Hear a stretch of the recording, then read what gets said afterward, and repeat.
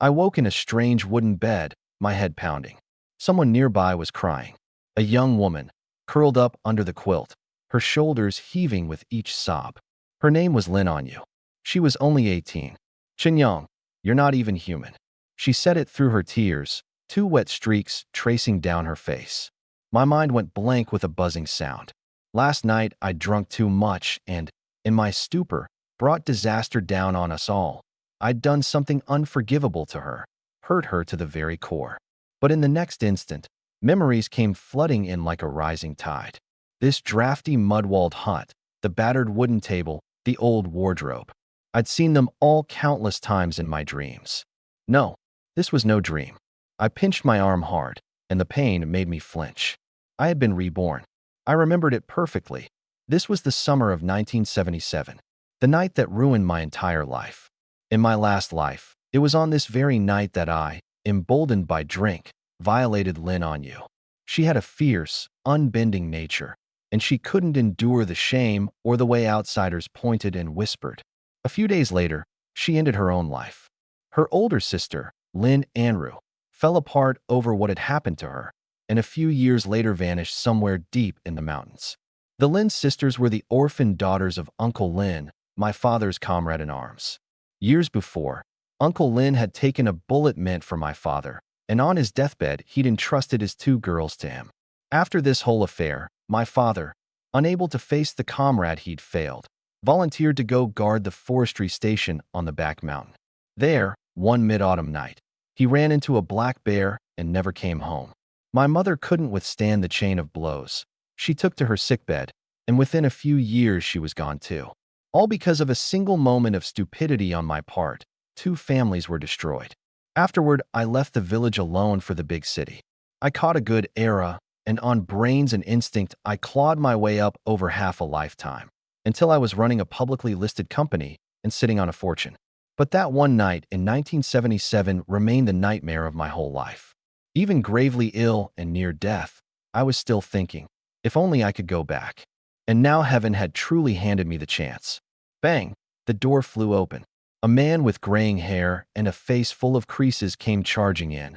My father, Chen Yuanchao, dead these many years. You worthless wretch. He snatched up a carrying pole and swung it straight down at me. She's only 18, and you've disgraced the entire Chen family. The pole came down hard on my shoulder. I didn't dodge. The pain nearly knocked the breath out of me, but inside it was like fireworks going off. I really had been reborn. In my last life, after it happened, I'd shifted the blame and run, dealing Lin Onyu a second blow. This time, I would never repeat that mistake. I rolled out of bed and dropped to my knees in front of my father, kowtowing hard, my forehead thudding against the floor. Dad, I was wrong. I failed you. I failed Uncle Lin. I failed Lin Onyu. I'll do anything to make it right. My father stood frozen, the pole still raised. He knew me too well. This son of his was an idle layabout, and worst of all, a man who would never admit a fault even to save his life. He'd never expected me to own up. But what good was an apology now? Too late. Don't waste your apologies on me. Go apologize to your Uncle Lin in the grave. He sucked in a breath, and the pole came swinging at my head again. This time he meant to kill. I'd finally gotten myself reborn, and I had no intention of throwing my life away the moment I arrived. Besides, if I died, both families' tragedies would unfold all the same. The instant the pole came down, I slipped aside and dodged. You still dare dodge? My father flew into a rage, chasing me with the pole, and all I could do was circle the room to stay ahead of it. The commotion brought my mother, Lu Shufeng, rushing in. Chen Yuanchao, he's the only son you've got left. Do you really mean to beat him to death? She threw herself in front of me. Out of the way. I'll pretend I never had this animal. Today he dies. You kill him, you'll pay with your own life. Fine, then we all die, and I won't go on living either. Come at me. My mother had a blazing temper. She shoved her own forehead straight against the pole. My father couldn't bring himself to hurt her after all. With a clang, he flung the pole down, turned, and walked to the bed. Looking at Lin Onyu, weeping until her face was soaked, his own eyes reddened. You poor, ill-fated child. But the thought that this child had been ruined by his own son set my mother off again. She grabbed the vanity box from the head of the bed and hurled it at me. The wooden box caught me square in the forehead. Stars burst across my vision. Something warm ran down my face, and when I touched it, my hand came away bloody. She'd hit harder than my father. I crouched on the ground, clutching my head, and didn't make a sound. My father gave a cold snort, then seemed to remember the girl still lying in the bed, and stalked out with a black look on his face. I bit down on the pain in my head and followed. As I went through the door, I glanced back and saw my mother bending down, gently comforting Lin Anyu. At this same moment in my last life, my mother had comforted her just like this. The difference was that the old me had already greased his heels and bolted, off hiding in the next village for half a month, and by the time I came back, even the seventh-day mourning for Lin Anyu had passed. The man I'd been in that life was truly a wretch. Under the ginkgo tree in the courtyard, my father sat smoking his dry tobacco pipe, head bowed, his whole bearing collapsed. My family had been poor peasants for 3 generations, and in Nujiawan, a gully deep in the southwestern mountains, we lived in bone-grinding poverty. But my father was proud. He'd been a soldier. Poor as he was, he held his back straight. His one blemish, probably, was fathering a good-for-nothing like me. At least I'd had an older brother, steady, dependable, a man who shouldered things. In his younger days, he'd been a vanguard worker in the production brigade and brought home plenty of merit banners. In those days, people prized honor, so the more everyone praised my brother, the more bitterly they cursed me. But he wasn't fated to live long. 2 years back, when they built the dam upriver, he was the first to sign up, and by the second month the floodwaters swept him away. They never found him. Worth mentioning, Lin Anru had once had a chance to be my sister-in-law, but after my brother's death, she remained single to this day. Both Lin's sisters were lovely, and plenty of young men in Nujiawan had wanted to make a match. In my last life I'd spoiled all of it, because I'd had my own eye on them, held in check only by my father, never daring to act. Last night, with liquor lending courage to a coward, I'd thrown caution aside and brought catastrophe down on us. At the time, I'd even foolishly believed that after something like this, a girl would be too ashamed to make a sound. What I hadn't counted on was how fierce Lin Anyu was. She'd screamed for help with everything she had, bringing my mother and father running. I'd panicked too. In my last life, I'd assumed that if I lay low for a while, the whole thing would blow over. But by the time I returned, everything had changed. It took me a long time of reflection to understand. If I'd only had the courage back then to face it, I'd have spared myself so much regret. There was still time to set it right. I walked over to my father and knelt again. Chinyang, you think kneeling and putting on a little show is going to make this go away? Not a chance. Furious, he raised his pipe stem. Dad, this isn't a show. What happened today, I'll take responsibility for. Responsibility? His eyebrows shot up. A fine young woman, ruined by your hands.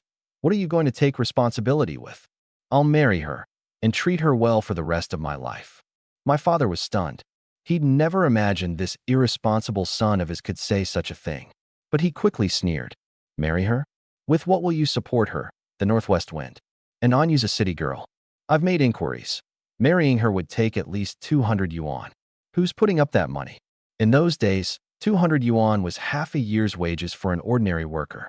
A typical family could scrape it together if they gritted their teeth, but mine couldn't. My father and mother toiled from dawn till dark to feed a household of 5. Besides me, there were the 2 Lin sisters, and every month we came up short. There wasn't a single spare coin. And my father, a man of strict principle, would never let me marry Lin Anyu for free just because we were already housing the sisters. 200 yuan was the first hurdle laid out before me. But to the man I was now, it was nothing. Nujiawan backed onto the deep, old-growth forests of the southwest. You lived off the mountain there. And the mountain was full of treasure, rare game, precious medicinal herbs. In my plan, going up to hunt, whether to feed ourselves or to sell, would bring in no small income. With a little luck, digging up a good herb or two and carrying them to the county town would make getting rich easy.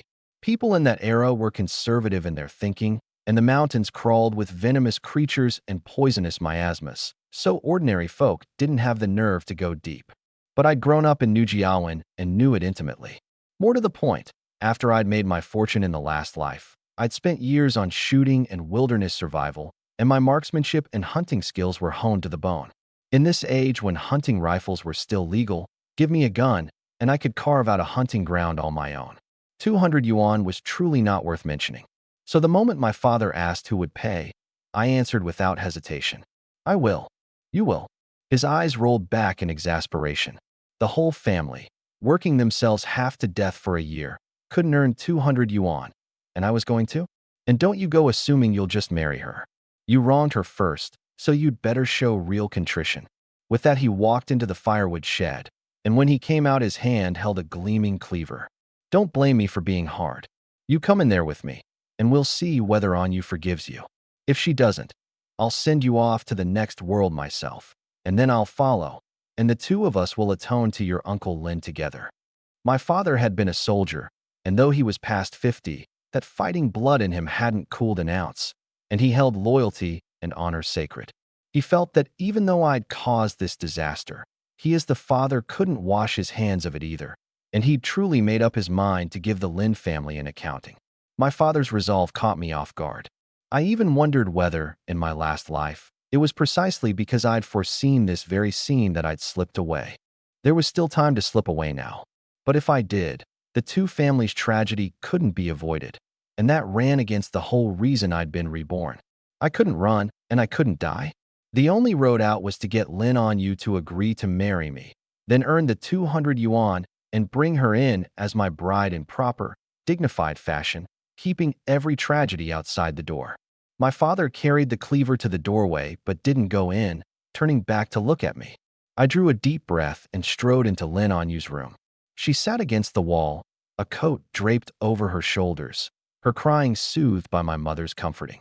Her head was still bowed, tears still hanging on her face. The moment she saw me, she went rigid with agitation. "Get out," she shrieked, like a startled cat. "What are you doing in here?" My mother was angry too. She'd just managed to settle the girl, and now my coming in stirred everything up again. The kerosene lamp flickered, lighting up my mother's old clothes, patched all over. We'd been poor so long that she hadn't worn anything new in years. And yet here she was, still cleaning up the mess her good-for-nothing son had made, holding the whole household together. "Mom, your son is unworthy." I couldn't hold back any longer. I knelt before my mother, my eyes burning.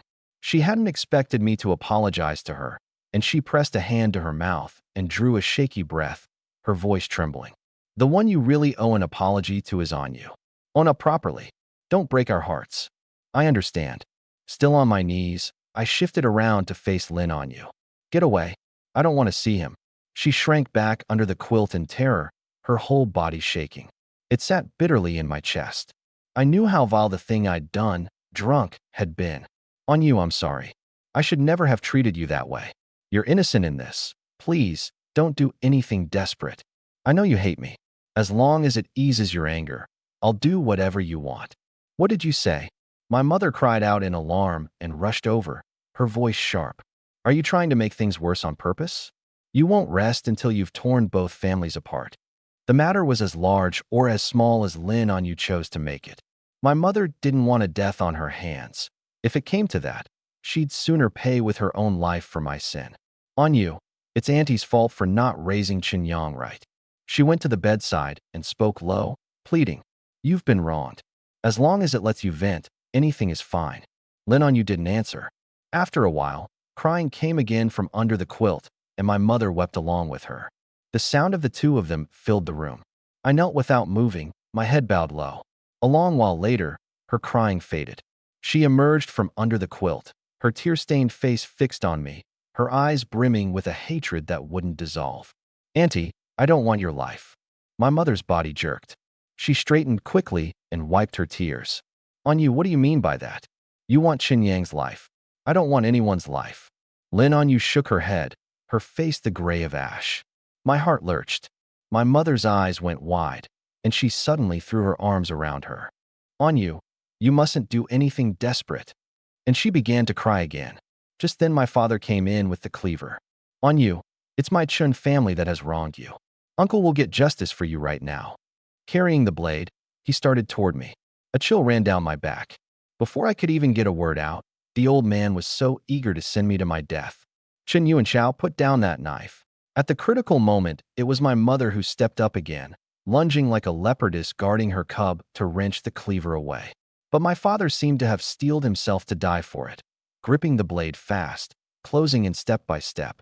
Seeing that a life really was about to be lost, Lin On-yu, remembering all the care the Chun family had shown her these past days, couldn't, in the end, bear it. "Uncle, let Qinyang go." She was actually pleading on my behalf. My father froze where he stood. My mother let out a quiet breath of relief, still clinging to him for dear life. I looked up at her. Red-eyed, she stared at me. She was pleading for me only because she didn't want to leave Chin's two old folks without an heir on her account. She hated me, not them. But in her heart, all hope of going on had already drained away. In this era, after something like this, how could a girl ever hold her head up again? By tomorrow morning, all of Nujiawan would likely know. She already had no idea how to face it. "Uncle, make Qinyang leave. I don't want to see him anymore." There wasn't a trace of color in her face. My father let out a heavy sigh, lowered the knife, and looked at me, about to speak. I beat him to it, straightening up. "On you. If you don't find me beneath you, marry me. I'll treat you well my whole life. I'll give you a good life." The words came from the heart. They carried decades of guilt from my past life and the real feeling I'd once had for her. I admit there was selfishness in it. But more than anything, I wanted to pull her back from the edge. She gave a bitter, mirthless laugh. "Marry you? Why on earth would I marry you? You'll make me happy? You. I promise. I'll scrape together the 200 yuan bride price as fast as I can, marry you in proper, open ceremony, and make sure everyone knows you're the bride Qinyang brought home with all due honor." My face was dead serious. There wasn't a shred of pretense in it. In that instant, her expression wavered. With anyone else, she might have considered it. But the one speaking happened to be me, a layabout who lived off his parents. How much of what I said could she trust? The look in her eyes as she watched me was full of pity. "Give me 1 week," I said. "Within 1 week, I'll have the 200 yuan, no question." I stood up and squared my shoulders. "If I can't manage it, you won't have to lift a hand against me. I'll deal with it myself, and I'll never drag you down with me." "Son, have you lost your mind?" My mother, furious, smacked me on the head. 200 yuan, in 1 week. How could anyone earn that? My father's brow knotted tight, and the hand gripping the knife tightened, then tightened again. He knew I wanted to earn that money, but 200 yuan in a week, to his ears, was pure nonsense. Disappointment settled over him once more. The hatred in Lin On-yu's eyes had thinned a little, replaced by disgust. "I don't want a braggart's promise. Just live your own life decently, and don't wrong uncle and auntie again. That's all." It was the greatest kindness she could offer the man who had hurt her most. I didn't want to push her too hard, so I changed my tack. "Don't worry. In 1 week, I'll have the 200 yuan. Once I do, you can marry me or not. I won't force you.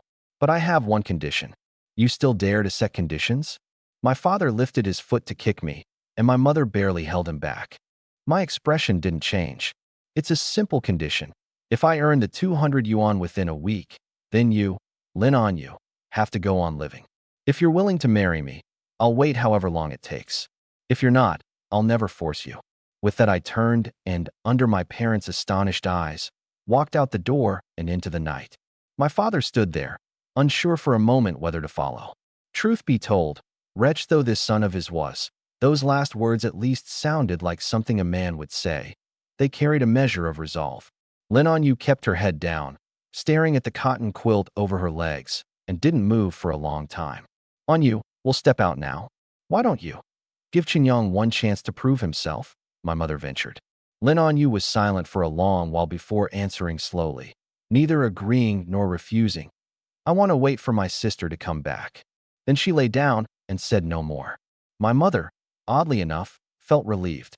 Lin Anru would be back in 2 days, and in those 2 days she could keep working on her. If things went well, perhaps last night's affair could be smoothed over into something smaller. "Let's go. Don't disturb On-yu's rest. On-yu, get some good rest. From now on, if there's anything you need, just say so." My father and mother withdrew carefully. The words were out. Now I had to make good on them.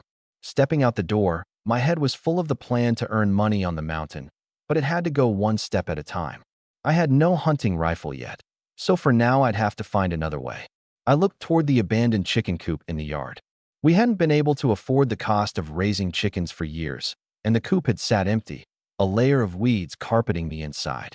I crawled in and rummaged around and dug out a slingshot. Years ago, with nothing better to do, I'd gone up the mountain with the village boys to shoot wild pheasants for fun, then gotten bored and tossed it here. Lucky for me, my aim with that slingshot was still good. Under cover of darkness, I took the slingshot out of the yard and ran for the back mountain. Climbing the mountain at midnight sounded reckless, but there was no choice. 7 days to earn 200 yuan, not a moment to waste. Back in a young body, my legs and feet were nimble, strength coursing through me. I flew along, and in a little over an hour, I was into the back mountain woods. At night, I didn't dare go deep. The big beasts roamed the interior. There was no shortage of game on the fringes either.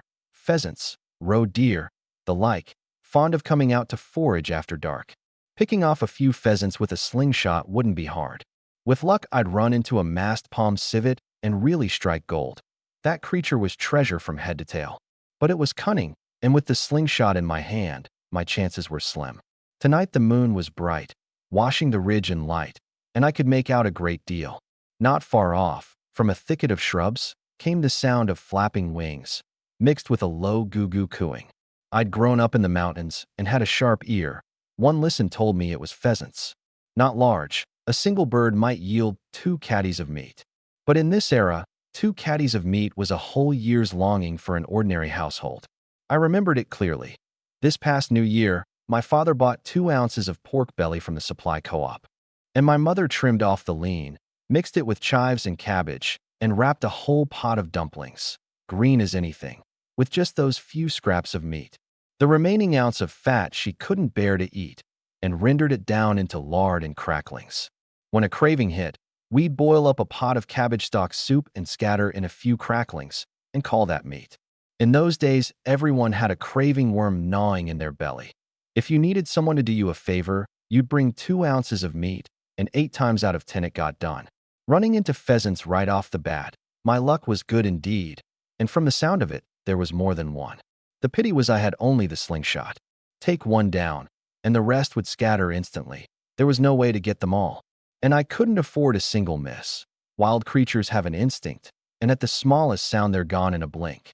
I steadied myself, crouched low, and crept to within 10 meters of the thicket, not daring to make a sound, not daring to take a rash shot. The pheasants were buried in the shrubs, screened by branches. A pebble didn't have the punch to get through, and would lose its force in the leaves, hit the bird, and it'd feel like a tickle. I had to find a way to draw them out. I spotted a silverberry thicket off to my left. The silverberries it bore, a common fruit in the southwestern mountains, were a favorite of pheasants. The skin was tough, and ordinarily the birds couldn't be bothered to fight with it. But once the skin broke and the fragrant juice came seeping out, it would lure them right in. I felt my way over and picked a few, bit through the skin with my teeth, and the juice burst out. Then I tossed them into the open patch beyond the thicket and waited, patient. Soon the mountain breeze carried the scent of fruit into the shrubs. A few guguda calls sounded from within, then went quiet. I held my breath and watched. After a moment, a head the size of a walnut poked out, glancing furtively in every direction. Hunting isn't only a matter of skill, it takes patience too. I knew it was scoping out the area, so I stayed dead still. The fruit's scent was tempting in the end. After surveying for a while and judging it safe, the pheasant flapped out, neck bobbing forward and back as it moved toward the fruit. Then 2 more emerged. My pupils contracted. I drew the slingshot to full stretch and aimed at the fattest one in the lead. Thwip! The pebble split the air and caught it square in the neck. The startled pheasant leapt straight up, wings beating frantically in midair. The 2 behind it bolted in fright. The leader, stunned by the hit, stumbled as it landed, legs gone soft, only able to flap. I drew full and sent a few more, scattering feathers everywhere, until at last it lay still. I strode over and lifted it by its limp neck. Not dead, the slingshot's force being weak after all. Afraid it would wake and struggle on the way back, I reached over to pull a branch from the thicket to bind it. As I tugged the last of it loose, my hand met a slick, fishy wetness. My heart gave a jolt. I'd been puzzled all along.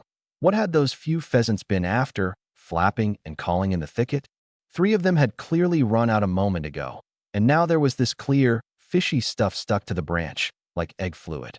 I parted the shrubs and looked by the moonlight.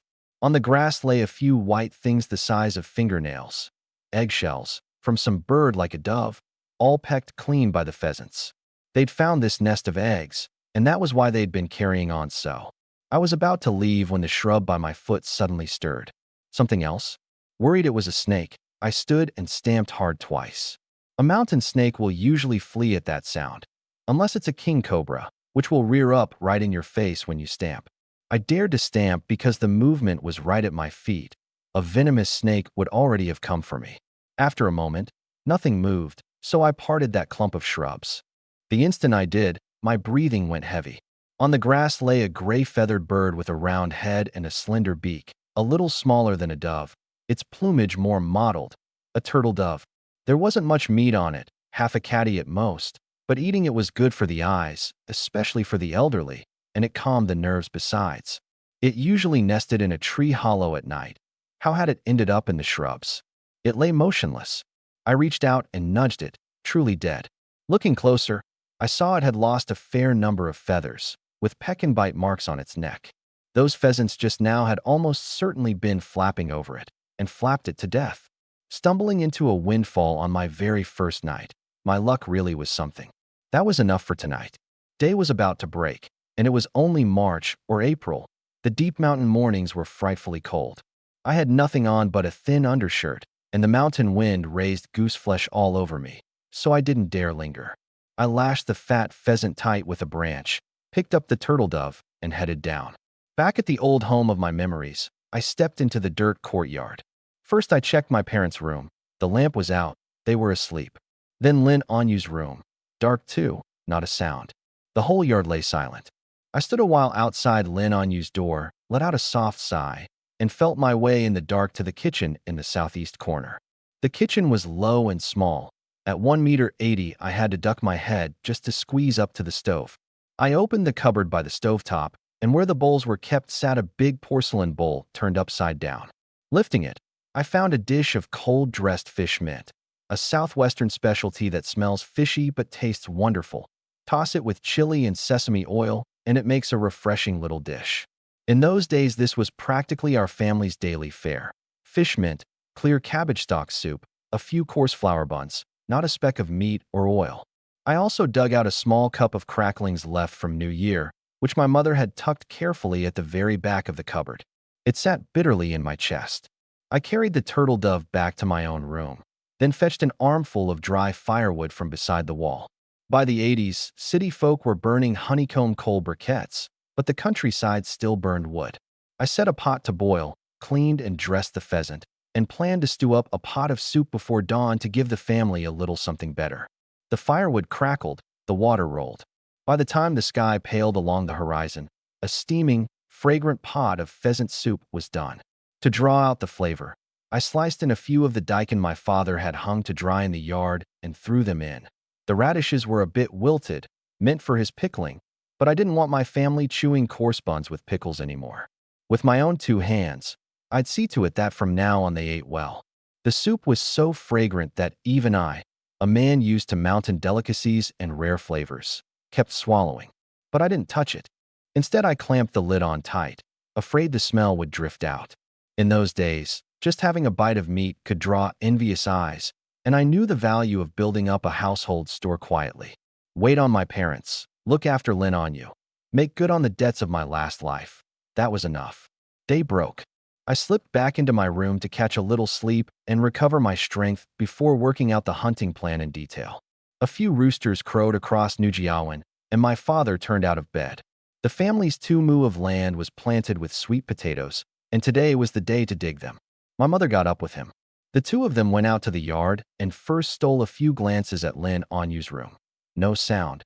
They couldn't tell whether she was awake. Why don't you skip the field work and keep Anyu company these next few days? She's got a fierce temperament. Don't let her do something foolish, my father said. You think you can manage that field alone? At your age, you still figure you're 20-some? My mother knew today was the sweet potato harvest, several thousand caddies off 2 mu of land. In the old days, the 2 of them together had needed days for it. Now it was just my father, and old as he was. Finishing the dig would cost him half his life. Then what's to be done? We've raised a son who only eats and never works. If I don't go to the field, who will? My father said sourly. My mother couldn't bear to let him go alone, but someone had to stay to watch Lin on you.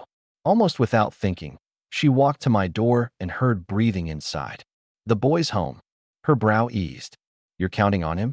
My father, holding down his temper, pointed at my room.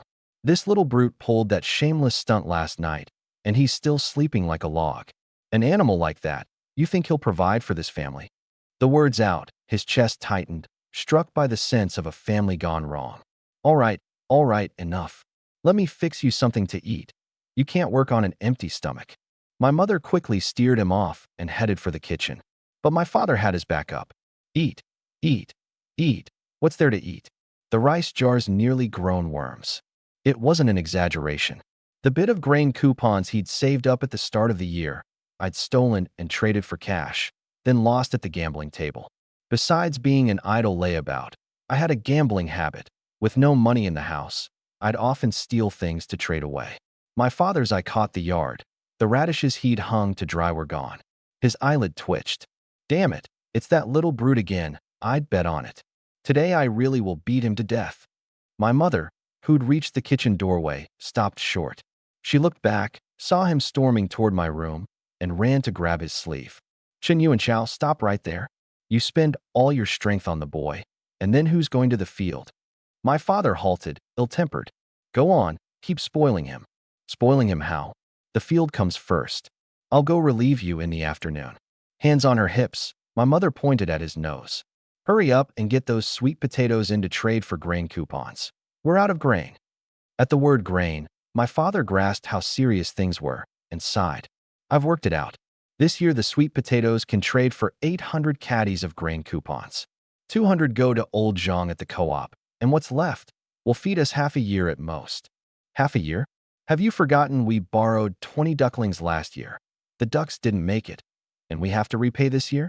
I'd say we'll be lucky if the leftover coupons hold 3 months. My mother smiled bitterly.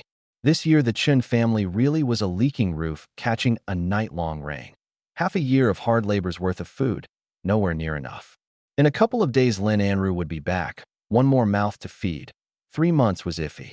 Both their spirits sank at once, and in the yard there was only my father's ceaseless sighing. After a while, he suddenly spoke, his voice gone weathered. What if I sign up for the forest patrol? I hear there's a subsidy. Have you lost your mind? My mother shoved him. There's a black bear loose on that mountain. How many men has it killed? You want to throw yourself into? You're not going. But what? Get out of my way. I'm making food. My mother stomped off toward the kitchen. My father didn't dare raise the patrol again and pulled out his pipe in irritation. Before he'd even lit the tobacco, my mother let out a startled cry. Old Chen, come quick. She poked her head out of the kitchen, waving frantically. What is it? My father quickly put away the pipe and rushed over in alarm. My mother seized his arm and pointed at the big pot on the stove. Where did this come from?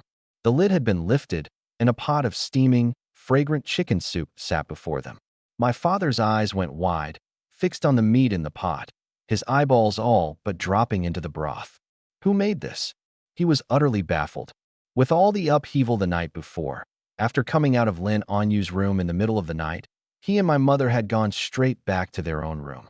There'd been neither time nor ingredients to put together a pot like this. He walked over to the firewood and picked a mottled feather up off the ground, his mouth falling open. Wife, this is a wild pheasant from the mountains. Did our son do this? My mother caught on. The night before, when they'd come out of Lin Anyu's room and seen me run off, she'd wanted to go look for me. But it was dark and there was no flashlight, and my father had said the little brute had surely hidden himself away somewhere and talked her into going to bed. Thinking about it now, whoever had brought back a wild pheasant in the dead of night to stew, it could only have been me.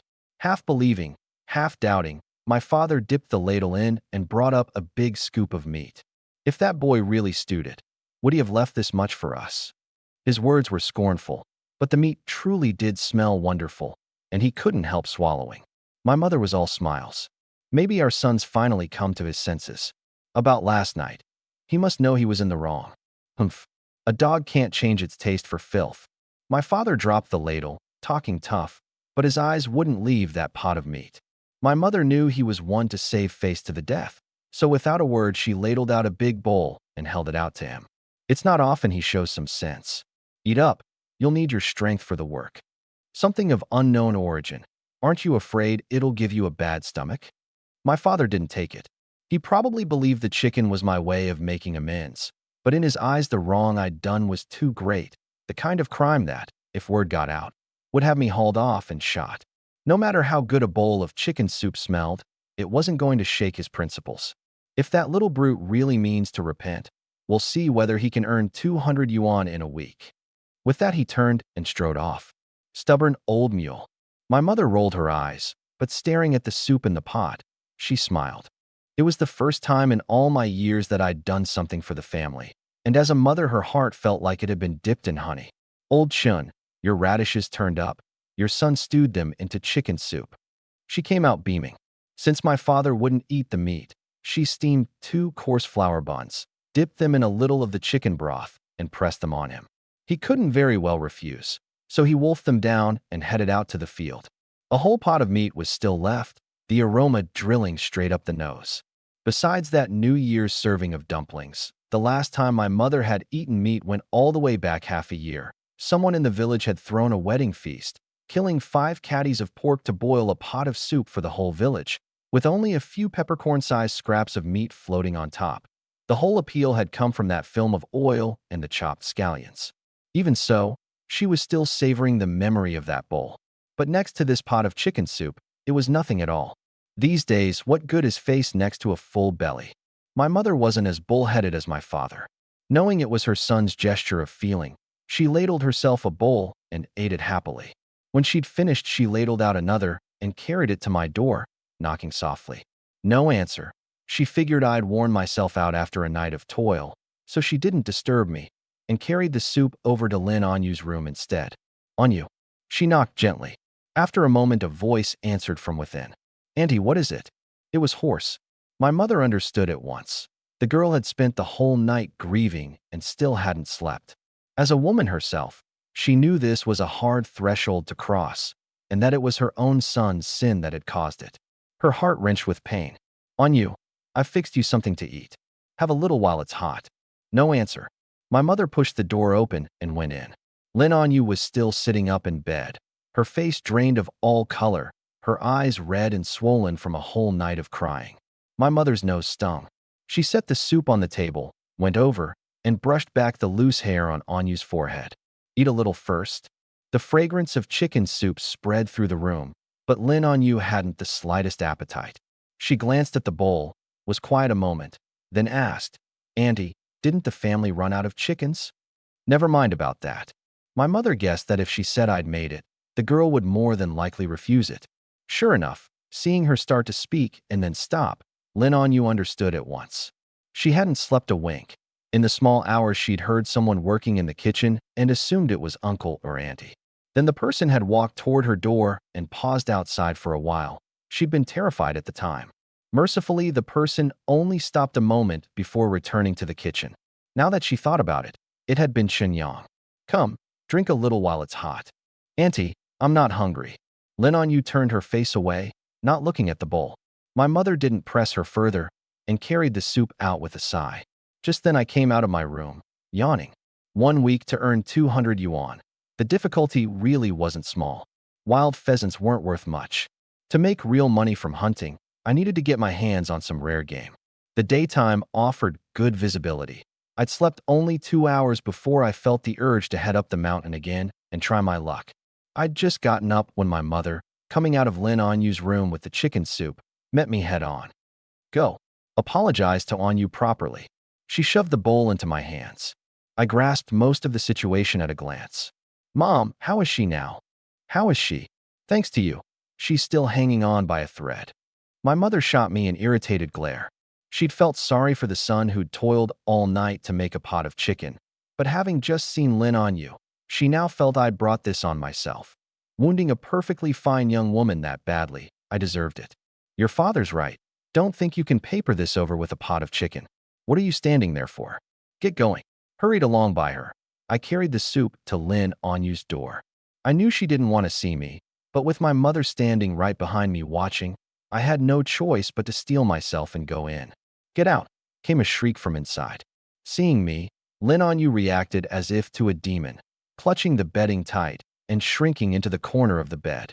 I didn't dare look at her, just set the bowl on the table. My mother, uneasy, came in right behind me. "Anyu, our family has wronged you, but what's done is done.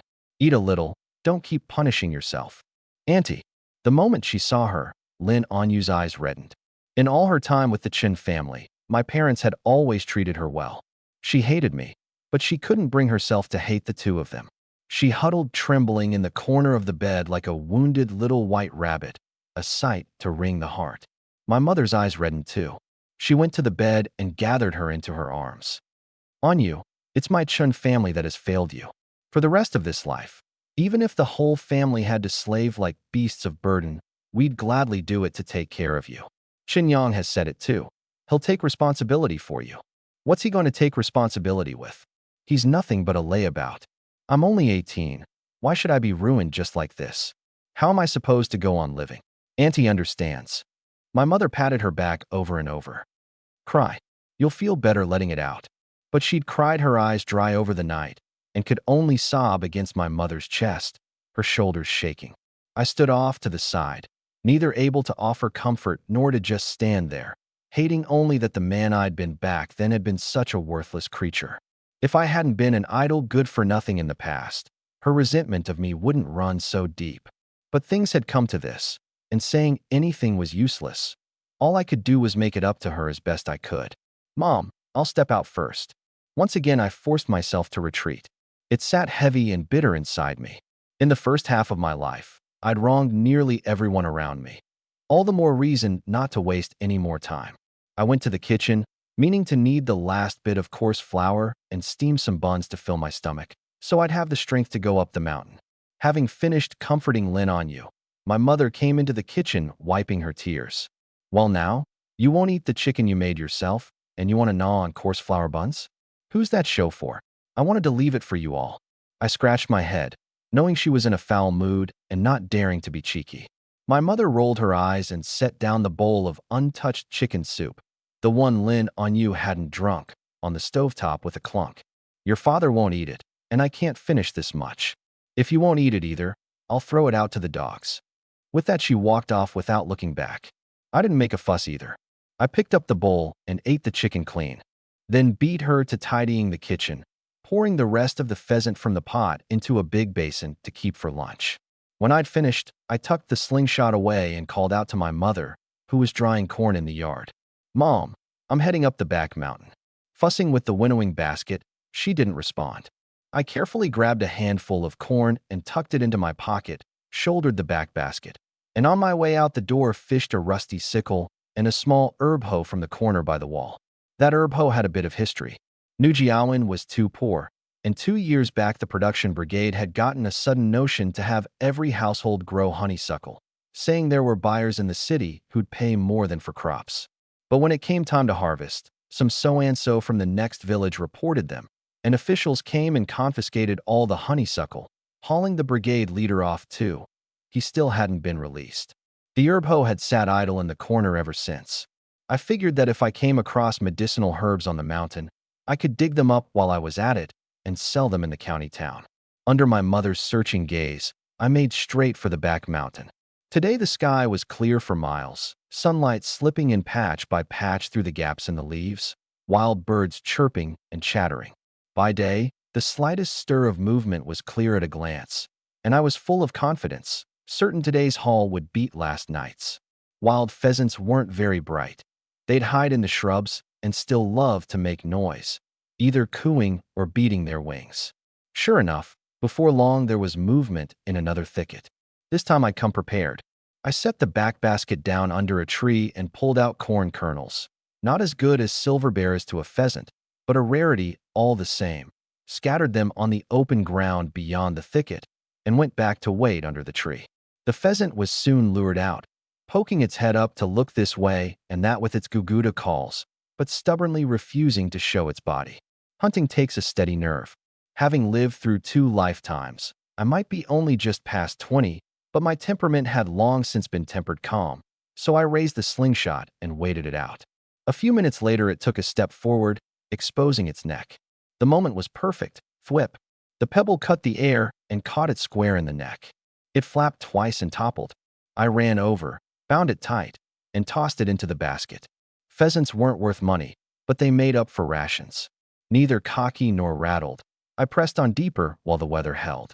The back mountain of Nujiawan was a corner of the southwestern range, called Nyoshin Mountain, Oxheart Mountain, spanning several hundred li. Its main peak shaped like an ox's heart, at an elevation of around 2,000 meters, rich in wild flora and fauna. Besides wildfowl, there were medium-sized beasts about, like serow and sun bears. But to run into those, you had to go at least dozens of kilometers in, and by then a slingshot wouldn't cut it. You'd need a homemade gun, the kind with a 60 or 70-meter range, firing iron shot shells able to punch through a medium beast's hide and fur. Deeper still, you'd be apt to stumble on fierce predators like clouded leopards, wild boar, and black bears, and even a homemade gun was useless then. Professional hunters mostly carried modified shotguns, their steel pellets able to break a beast's bones. So, with nothing but a slingshot in hand, I hadn't even reached the threshold of a hunter. I knew my own limits. I went a few hundred meters farther in and stopped when I reached an earthen gully cutting across the mountainside.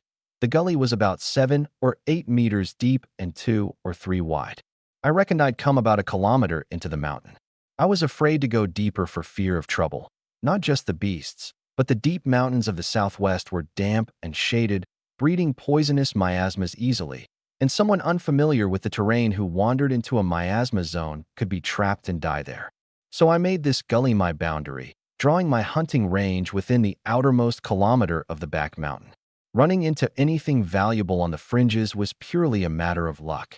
Over the course of the morning, I bagged 2 pheasants. One to take home and stew, one to trade for a bit of rice and flour. That was how I figured it. At midday, the sun stood overhead and the woods were hot, so I wasn't in a hurry to go back. I picked some silver bears to stave off hunger and planned to try again in the afternoon. But I'd overlooked one thing. In anything a person does, there's a beginner's grace period. From last night until now, I'd taken 3 pheasants and a turtle dove in all, and here, the grace period ran out. My luck in the afternoon was wretched. I barely ran into any game at all, and even the easy-to-shoot pheasants seemed to have suddenly wised up, sensing a person from far off and vanishing after 2 beats of their wings. Only then did I understand. The back mountain held no shortage of resources, but they were mainly deep in the interior, where only seasoned hunters could go. I'd come to it late, with no equipment and no experience. That I'd managed to take a few pheasants in one go was heaven being generous. Luck always runs out eventually. To earn 200 yuan from hunting in a week, I'd have to think of something else. If it were that easy, the people of Nujiawan would have struck it rich long ago, instead of sitting on Nyoshin Mountain dutifully farming. Swish! A black shape flashed at the corner of my eye, like a hare, darting out of the shrubs and straight into the grass on the other side, quick as lightning. I'd come across several hares that morning. The thing ran even slyer than a pheasant. A pair of long ears could pick up danger, and even a hunting rifle had trouble hitting it, never mind a slingshot. I hadn't planned on going after it, but with nothing to show for the afternoon and my mood already sour, seeing it now bouncing around nearby as if taunting me, I couldn't take it anymore. If the slingshot wouldn't do, then I'd set a snare. This was the old method for catching hares. You tie a slip knot in the middle of a cord, prop a wooden stick against the knot, and lay it out on the grass. Both ends of the cord are tied to springy branches bent down under tension. Pulled by the cord, the branches generate 2 opposing forces and draw the cord taut from both ends, while that middle stick props exactly against the 2 forces. The moment a hare steps on the stick, the cord snaps tight. The slipknot clamps its leg fast, and no matter how it struggles, it can't get free. Set in a spot hares frequent, no bait needed, this kind of snare worked every time. The trouble was I had no cord. A fastidious hunter would dry fox hide, rub it with grass oil, and twist it to the thickness of hemp thread, sturdy, tough, with good spring, and tempting to hares besides. Where was I supposed to find that? Nothing for it. I had to pull 2 thin vines from under a tree, peel them, and twist the two strands of the stalks into one. Whether it would hold, I couldn't be sure, but it would have to do. My first time catching a hare, I deliberately picked the shaded side of a slope that hares frequented to set the snare, tying the vine cord between two pomelo trees, burying the slip knot in the soil, and scattering a few fallen leaves over it. You couldn't spot the trick unless you looked closely. In my last life, I'd been an expert at wilderness survival, and making snares was a dead certainty for me. But this time I had no confidence either. A hare's limbs were far stronger than a domestic rabbit's, and the vine just wasn't sturdy enough. Never mind. Man proposes. I hid under an earthen bank a dozen-odd meters off, downwind, and waited quietly. A hare's sense of smell and hearing were both keen. Being downwind, I wouldn't show myself unless I heard movement. Neoshin Mountain was blanketed with vast old-growth forest, fallen leaves and rotting branches piled up who knew how many years, breaking down into rich soil. In some spots, a single step squelched black water up, and the grass and trees grew especially dense. Add to that the years of strict forest protection, and the woods had grown thick as a screen, so that much of the time you heard the sound but never saw the source.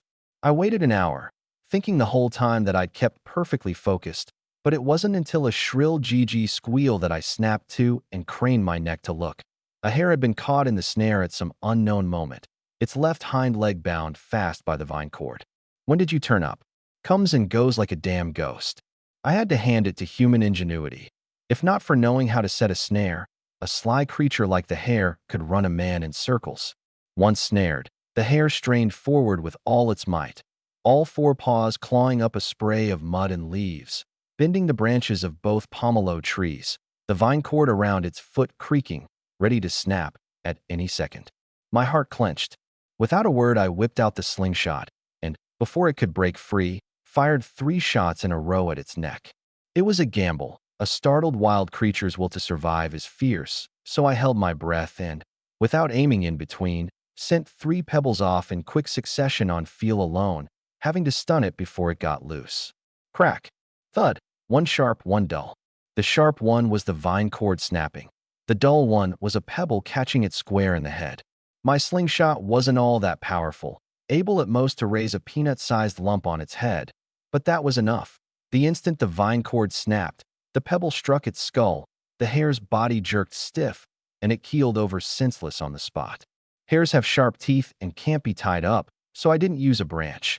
I found a stick of the right thickness, walked up to it, and rapped it on the back of the skull a few times. Same as with a domestic rabbit, that's the nerve center.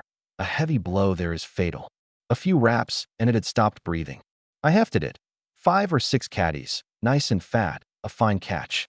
The only thing was, this one hare had cost me nearly 2 hours of the afternoon. Resetting the snare and waiting for the next would take another 2, and even then it might not come. The trip down would take time too. Not wanting to drag it out, I packed the day's haul into the back basket, cut some wild greens as well, and headed down with it on my back. Well now, if it isn't Qinyang, the Chun family's idle little son, has he been possessed by something? Coming down the mountain for once with a basket on my back and a sickle and herb hoe in hand, the villagers I passed were all astonished. When had they ever seen me looking like this? Someone leaned over to peek into the basket, but I'd long since covered the catch with wild greens. Qinyang, you dug up that many greens? Yeah, there's nothing to eat at home. I wiped the sweat off. The same devil-may-care look still on my face. Did you steal something from the house again and lose it at the gambling table? No. TCH, who do you think you're fooling? Your dad must have given you a thrashing, or you'd never be meekly digging wild greens up the mountain. Huh? Can't put anything past you. Shoo, keep it down. I scratched my head, feigning the embarrassment of being found out. Idleness draws contempt, but a prodigal's return doesn't necessarily win favor either. Good fortune landing on someone else always stirs envy, as it has since ancient times. Seeing me still wearing that same devil-may-care look, the villagers were satisfied and moved on. I came home with a full load. Stepping into the yard, I first checked the pot of chicken soup. Not much was left. The family had eaten quite a bit at lunch. I wondered whether Lin on you had eaten any. I glanced toward her room. The door was open, and my mother's figure moved about inside, which set my mind a little more at ease. There was an hour to go before dinner. I ladled the chicken soup from the pot into a basin and washed the pot. As I washed, I caught sight of a string of dried chilies hanging on the earthen wall and had an idea. I lifted a pheasant out of the basket, boiled water to pluck it, gutted it, cut it into pieces, and dug out of the cupboard the rapeseed oil my mother had pressed before New Year. Only a small half bottle left, which I dumped into the pot all at once, then lit the fire. When the oil was hot, I threw in a handful of dried chilies to sizzle, added scallion and garlic, and the fragrance of oil and chili shot up to fill the whole kitchen. While the heat was right, I tipped in the chicken pieces and stir-fried, and before long the aroma filled the whole yard. My mother came out of Lin Anyu's room and into the kitchen, so amazed her jaw dropped. "You little brute, since when do you know how to stir-fry?" "Well now, you got another pheasant." In her memory, I never went near the kitchen, but the fragrance of that oil and chili was truly mouth-watering. "There's more." I nudged the back basket with my foot. She crouched and parted the wild greens, and saw a pheasant and a hare beneath them. These mountain goods weren't easy to come by. She remembered that around this time last year, my father had teamed up with several village men to go snare road deer up the mountain, crouching for 3 days and 2 nights, and getting nothing but a body full of mosquito bites, not so much as a single deer hair, and on top of that being scolded by a pack of wives for donating a trip's worth of blood for nothing. She looked up at me, my tall figure crammed into the cramped little kitchen, mud caked on my undershirt, moss stuck to my trouser legs, plainly the result of no small effort. Her nose suddenly stung, and she thought to herself, after last night's affair, it seemed not everything that came of it was bad. At least her son had learned a lesson and knew now to do his part for the family. The only question was, how long would it last? It's easier to move mountains than to change one's nature. On that she still had to keep a question mark in her heart. "Son, did you use up all the family's cooking oil?" "Oh, there's still a tiny bit, enough to stir-fry a plate of greens. 1 pot of chicken is plenty to eat. You squander all the oil while we eat tomorrow. And this chicken, well now, putting in that many chilies, who do you think you are, a landlord?" "Mom, step out for now. I'll go up to town tomorrow and get some seasonings." I clattered the spatula loudly to drown out her nagging. She hated to part with that bit of oil and chili, but she couldn't out-argue me, so she pursed her lips and went out. Toward evening, I brought the finished chili-fried pheasant and a plate of green wild greens to the table. My father came back from the field too, and the moment he stepped into the yard, he caught the nose-stinging smell of chili. "Wife, what's for dinner tonight?" he asked offhandedly, walking to the water vat to scoop water and wash his face. A whole day digging sweet potatoes had left him starving, his belly stuck to his backbone. People who work hard love spicy food best, and the yard full of that fragrant heat had set every craving worm in his belly squirming. Something good, of course. My mother handed him a towel, her face full of mystery. After I'd made my fortune in the last life, to suppress the guilt within me, I'd thrown myself into anything that would distract. Besides practicing shooting and learning wilderness skills, I'd even studied cooking for a spell, and the dishes I made could rival a 4-star hotel chef's.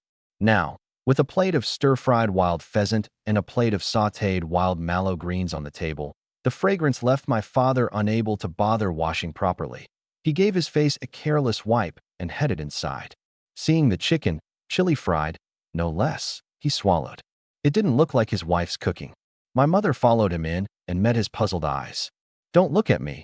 Your son made it." "Him." My father was taken aback and frowned. "Where'd that little punk learn this?" "Where is he?" "In his room." My mother jerked her chin toward my room. I'd carried the basket with the pheasant and hare back to my own room, and my parents had no idea what I meant to do with them. My father was more concerned about Lin Anyu, and lowered his voice. "How's Anyu? Is she all right?" "Won't eat, won't drink, been shut in her room all day. I tell you, that little punk. Call Anyu out, get her to eat a little. A person can't go on starving. You think she'd come if you call?" My mother rolled her eyes, looked toward Lin Anyu's room, and shook her head helplessly. My father sat down at the table and stared at the chicken for a long while, then pulled out his pipe, lit it, and took a few puffs. The strong, dry tobacco tangled with the smell of chicken, just like his tangled mood at that moment. The way I'd wronged Lin Anyu the night before set his teeth on edge with hatred. But the way I'd bustled about all of today let him see that his son really was putting action into making amends, and that was a comfort. Only, like my mother, he feared this change of mind was just a passing phase, that before long I'd revert to my true colors. That was how it was. Once a thing like this happens, it can't be cut clean and only tangles more the more you try to sort it. My father drew a deep pull on the pipe, smacked his lips, and frowning, knocked the pipe against the floor a few times to tap out the ash. Wife, do the villagers know what that wretch did last night? Whose fault is that? Last night you beat him and carried on about killing him, making all that racket. Today a few of the women came around asking what trouble our family had had. And what did you tell them? I just said Chinyang lost money gambling, and you gave him a thrashing. Family shame isn't aired in public. My father let out a breath of relief, put away his pipe, and stared at the dishes on the table for a long while again. What is it? Don't want to feel grateful to your son? Humph, grateful for what? His eyes went round. I raised him this big. Making me a plate of food is the least he can do. What least he can do? My mother said crossly. It's not as if you don't know how hard mountain goods are to come by. Who knows what he went through to get this plate of pheasant? Saying it, a trace of smugness hid at the corner of her eye. In the famine years some years back, plenty of people in Nujiawan had gone up the back mountain to hunt, and what they caught was little indeed. Several had even gone missing in the mountains, so apart from the village's old hunters, basically no one went. Better to clear another 2 mu of land than waste the time. She suddenly felt her son was rather capable. Oomph. Some folks went up the mountain last year and fed the mosquitoes for a few days, and what came of it? Stop, stop, stop. Enough. My father was afraid she'd dredge up his own humiliation. But a man can have a grudge against anything except meat. After a long stretch with nothing fatty in his diet, he decisively grabbed his chopsticks. All right, the little punk's got some ability after all. He can put a table of food together. Eat, before it gets cold. With that he picked up a piece of chicken and put it in my mother's bowl. Eat. When you're done, bury the bones in the yard. Don't let the neighbors know. As if you need to tell me that. My mother rolled her eyes. Having earned himself a snub, my father asked again, where's Chunyang? Already ate. I dealt with dinner before my father got back and hurried off to my room to plan for tomorrow. I still had 1 pheasant, 1 hare, and 1 turtle dove on hand. In the March-April weather, game spoiled fast and had to be dealt with quickly. The pheasant I'd keep as the family's rations for tomorrow. The hare I left in the back basket to take up to town in the morning and see if I could sell it for a good price. Around 7 or 8, dim kerosene lamps were lit in many of Nujiawan's homes. By this era, the towns and cities had electricity, but a poor, deep mountain gully like Nujiawan still burned kerosene and lit candles, and most people only lit a lamp while doing some task, never daring to keep it burning all night. Having finished in the kitchen, my mother carried the oil lamp over and knocked at my door. She knocked a while with no response, heard the even breathing inside, guessed I was asleep, and turned back to the table. My father had been all scorn about the food I'd made, yet he rarely drank, and this time downed 2 cups of clear liquor. If only the boy would stay like this. The lamplight caught his face, flushed and tipsy. My mother knew he'd had too much and didn't answer, just turned to heat water to wash up. The Chin family, after all its upheaval, settled into its first peaceful night. The next day, before the sky was light, I woke fully rested and shouldered the back basket out the door bright and early. Reaching town meant a good 10-some kilometers of mountain road, jogging the whole way. With this young frame of mind, I made it in 3 hours, so it was only 8 or 9 in the morning. Today was an odd-numbered market day, and the marketplace was already packed shoulder to shoulder. The market was mostly ordinary farm produce, with very little meat, and mountain goods like a hare absolutely counted as a rarity. But ordinary folk wouldn't buy it, and couldn't afford it. In no hurry, I stood at the market entrance a while, then wandered down the street and stopped outside a supply co-op restaurant. In that era, this kind of eatery was state-run and high-class. I set the back basket down by my feet and sat. Before long, someone came out. Hey, take your begging somewhere else. Look where you are. The restaurant waitress took me for a beggar and made to shoo me off. In those days, restaurant waitresses were a high and mighty bunch. I looked up, a young woman with braided hair, her features passably pretty, her skin fresh and tender, only with a few freckles on her face. But she was young after all, And when it came to presents, she was no match for someone like me, seasoned by a lifetime in business. Hello, I'm a fellow countryman here to sell mountain goods. I straightened up and put on a proper smile. Seeing that this beggar was a presentable young man, she was momentarily taken aback. Mountain goods? What mountain goods? Her gaze fell on the back basket. Taking the cue, I lifted the white cloth. Oh, it's a rabbit. It's a hare, I corrected. By the prices of the day, even an ordinary meat rabbit could sell for 12 to 16 yuan, half a month's wages for an ordinary worker, and a wild hare went higher still. The supply co-op restaurant served distinguished guests, some of whom had a taste for wild game. She couldn't decide, and took a step back, her manner softening a touch. I'll have to ask the kitchen master. Wait here, and don't come in. Your appearance does rather put people off. With that, she went into the restaurant. Not long after, a plump, pale middle-aged man in a dark blue apron came shuffling out in small, quick steps, led by her. Master Yi, a fellow from the mountains, has brought a hare. Have a look. The master, surnamed Yi, was the restaurant's cook. He shot me a glance. Then his attention fell on the back basket. Bring it out and let me see. I lifted the hare out to show him. He'd been expecting something, but at the sight of the hare lying motionless with a bubble of blood still on its nose, he knit his brows. It's dead. Yes, I killed it without meaning to. But it's absolutely fresh, just caught last night. He curled his lip. What do you know? People who eat mountain game want it alive and kicking, killed and cooked on the spot. You bring me a dead one. Is that the same thing? Then he folded his arms and lowered his head to figure. I understood the principle too, but there was no help for it. I'd caught this one by crude means with great difficulty, and if I hadn't killed it on the spot, it would surely have gotten away. Master Yi, was it? I said with a smile. A starved camel still bigger than a horse. You name a price as you see fit, and from now on I guarantee I'll bring you fresh mountain goods. Master Yi pointed a finger at me and said to the waitress, This fellow talks with some sense, and he looks reliable enough. Then I'll have a word with Manager Tian about drawing some money from the books. Do it. How much? The waitress asked, and I looked to Master Yi as well. He smacked his lips and sized me up and down. I was in a single undershirt, two thick arms bared, like a young mountain laborer, yet there was about me, after all, the steadiness of a man who'd lived twice. I met his scrutinizing gaze with a smile, neither cringing nor presuming. He nodded. Give him 18 yuan. 18 yuan. I was a little surprised. I'd long since lost track of the going rates of those years, and only dimly knew this was a fair bit higher than for an ordinary domestic rabbit. My surprise carried a touch of secret delight. But Master Yi took it as my thinking it too little. Don't turn your nose up at the price. Wild as your rabbit is, dead's dead. It's not worth that much. Take it or leave it.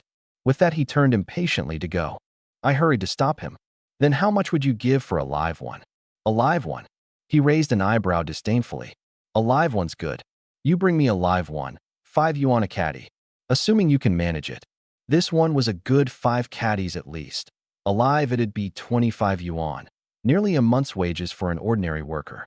Doing the math, 8 live, kicking hares would make up the full 200 yuan bride price.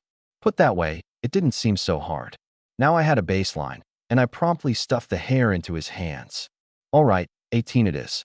From now on, you remember me. Next time, I'll bring you live ones. State-run outfits really were free with their money. Master Yi turned on his heel and carried the hare into the kitchen, and the waitress counted out 18 yuan and handed it to me. I tucked the bills into the pouch sewn into my waistband and walked off with a grin, the empty basket on my back. It wasn't just earning 18 yuan right off the bat that pleased me. More to the point, this transaction meant I'd connected with the supply co-op restaurant. From now on, when I had mountain goods, I'd never want for a place to sell them. With this fortune tucked away, I didn't rush back to the village. By rights, I should first scrape together the full 200 yuan to make good on my promise to Lin on you. But I knew well that she wasn't the only one I'd wronged. The debt of sin I owed my parents in my last life weighed no lighter than the pain I'd caused her. The family was nearly down to an empty pot. The pressing thing was to shore up the household first. I turned back to the market. In those days, having money didn't guarantee you could buy anything. First, I ducked into an alley and, using a few connections, traded for some grain coupons and oil coupons. bought 20 caddies of unhulled rice and 10 caddies of rapeseed, and stowed them in the basket to mill into rice and oil myself at home. Then I remembered that my mother's worn-out coat had been patched for years and was due for replacing, so I went to the department store. Buying cloth took not just cloth coupons, but cash on top. One sheet of cloth was 3 mao plus one sheet of cloth coupon. I asked for 2 zhong in one go, and with the coupons it came to nearly 10 yuan, which stung a bit. On my way out of the store, I spotted a blue floral print dress, a style about as dated as could be by today's eye, but priced then at 22 yuan. I thought it over. With Lin Anyu's looks and figure, she'd surely look lovely in it. So I quietly made a note of it and walked out the door.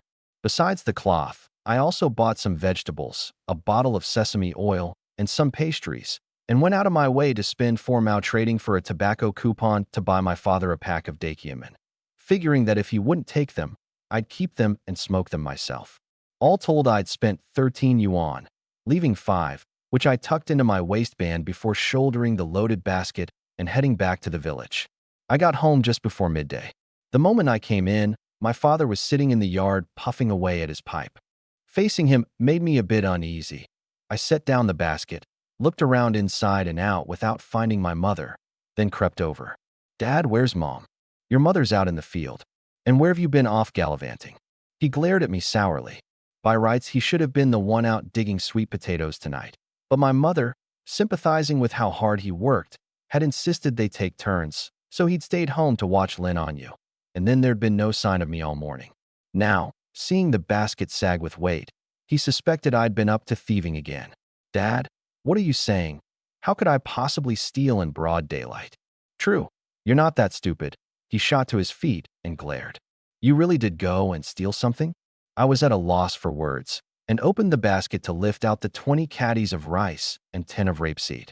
"Take a look. Does anyone in our village have these?" Even if I wanted to steal, there'd have to be someone with something to steal. It was true. Not a single household in Nujiawan could put together that much rice and rapeseed. Then I drew out a roll of brand new deep blue cloth, bright enough to hurt my father's eyes. The cloth was worth several yuan at least, and his heart clenched. "Xinyang, tell me straight, where'd this cloth come from? Did you steal it?" "Dad, if I'd stolen it, you can kick me right out of this house." "You think I don't want to?"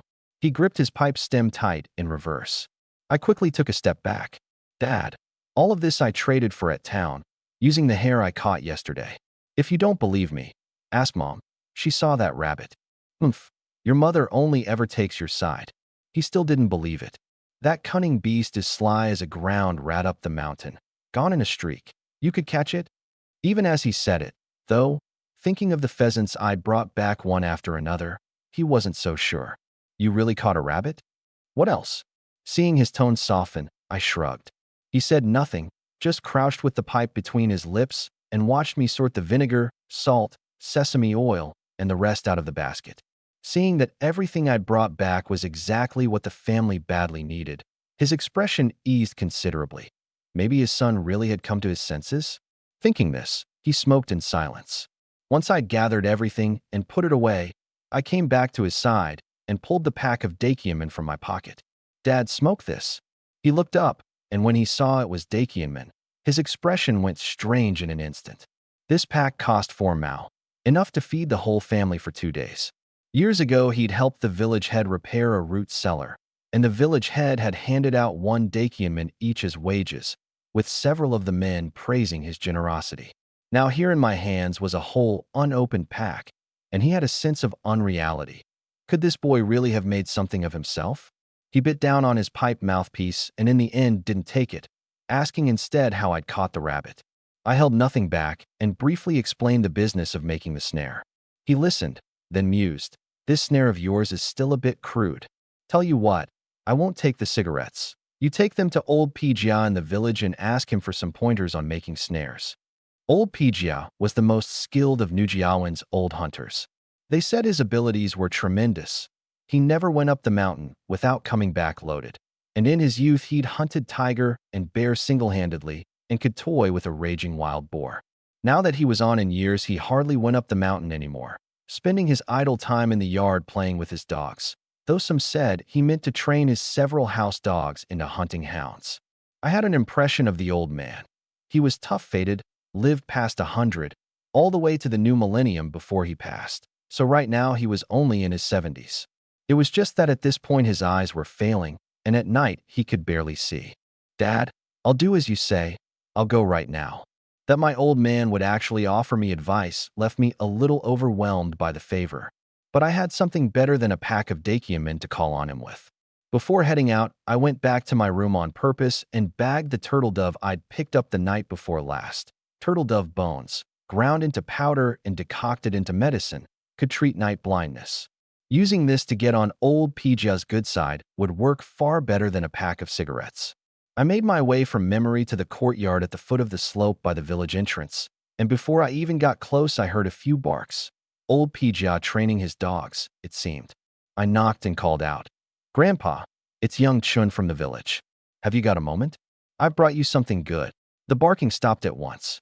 A moment later, a half-grown yellow mutt with jet black, glistening eyes leapt onto the wall and barked at me. "Yezahuang, get down." An old man's full-throated voice barked the command from inside. The little yellow dog whined twice and obediently hopped back. The gate opened, and a small, vigorous old man came out with a measured, four-square gait, several mongrels of varying sizes wagging their tails at his heels. His hair was streaked gray, but his eyes were clear and bright, and he looked me over from head to toe. "You're the boy of Chun Yuanchao's, are you?" "That's right, Grandpa. My dad's been thinking of you and sent me over with something good." I was about to undo the bag and reveal the turtle dove. Unexpectedly, he chuckled, pressed one lean, withered hand on mine with surprising force, and pointed mysteriously at the bag. "Oh ho, where'd you get yourself a cuckoo bird?" "Grandpa, how did you know?" I was startled. The cuckoo bird was the turtle dove, and I hadn't even opened the bag, yet he knew what was inside.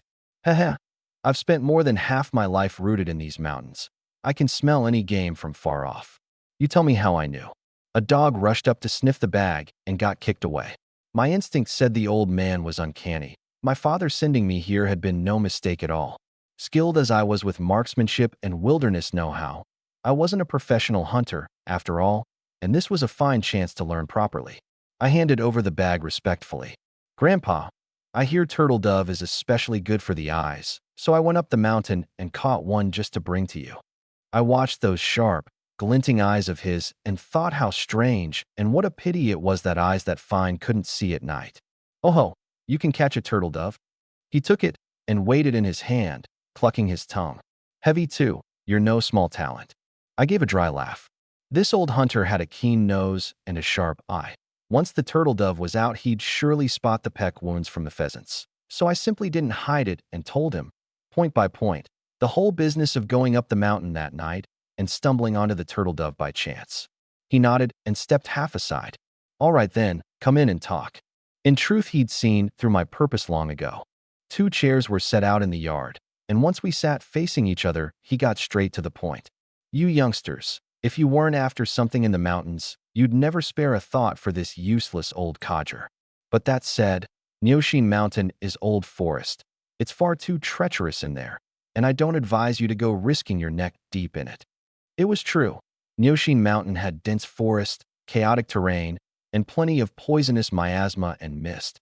Even locals often got lost, and apart from a few who went up year-round to gather herbs, basically no one went in. That was exactly why I hadn't crossed the earthen gully yesterday. I hurried to explain. "Grandpa, I only roam the fringes. I've got no proper weapon, so I don't dare go deep." That's good." He opened the bag, stared at the dead turtle dove a while, then shook his head and clucked. "Hardly anyone hunts the back mountain these days. This creature got bold enough to go wandering out in the open, so it had it coming, getting picked up by you." Feeling it was time to get to the heart of it, I brought up snaring the hare the day before. He listened intently and grew interested. "Oh ho, you slouch around like a hoodlum most days, yet you know to set a kill or catch snare for a rabbit? Not bad. Who taught you?" I just puzzled it out myself. I scratched my head awkwardly. I could hardly say I'd known how in a past life. He teased. "Last year your old man got together with a few villagers and came asking me how to hunt roe deer, and they stayed up the mountain for days and came back empty-handed. But you, boy, you've got a bit of a knack for this." That said, he rose and went inside, and before long came out with several leather cords and pressed them into my hands. I won't take your cuckoo bird for nothing. These few cords are a gift for you to play with. I looked closely. The cords were only as thick as wool yarn, yet glossy and gleaming. Rubbing one between thumb and finger, I felt a hidden toughness inside, as if it were wrapped around a sinew. Is this fox hide? I thought at once of the snare's finer points. Oh ho, you even know that? He raised his grizzled brows, and a measure of admiration entered his gaze. That's right, a snare made of fox hide. Never mind a hare. Even a craftier mountain weasel that falls into a foxhide snare can't escape if it sprouts wings. I hadn't imagined a single dead turtle dove would get me such precious leather cords. With these, wouldn't catching hares be far easier? Delighted, I stood and bowed to him. There was no help for it. This was a genuinely skilled old hunter, and I'd always held craftsmen in the highest respect. Yeah, it's about time you started looking like a proper person, boy. From now on, show some grit. Don't go disgracing your father again. My nose stung. In my last life, I'd been notoriously loathed by man and dog alike in the village. I'd assumed coming today would inevitably mean some mockery and had braced for it, never expecting that old Pijia, apart from my parents, would be someone who sincerely urged me to do better. Precious as the turtle dove was, next to these few foxhide snares it was nothing at all. I figured he cherished talent, reckoned I was cut out to make my living by hunting, and meant to give me a leg up. Rest assured, I promise I won't go back to my old ways. I bowed deeply once more. Just then a half-grown yellow dog darted to my feet, sniffing at my trouser leg, its tail suddenly starting to wag. I looked down and studied it, broad-chested and slim-waisted, the very picture of a leaf, with a pair of jet-black, glistening eyes that couldn't hide their cleverness. Look at that. Yezawang's taken quite a liking to you. Old Pijia smiled, eyes narrowed. As I left, Yezawang stood at the gate and barked after me a few times, tail wagging without stop. That was a hunting dog, wasn't it? The deep chest, the slender waist, plainly a country hunting hound with excellent stamina and burst alike. Mulling this over, I walked home. By the time I got home, it was nearly time to make dinner. I went to step into the kitchen, but my father was already busy inside. Dad, you milled the rice already? He grunted. With my mother in the field today, in the time he was watching Lin on you, he'd also milled the 20 caddies of rice I'd brought back. 20 caddies of paddy milled out to 15 caddies of rice. With no chickens at home, my father dug a hole in the yard and buried the husks. Dad, why not press the rapeseed into oil while you're at it? Are you dim? That stuff gives off a strong smell when you press it. Aren't you afraid people will find out? This was a sore subject for my father. The fragrance of the wild pheasant I'd stir-fried the night before had, after all, been caught wind of by our neighbor Wang Wu. This Wang Wu came from 3 generations of poor peasants.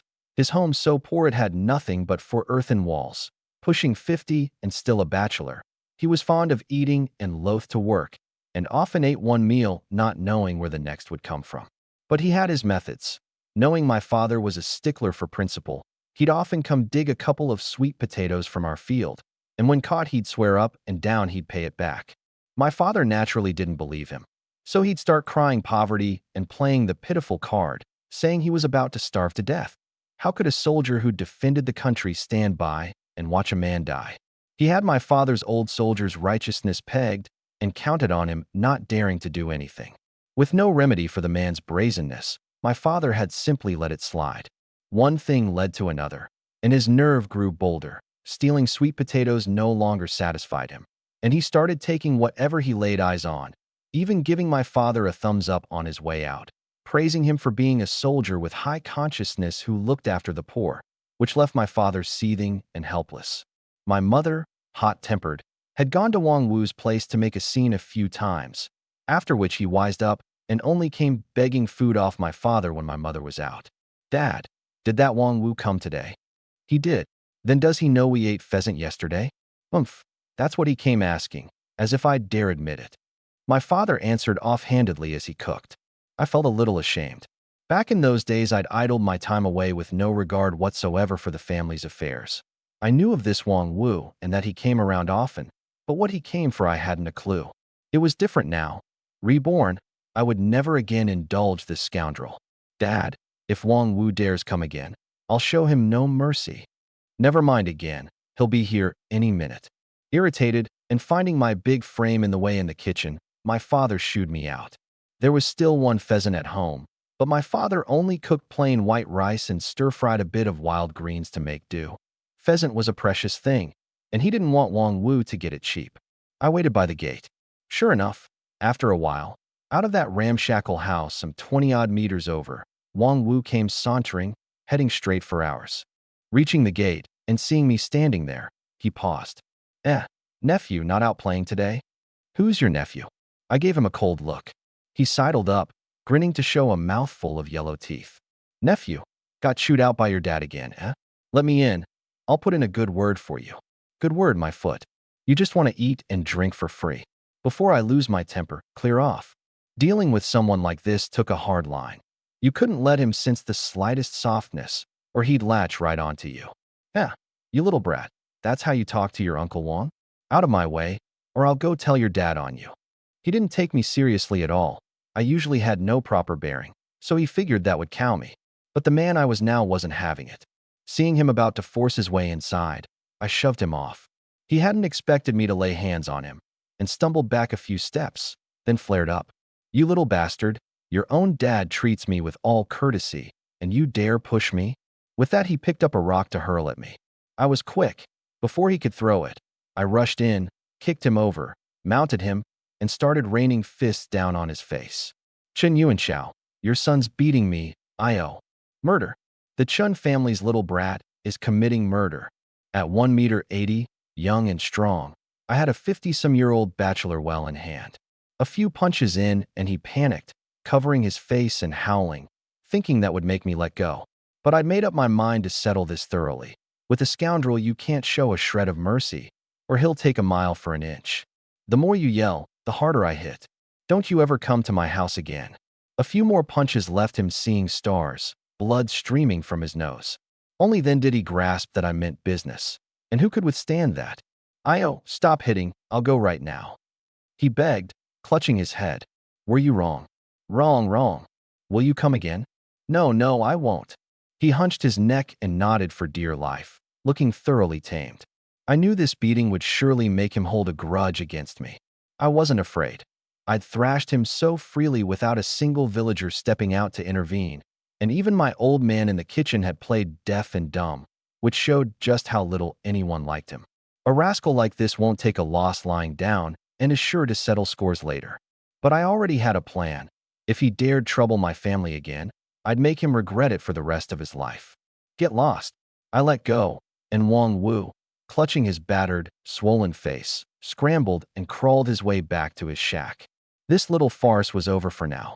Back in the yard, my father brought out a plate of stir-fried pea shoots from the kitchen and set it on the table. He knew full well what had gone on outside, but father and son had an understanding, and neither of us brought it up. A bit later, my mother came back from the field. I attentively fetched her a basin of clean water to wash her face, and she was touched. It was the first time her son had ever shown her such consideration. When she'd finished, she pulled me aside. You little brute, your mom's thought of a way to help you win on you around. What way? I perked right up. These past 2 days, apart from hunting, Lin on you situation had weighed on me. Things weren't as dire as in my last life, but she'd kept herself shut in her room, barely eating or drinking. And if this went on and something happened, wouldn't my whole plan, Reborn to make everything right, come to nothing? No matter how I pressed her, my mother wouldn't say, "Don't ask so much. Go eat." With that, she went mysteriously off to the dinner table. Dinner was a plate of vegetables and a pot of leafy greens soup, plain and simple, but the white rice cooked from the freshly milled grain was fragrant, and my parents ate with great relish. After the meal, I volunteered to wash the dishes, and while tidying up, I found a bowl of leftover chicken soup still covered in the cupboard. As I was puzzling over it, my mother came in, lit the other stove, set a pot on, and warmed the soup. It dawned on me. Mom, will on you eat? Never you mind. Finish up and get out of here. The thought of Lin on you having gone 2 days hungry turned my mother's attitude toward me 180 degrees. Feeling rather useless, I went back to my room and busied myself with the foxhide snares. Meanwhile, my mother returned to her room and cradled the 2 zhang of new cloth I'd bought, examining it closely. She couldn't recall how long it had been since she'd handled such fine material, the deep blue of it dazzling her eyes. Her son had come round a little after all. It was only that the price of this coming round had nearly destroyed the family. She composed herself and carried the cloth over to Lin Anyu's room. Lin Anyu sat on the edge of the bed, staring into space. These 2 days she'd had nothing but a little water, and her pretty face had thinned out, her usually limpid big eyes faintly red and swollen, a sight to wring the heart. My mother sighed inwardly, but kept her manner light and easy as she carried the cloth over. Anyu, Andy's eyes aren't what they were. Help me measure this material and see how many garments it'll make. Lin Anyu's gaze fell on the cloth, and she was faintly startled. Had the Chin family suddenly come into money? The thought flashed by, and she promptly set it aside. Auntie, this cloth. Pretty, isn't it? My mother knew what she was about to ask and cut her off at once. Now wasn't the time to let her know that good-for-nothing son had bought it. Anyu, if Auntie's figured right. This is enough for clothes for all 5 of us, and when your sister's back, we'll make her a new one too. Annie, there's no need to go to all this trouble. Lin Anyu's spirits were still low. My mother simply pretended not to hear, fussing over the cloth in great earnest, now and then taking her hand to measure out lengths together. Little by little, Lin Anyu loosened up some and grew more talkative. Auntie, this material really is lovely, isn't it? That Shin Yang's finally showing some sense, earned a bit of money, and wants to get us all new clothes. At the sound of my name, Lin Anyu's body gave a slight tremor, and she drew her hand back from the cloth. Seeing this, my mother quickly steered the topic to her sister. Anyu, your sister's coming back tomorrow, isn't she? She lowered her head, burying her face in the dim lamplight where her expression couldn't be made out. Good. You 2 sisters haven't been together in a while. I'll have old Chin go to the city tomorrow to fetch her. Auntie, there's no need to go to such trouble. After the affair of the other night, Lin Anyu had plainly grown more distant. My mother, being seasoned, was quick to grumble. Trouble nothing. Old Chin's been cooped up in these mountains long enough. He could do with getting out for some air. Fetching Anru back is the perfect excuse to make him stir. Only then did Lin Anyu find it hard to refuse again. So my mother went on chatting with her off and on over the cloth, now and again making oblique mention of the change in me, hoping to soften her view of me a little. At the mention of me, Lin Anyu showed no reaction, but my mother wasn't in a hurry. Judging the time right, she gathered up the cloth and went to the kitchen to bring in the chicken soup. Anyu, look how you've wasted away from hunger. When your sister gets back and sees you, she'll be heartsick. Eat a little, quick. My mother used the sister as her pretext, urging her to take care of herself. Whether Lin Anyu was truly half-starved, or whether she'd seen through to the good intentions of the 2 Chin elders, this time she didn't refuse again. She took the bowl of soup brimming with chicken and ate, chewing slowly. Good child, eat plenty. My mother was full of joy. She knew that Lin Anyu's accepting this bowl of soup proved that frozen heart had finally cracked open a seam. With a little more effort, the girl would surely come around in time.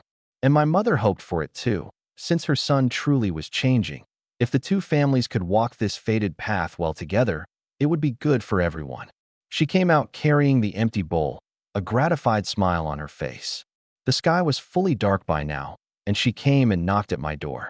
Chin Yang asleep yet? Mom, is something the matter? I put away the foxhide snares and opened the door. Come with me a moment.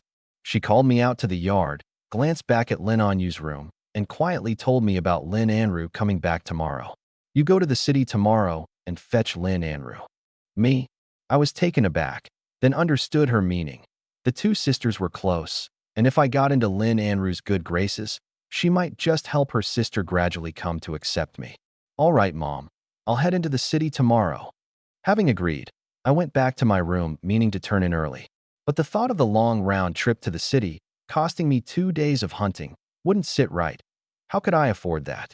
Time was short and the task heavy.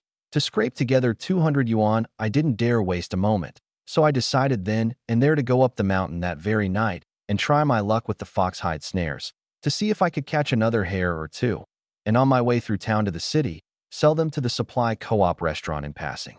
I fetched the back basket and put the unused chicken cage inside it. The restaurant wanted them alive, and a hare couldn't be tied, so it would have to be caged to carry back. Once I was set, I cloaked myself in the night and headed up the back mountain.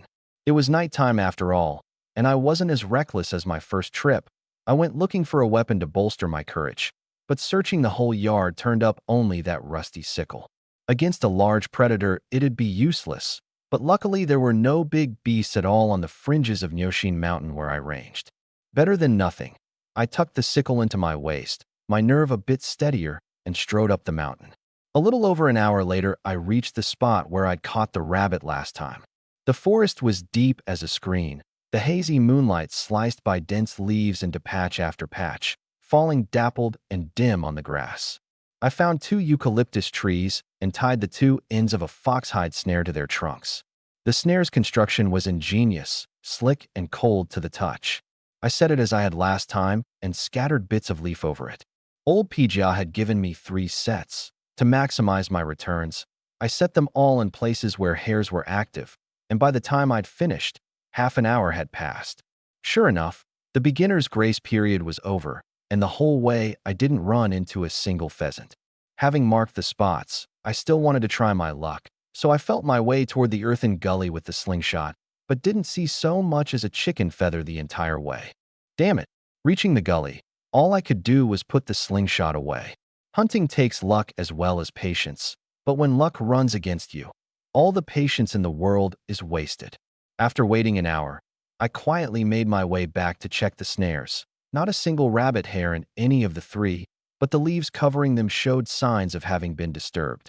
I suspected a hare had passed by, sensed something off, and not stepped in. It was probably close to midnight, with time still to spare. There was no way I was going home empty-handed tonight. I gathered up the 3 snares, bent down, and felt around carefully nearby, and soon, by the moonlight, spotted a few pea-sized black pellets on the ground, rabbit droppings. There were surely hares active around here. Hares may be clever, but they're set in their ways. When they come out and about, they like to take the same path, regular as clockwork.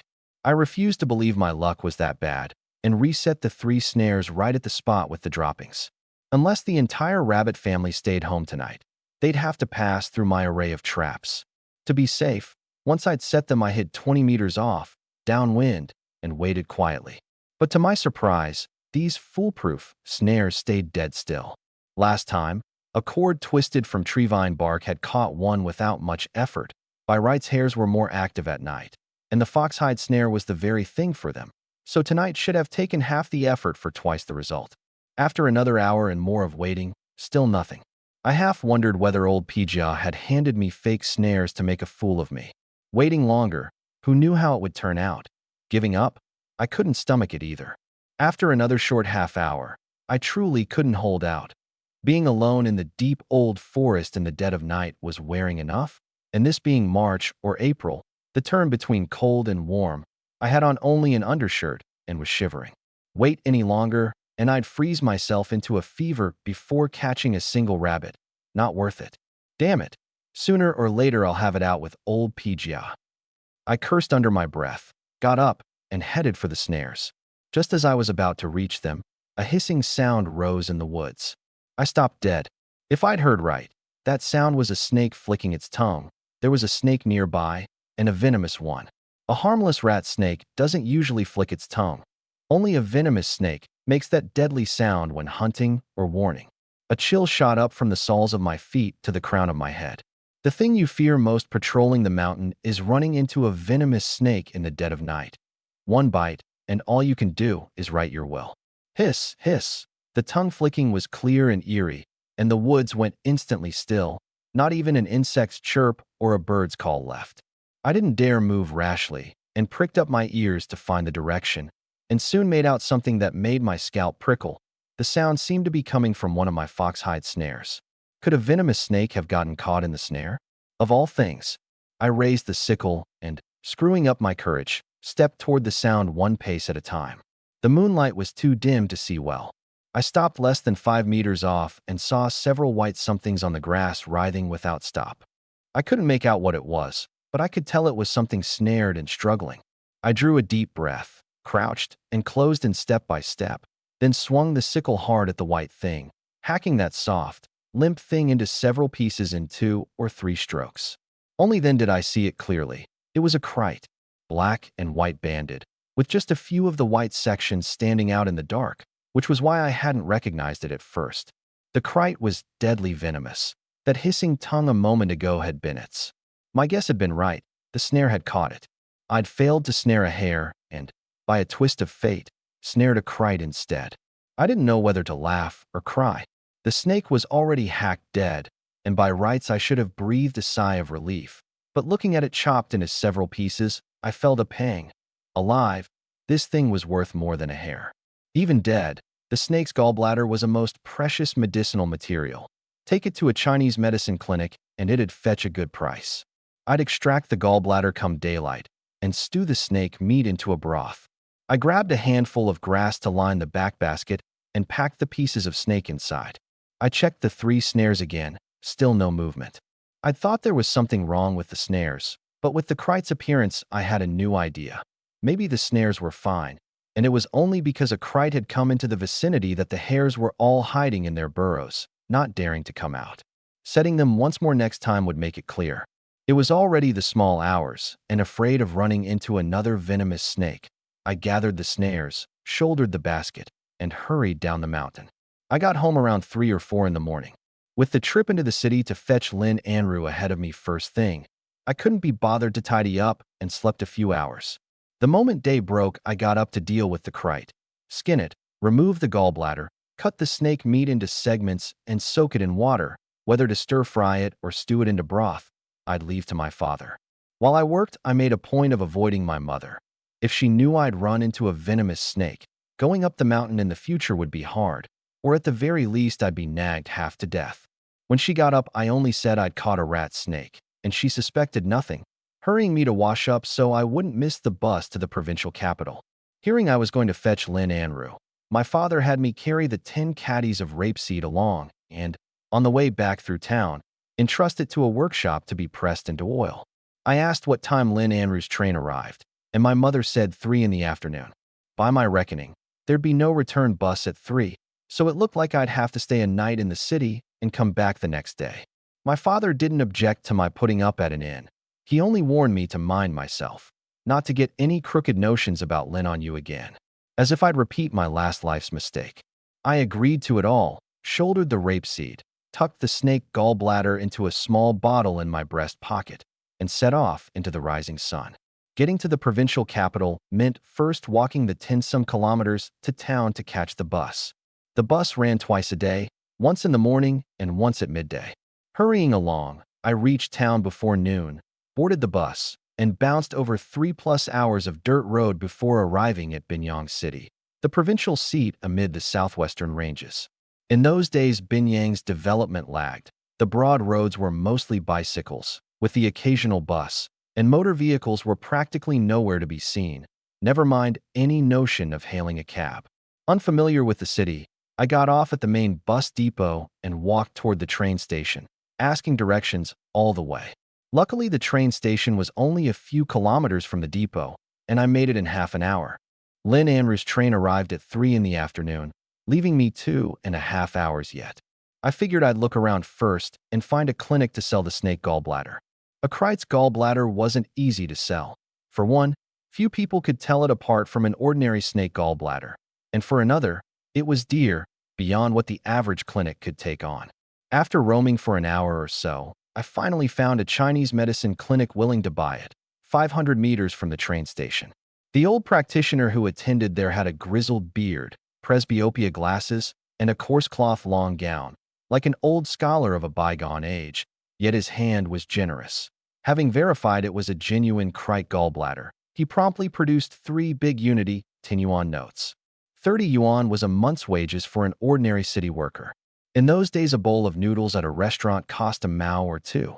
30 yuan was a fortune.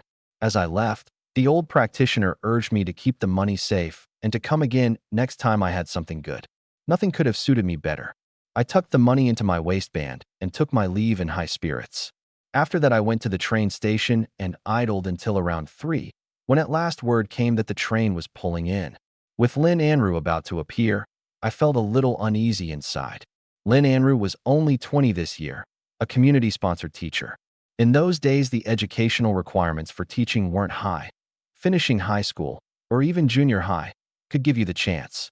After graduating high school, she taught in the north for 2 years, then applied to come back and teach in the southwestern mountains.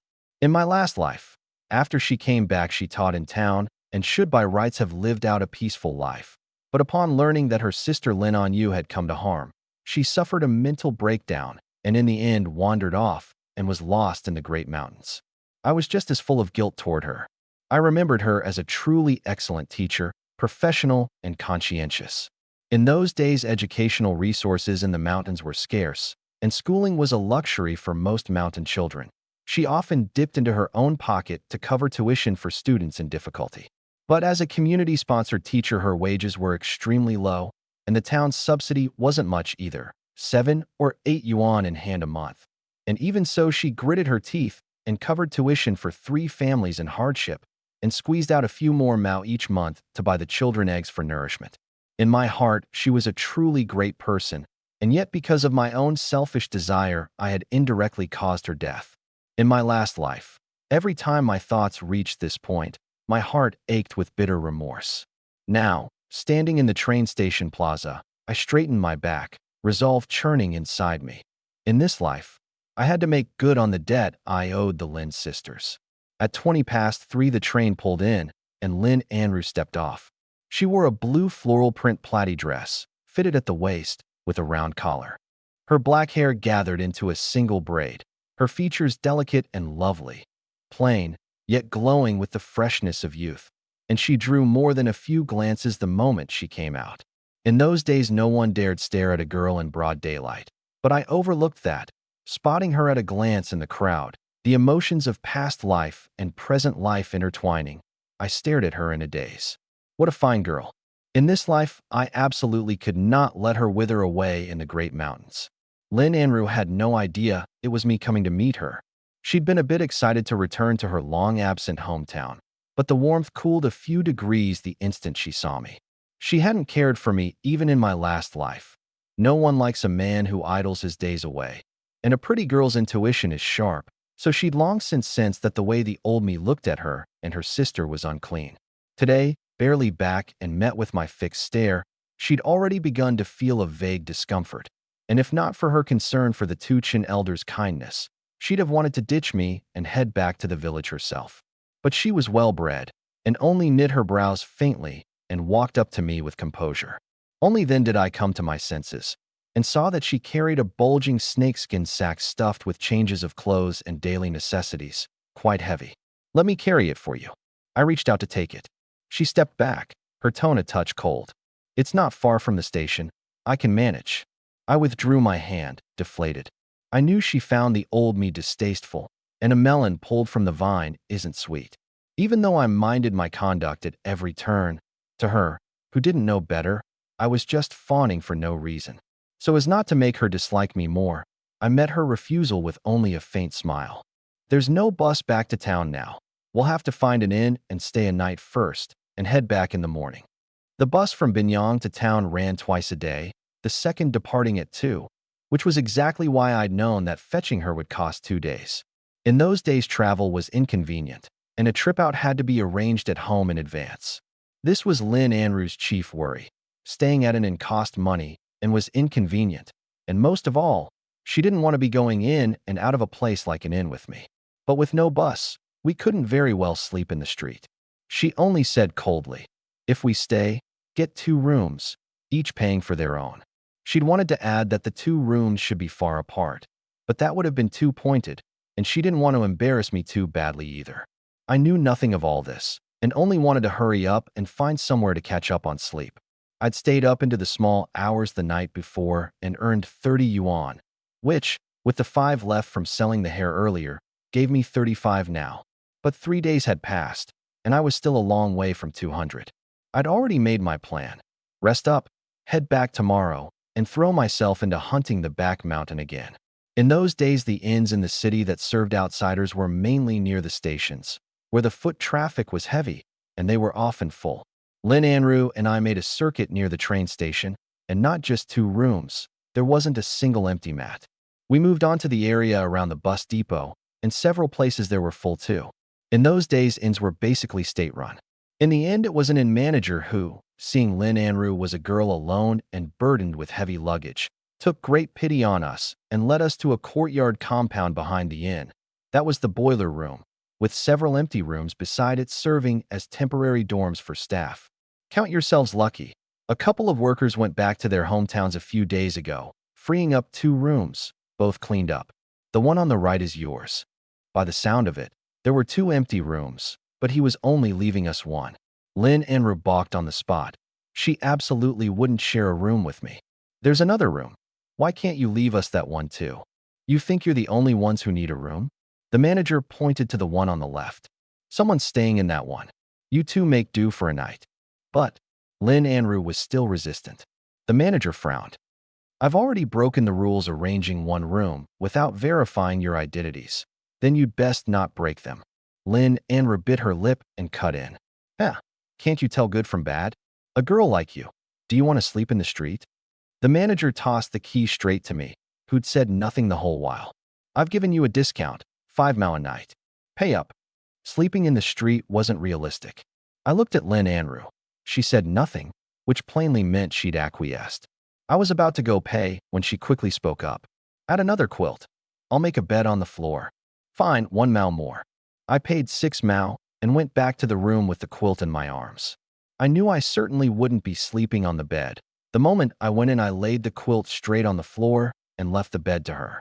She came in, set the snakeskin sack by the door, and swept her eyes over the bare room. A bed, a cabinet, a small desk with a water bottle on it, nothing else. But it beat sleeping in the street by a long way.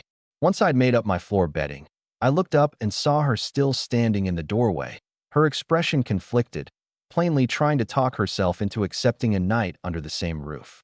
I said nothing, went out to the street, and bought 4 white flour buns to make do for dinner, then came back and took the thermos to the boiler room to fetch hot water. The whole time she stood by the door. I went and borrowed a wash basin from the manager and came back. You've been on the train so long. Wash your face first. I didn't hand it to her directly, just set it on the desk. From the moment I'd come in until now, I'd taken the initiative to keep my distance from her. Lin Anru noticed too that I was different today from the impression she'd had. She glanced at the basin, said nothing, picked it up, and went to the boiler room. Having fetched hot water, she gave herself a quick wash. Just as she reached the doorway after finishing, she suddenly heard crying from the room on the left. The one crying was a man, with a woman beside him trying to console him. Father of my child, this illness has to be treated. If you're gone, what's to become of us, mother and son? It's my fault. Catching this lung disease, spending all our money, and still not getting cured, I've dragged the 2 of you down. What if the boy stops school for now, and we treat your illness a while longer? The doctor says there's hope. You mustn't give up at this crucial moment. Wife, have you lost your senses? Neither of us has known more than a handful of characters our whole lives.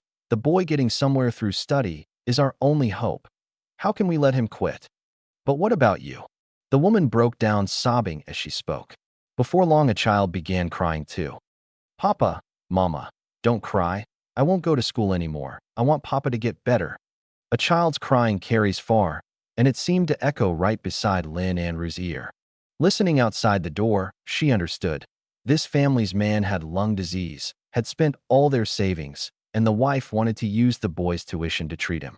She knew this couldn't be blamed on the woman as hard-heartedness. The man was the pillar of the household, and if he fell, the whole family collapsed.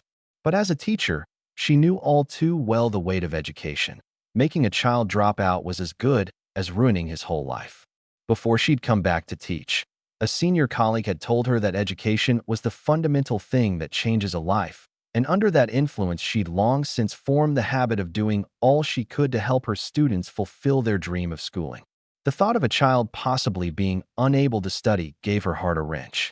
Just then the man inside stopped crying first and soothed his wife and son. It hasn't come to the last resort yet. Once we're back in Nyojia town, we'll find another way to scrape the money together. Outside the door, Lin Anru gave a start at the 3 words, Nyojia town. That was precisely the town she'd come back to teach in, and the town had only one community-sponsored primary school. Would this family's child be her student in the future? She could no longer hold back, and walked over to knock on the left-hand door. The crying inside quieted, and the man asked, "Who is it? Can I help you?" I'm, I'm a teacher." She opened her mouth, but didn't know how to put what came next. She could hardly say she'd heard of their hardship and wanted to help. Word getting out that she'd been eavesdropping at the wall would hurt a teacher's dignity. After a moment, the door opened, and a haggard-faced man stared at her blankly. "You're a teacher?" "Yes." With her pretty looks and quiet bearing, and the modest, refined way the plaid dress suited her, the man suspected nothing and hurriedly invited her in. "Teacher Lin, what can we do for you?" The woman wiped away a tear. Lin Anru introduced herself graciously, her gaze falling on a boy of 7 or 8 by the bed, sharp-looking, clearly cut out for study. Giving it up would be too great a pity. She made up her mind. The child absolutely must have his schooling. "Don't worry about the tuition. I'll cover it for you for now." This hard-pressed couple was deeply moved. But a problem followed at once. Tuition at Nyoja Town's community-sponsored primary school was 4 yuan a term. Not expensive, but Lin Anru wasn't well off either. With only a few yuan in wages a month, after daily expenses there wasn't much left. She turned out every pocket and came up with only 2 yuan, and that the fruit of more than half a year of frugal saving. Seeing she couldn't help after all, the man sighed and turned to console her instead. "Teacher Lin, thank you for thinking of my boy. I'll find a way for the tuition. What way is there left?" The woman, eyes red, clutched her son and wept. The boy looked at her wide-eyed, not understanding, and his innocent, guileless gaze left her heart heavy. This couple was also catching the early bus back to town the next morning. Knowing time was short, and so the child could go to school, Lin Anru went out to figure a way to raise the money. But it was only 4 in the afternoon. Where was she to scrape it together? She went back to the right-hand room, opened the snakeskin sack, and rummaged through it. "I was just gnawing a white flour bun washed down with boiled water when I saw her dig out an embroidered silk scarf. I'd meant to ask whether she wanted something to eat, but she only stared at the scarf, not so much as glancing at me, so I didn't court the snub. That scarf had been a gift from a Soviet teacher in her school days. It wasn't exactly precious, but the pattern was exquisite." She stroked the smooth fabric, a trace of reluctance on her face, but without much hesitation she gripped the scarf and resolutely went out the door. Seeing her hurry off, I sensed something urgent and put down the bun to follow. She reached the street and looked all around, asking the way to a department store as she went, then walked into a department store building to the clothing counter, spread the scarf out, and asked the sales clerk what it was worth. The clerk was shrewd and saw at once that she meant to sell it. "Girl, a word of advice. Speculation and profiteering is not to be done. Leave now, or I'll call someone." She didn't explain, just put the scarf away, turned, and walked out. I made a circuit inside the store and only picked the trail back up after she'd gone out. Walking down the street, Lin Anru realized that to sell the scarf, she could only try her luck with private individuals, and selling it for 2 yuan shouldn't be a problem.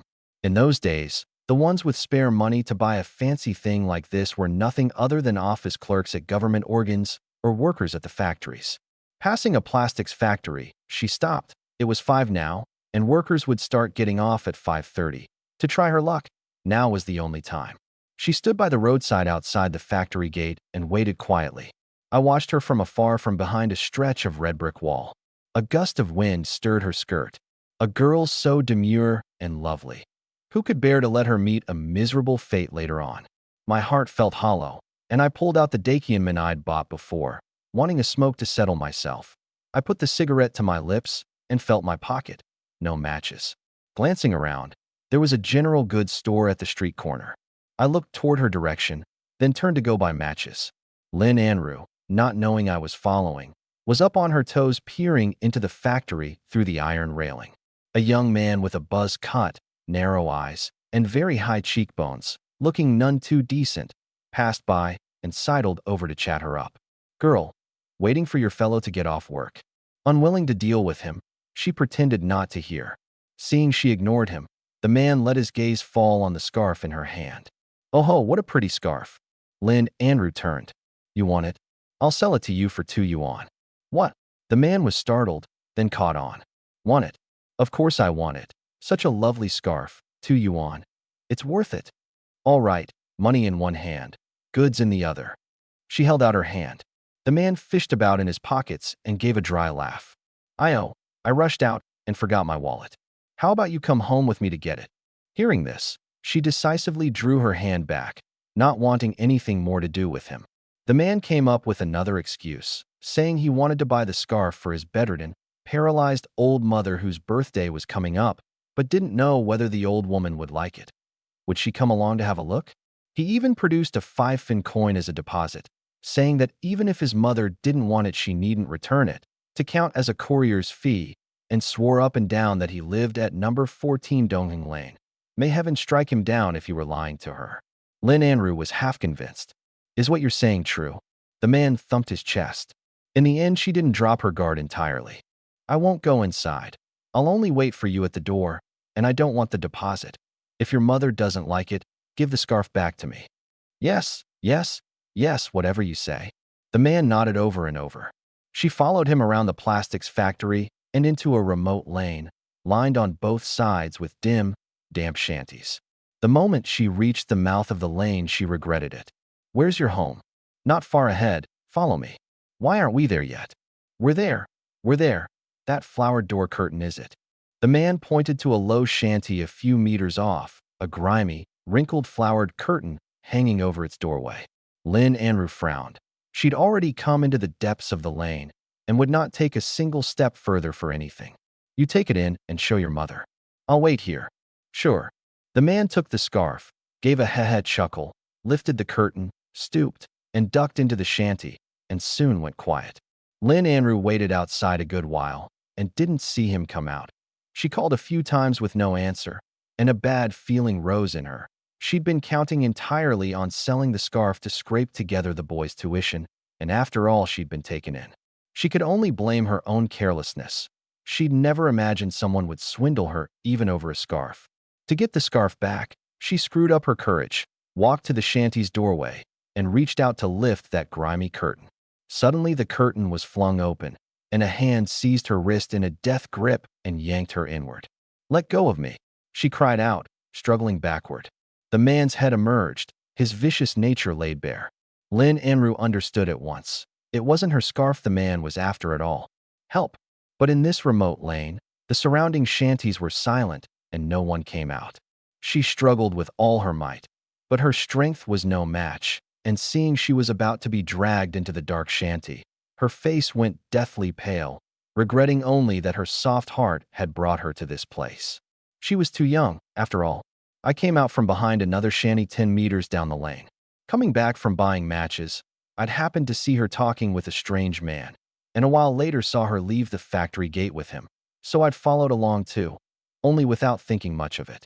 I truly couldn't have imagined that in an era when the crime of sexual assault meant the executioner's block, someone would dare lure a person away so brazenly. Seeing her about to be dragged into the shanty, I could guess with my toes what was going to happen next. I charged out at once, in 2 or 3 steps darting to the side of the shanty, and following along the man's arm, I grabbed his collar and gave a hard wrench. Tall and strong as I was, one heave hauled him out of the shanty. The man, caught off guard, hurriedly let go of Lin Anru and reached back to throttle my neck. Looking to die, my temper flared up, and I lifted my leg and kicked him hard in the gut. The man let out a wretched cry and clutched his belly. I kicked him over with another and went at him with fists and feet. His wails echoed through the lane. Lin Anru came to from her terror and knew she'd been saved, but when she saw clearly who'd saved her. Qinyang, how is it you? I had no time to explain and only answered hurriedly. I was just thankful I'd kept enough of my wits to follow her out. Otherwise, if something really had happened to her, her sister Lin on Yu's side would only have been less able to hold on, and the guilt that had bound me my whole last life would have played out again in this one. At that thought, my temper rose beyond holding, and I gathered my strength to add another kick. The man curled up on the ground like a shrimp, rolling in pain, the veins at his temples bulging, sweat the size of beans pouring out. Afraid I'd beat the man to death, Lin Anru grabbed me. Stop hitting. Take him to the police station. Fine. I let out a long breath of foul air, hauled the fellow up off the ground like lifting a chick, and was about to head out of the lane. Wait. Lin Anru suddenly called me to a halt, walked up to the man trembling in pain, and asked coldly, Where's my scarf? That she was still thinking of the scarf, even now, rather surprised me. Playing along, I shot the man a ferocious glare, and cowed. He pointed shakily at the shanty. Lin Anru rushed in and rummaged a while, gripping the recovered scarf in her hand, and only then came out with a sigh of relief. Let's go. After that, I marched the man off to the police station, and Lin Anru cooperated in giving a statement. After all that bustle, the fellow fell into the net of the law, but no small amount of time had been lost as well. By the time we came out, it was 7 or 8, full dark. In those days, the city had basically no nightlife. The moment night fell, it went quiet, the roads cold and deserted, with the odd cyclist hurrying past. The plastics factory workers had long since gotten off and gone. Lin Anru clutched the scarf, looking utterly lost in spirit. I finally couldn't help myself. Can you tell me why you were in such a hurry to sell this scarf? In the past, she wouldn't have told me her own affairs. She knew well what sort of character I had. But today was different. I'd just rescued her from danger, and out of gratitude, she told me about the couple at the inn. All for 2 yuan. You went off to a stranger's home with him. My jaw dropped. All for 2 yuan. Qinyang, panting that hard. Aren't you afraid you'll choke? Is 2 yuan so little? She found that 2 years on, I was still my old self. That one who doesn't run a household doesn't know the cost of rice and firewood. 2 yuan was nearly half a month of her wages, and from the mouth of an idle good-for-nothing like me, it was somehow not worth mentioning. She was rather annoyed. But mindful that I'd saved her, she didn't press it further. Tomorrow morning, you catch the early bus back first. I have to sell the scarf and scrape together the rest of that child's tuition before I go. On the way back to the inn, she arranged things for me outright. I was itching to get back and hunt sooner, but the thought of her staying behind to sell the scarf, what if she ran into danger again? A thing like this having happened once, it warranted thinking twice. Neither of us spoke again the rest of the way. There was, in truth, nothing to say. She disliked men who had no sense of responsibility and shunned hardship for ease. In earlier years, living with the Chen family, she'd had her fill of my gluttony and sloth, and knew deeply how hard it was for the 2 Chen elders. Fortunately, back then my eldest brother was a man who shouldered things and toiled for the family all along. But sadly, he later perished building the reservoir, and the Chen family lost its pillar. In her heart, I was nowhere near my eldest brother. Even having saved her today, her impression of me hadn't greatly changed. You could say only that she wasn't as repelled as before, and we could at last keep step as we walked. But back in the room, things changed again. A lone man and woman sharing one room. There was no way she could be at ease. And as night came on, I felt uneasy inside too. When it came down to it, because I'd wronged Lin Anyu, the present me was actually rather afraid of Lin Anru. Afraid the hard-won easing of the atmosphere would be wiped out by the matter of Lin Anyu, and afraid she couldn't withstand the shock. So once back in the room, I wanted to be there even less than she did. I'll step out for some air. I decided to give ground, walked out of the room, and resolved to sleep in the courtyard that night. As I paced the yard, I looked up and saw her figure cast on the window, hazy and indistinct, with a kind of serene beauty. But rustling voices from the room on the left broke that quiet. A man and a woman, seemingly arguing, and faintly I could make out the woman's low sobbing. I thought at once of the couple she'd mentioned, and as if drawn by some unseen hand, I leaned in outside the door for an earful. Sure enough, the woman still wanted the man to treat his illness first and put off the matter of the boy's schooling, while the man seemed to have made up his mind to give up treatment. Every family has its hard scripture to recite. The couple held to their own views, and the argument grew louder. Afraid they'd let it blow up, I knocked lightly on the door. The room went quiet at once. After a moment, the gaunt-faced man opened the door, and seeing it was me, asked uneasily, "And you are?" "I'm from next door. Teacher Lin asked me to bring your son's tuition." With that, I pulled out the 5 yuan left from selling the hair and pressed it into his hand. Truth be told, it stung a little. These 5 yuan I'd been keeping for Lin Anyu's bride price, and by my plan I'd absolutely never touch them. But on second thought, with the tuition settled, Lin Anru wouldn't need to go selling her scarf again, and I wouldn't have to worry about her running into danger. On the whole, a good bargain. That should cover the tuition. Treat your illness properly, and pay Teacher Lin back when you have money later. This. The man was so stunned he didn't know what to say. It was his wife who reacted quickly. Wiping her cry-reddened eyes, she choked out to the man.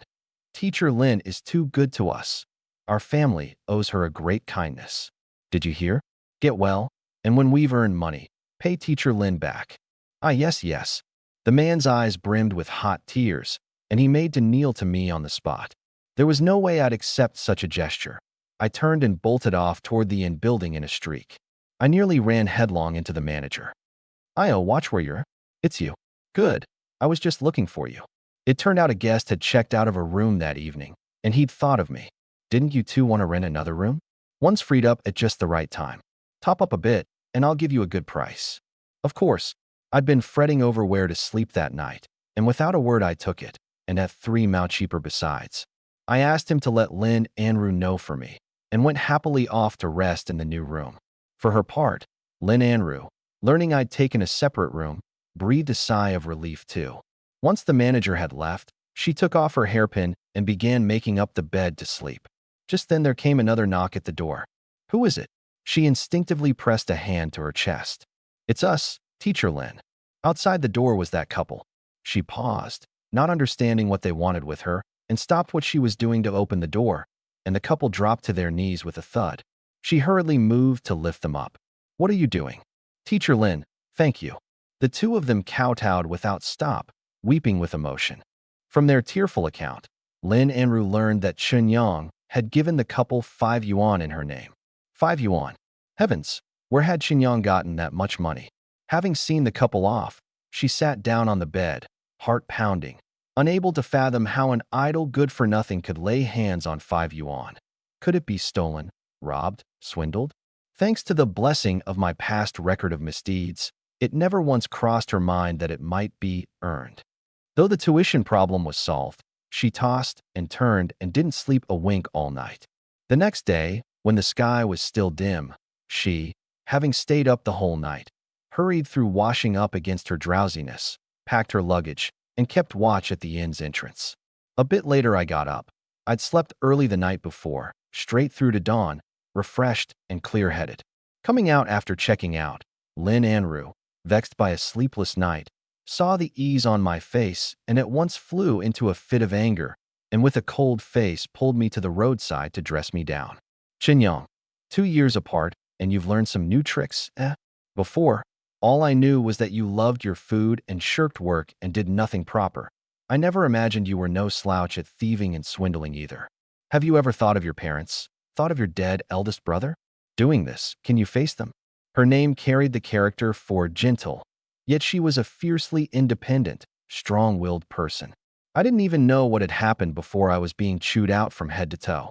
Only when she'd finished did I open my mouth in bewilderment. "Andrew, what's the matter with you? What's the matter? You know perfectly well what you've done." She glared at me hard. I felt a bit guilty, thinking she'd already learned of the Lin on you business. But on second thought, she hadn't been back to the village yet, and in those days there were no cell phones. Even public telephones were a rarity.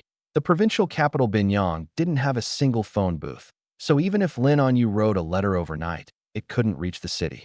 There was no way she could know. So if it wasn't that, what was she angry about? I couldn't work it out. "Keep it up, keep playing dumb." Seeing my face full of bafflement, she lost patience with the guessing game and looked at me with disappointed eyes. "If it weren't for Uncle Chun and Annie Lou's sake, I wouldn't bother with someone like you at all. The things you've done are truly chilling." "No, Andrew, even a condemned man gets his sentence read out before he's shot. What exactly did I do wrong? At least say it first, and let me die knowing why." "Humph." She gave a cold snort. "Fine, then let me ask you, where did the 5 yuan on you come from? Don't tell me you earned it." So that was it. I let out a breath of relief at once. "Andrew, that money really was earned by me. You think I'd believe that?" Her willow brows knit faintly. She felt I was still quibbling even now. I knew well that mere words wouldn't convince her, so I simply didn't waste my breath.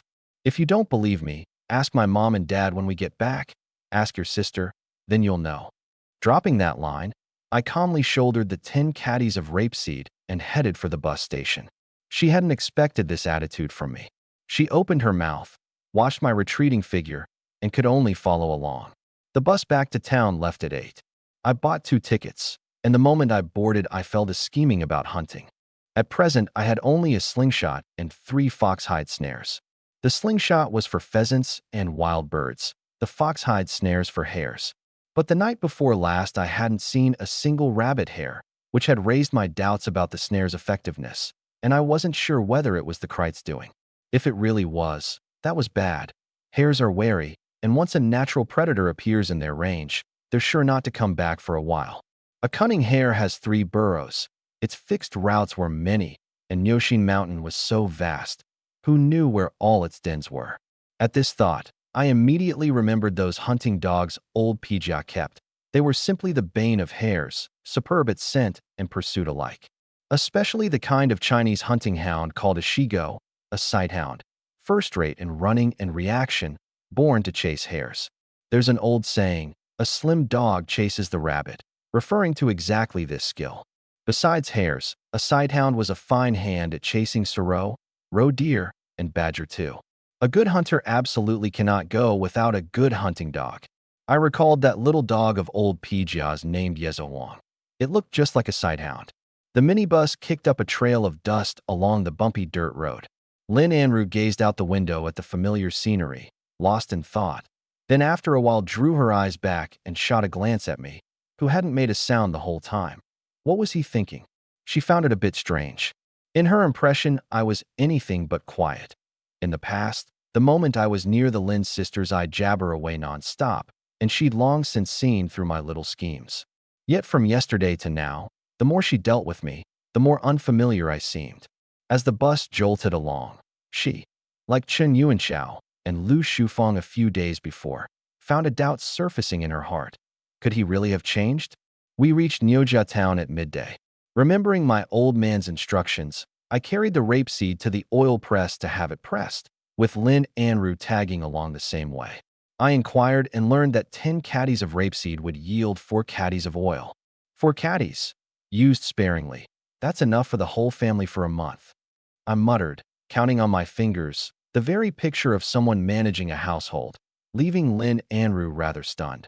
Was this still the idle, good-for-nothing Qin Yang of before? She came over and broke in. What are you muttering about? Nothing. I shook my head. As for what else I ought to add to the household stores, for the moment I was out of ideas. The fragrance of rapeseed in the oil press set my craving worm squealing. I went out and looked around and spotted a pear syrup candy stall by the street. Besides the 3 Tinyuan notes, I had 1 mao and 3 fen on hand, and I dug out 3 fen to buy pear syrup candy, chewed a piece myself, and went back to the oil press. Lin Anru was watching the owner pour the oil into the pot. When he'd finished and made to pull the funnel away, she quickly cried, "Wait a moment." She fished a clean handkerchief from her pocket, took the funnel, and meticulously wiped the oil clean from inside it, wiping until the white handkerchief was soaked copper yellow with oil, before carefully bagging it in plastic, tying it off, and putting it back in the snakeskin sack. The owner watched and broke into a grin at me. "Lucky lad, found yourself a wife who's both pretty and thrifty." I didn't explain, just smiled along. "Who's his wife?" Lin Anru flushed red with embarrassment, shot me a glare, snatched up the sack, and headed out. I grabbed the oil pot and hurried after. The moment we were out of the oil press, she was still puffed up with anger. "You heartless thing, you didn't even keep a close eye on the owner." Some owners aren't honest. When they pour the oil, they deliberately leave a fen or two's worth in the funnel. And that's your Chun family's rapeseed, and you don't even know to care. Listening to her chatter, I felt a tingling sweetness inside. Just as the owner had said, here was a girl both pretty and frugal, plainly dressed in a delicate floral skirt, like a flower, yet counting every fraction for the sake of making ends meet. Her innate delicacy and quiet intelligence fell fully into my eyes in that moment. A girl like this, who could fail to be moved? Only, I couldn't wrong Lin on you again, and the little ripples in my heart quickly subsided. Rapeseed oil is precious, but it's a shame to dirty your handkerchief. I stepped up and said softly. She rolled her eyes. This handkerchief was meant to be a dish rag anyway, no shame in it. All right. I held the pear syrup candy out again. You haven't eaten since morning, and you've been on the bus so long. Have a little something to tide you over. Lin Anru looked at me in astonishment. The old me, apart from saying rubbish that annoyed her, would never have shown concern through actual deeds. You really have changed a lot. She had no idea what I'd been through in the 2 years I was away from the village. At my words, her stomach was indeed hungry. She reached out to take a piece of candy, and I took the cue to hand her the whole bag, then snatched the snakeskin sack from her hands. It was quite heavy. I hadn't expected her to be so stubbornly self-reliant as to carry it the whole way. I simply hefted the sack onto my shoulder, gripping its handle with one hand and the oil bottle with the other, and strode ahead. "Hey, what are you doing?" she called uneasily. "It's a tensomely walk back. I'll carry it for you." I didn't even turn my head. She paused, looked down at the pear syrup candy in her hand, and after a moment put it in her mouth and bit down gently, the clear sweetness lingering on and on. I'd meant to eat lunch in town before setting off, but Lin Anru hated to spend the money and said a few candies would do. I didn't argue. I wanted to get back early too, to use the foxhide snares again on the mountain before dark. Without resting, the two of us pressed on toward Nujiawan. It was April, the start of spring, and the midday sun already seared out a baking heat. After a few li we came to a deserted hillside, and with the sack on my back, I was sweating buckets. "Why don't we rest a while?" Seeing me carry her luggage the whole way without a word of complaint, Lin Anru felt bad and pointed to the shaded side of the hill. "It's cooler over there. Shall we rest a bit?" "Sure." I didn't refuse. For one, I really did need to catch my breath. For another, something hung over my heart. She'd be seeing Lin on you the moment she got back to the village, and I had no idea how she'd react if she learned her sister had been wronged by a no-account good-for-nothing like me. I figured I'd use the rest stop to first sound out her attitude. We went around to the big tree on the shaded side. The moment I set down the sack, she pulled out a clean handkerchief. After walking the whole way under the sun, her fair forehead had broken into a fine sweat, glistening in the sunlight. She gently wiped it, her movements demure. I looked a moment longer than I should have, and she caught it. "What are you looking at me for?" "I'm just curious how many handkerchiefs you brought back." 2 years in the north. With nothing to do, I knit a few. She answered simply and went on wiping her face. When she'd finished, seeing me drenched in sweat, she pointed to the sack. "There's a clean one. Want to wipe your face too?" I'm not used to handkerchiefs. I raised my arm and wiped the sweat with my elbow, then looked at her with a smile. "See? All clean. Reborn." I'd been remade body and soul. With clear goals and drive, I was calm and easy before her, steady and self-assured. All things she'd never seen. She looked at me, smiling at her, and went blank again. That smile was gentle, the gaze clear. The truth was I wasn't bad-looking. Even features, tall build, even more handsome than my eldest brother. It was only that I'd been too much of a wretch before, and with the family poor besides, not even a matchmaker would call. A mountain breeze blew over, cool and soft. She felt a little dazed, and only when she came to did she realize she'd been staring at me the whole time. "Is there something on my face?" I asked oddly. "No." Aware she'd lost her composure, she looked away in embarrassment. Neither of us spoke again under the tree, yet the atmosphere was inexplicably awkward, so quiet it left her flustered with shyness. After a while, she wanted to say something to break the awkwardness. "Qinyang, are you seeing anyone?" The question slipped out as if by some unseen prompting, and the instant it was out she regretted it. Caught off guard, I honestly shook my head. Seeing the topic opened, she fell silent a moment, then asked again, "Then is there a girl you fancy?" I'd meant to speak Lin Anyu's name, but having not yet gauged her attitude, I shifted course. I know I was a wretch before, but I want to change, to become a good person again. "You really were a wretch, but you can't quite be called bad, can you?" She looked at me, somewhat at a loss. I smiled bitterly. "If you knew I'd wronged your sister, you probably wouldn't think so. Anru, no matter what I've done, I sincerely want to make up for my past mistakes now. I don't ask for your forgiveness. I only hope you'll give me one chance to make amends." I walked up to her in all earnestness and bowed slightly. Startled, she sat up from the ground and stared at me oddly. "Qinyang, you don't need to do this. It's enough that you've turned over a new leaf. And besides, you were only a bit lazy. That's no great wrong." "Is that so?" I gazed at her a moment. Then what would count as a great wrong? Her heart gave a lurch. "Qinyang, tell me honestly, did you do something?" Her tone suddenly rose, and my heart sank straight to the bottom. I knew she couldn't abide a speck of grit in her eye, and the sisters were so close. If she learned what had befallen her sister, she'd likely find it hard to bear. I understood there was no longer any need to sound her out. Once she got back and learned the truth, no matter how great the storm it raised, I could only summon the courage to face it. Who told me I deserved it? I didn't answer, turned away, and sighed. Andrew, it's getting late. Let's hurry back. With that, I shouldered her sack again, walked out of the shade, and headed for Nujiawan. She stared at my retreating back, a vague unease in her heart. Had he really done something? Did Uncle and Auntie know?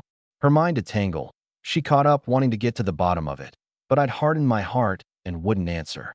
By the time the two of us, our minds far from at peace, got back to Nujiawan, it was already 5 in the afternoon.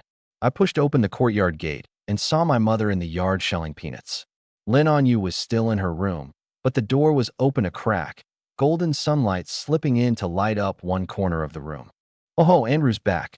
My mother looked up, and seeing Lin Andrews standing gracefully behind me in her floral skirt, immediately dropped the peanuts and came smiling to meet her. She wanted to hug her, but remembered her hands were grimy with peanut dust, so she quickly wiped them on her apron and looked her over, full of delight. Auntie, I'm back. Lin Andrews smiled sweetly. The sisters had lived in the Chun household for several years, raised by the two elders, and had long since come to regard Papa Chun and Mama Chun as their own parents. Auntie, these 2 years in the north, how I've missed you all. I kept longing to come back and see you. Lin Andrew took the initiative to embrace my mother, speaking fond, affectionate words. My mother wanted to hug her back, but afraid of soiling her platy, could only keep her hands behind her. My, Andrew's grown into a big girl. Your uncle and I have missed you too, and your sister's been thinking of you all along. Lin Andrew held the embrace a good while before letting go, her eyes red. Auntie, are you and Uncle keeping well? We're well. My mother's eyes reddened too. She gazed at her a long while, glanced at me, made to say something, then swallowed it back. I knew my mother had her own misgivings, what Lin Andrew would do if she learned of Lin Anyu's ordeal. But what was coming would come. Andrew, your sister's in her room. You two have been apart so long. Go see her first. I put in from the side. Lin Andrew was naturally eager, and the joy of reunion made her momentarily forget the unease about my having done something on the way back. Auntie, then I'll go see my sister first. All right, go on. My mother's expression stiffened for a moment. Lin Andrew didn't notice, and walking to Lin Anyu's doorway, she smoothed the hair at her temples and gently pushed the door open. Sister. Hearing her sister's long-absent voice, Lin Onyu felt ripples stir within her, yet she didn't answer right away. She sat on the edge of the bed, head down, her expression shifting, both gladdened and grieved. The truth was she'd heard the commotion in the yard long ago and knew her sister was back. She just didn't know how to face her, much less whether she should tell her sister about being wronged by Qinyang. She was afraid her sister would suffer for her sake. Onyu. Seeing her sister give no reply, Lin Andrew walked into the room, puzzled. Lin Onyu jerked her head up and forced out a strained smile. Sister, you're back? You came all this way. You must be tired. Pretty tired. Lin Andrew sensed something off, walked to the bedside, swept her eyes over the room, and looked closely at her sister's complexion, haggard, dark circles under her eyes. Her heart wrenched.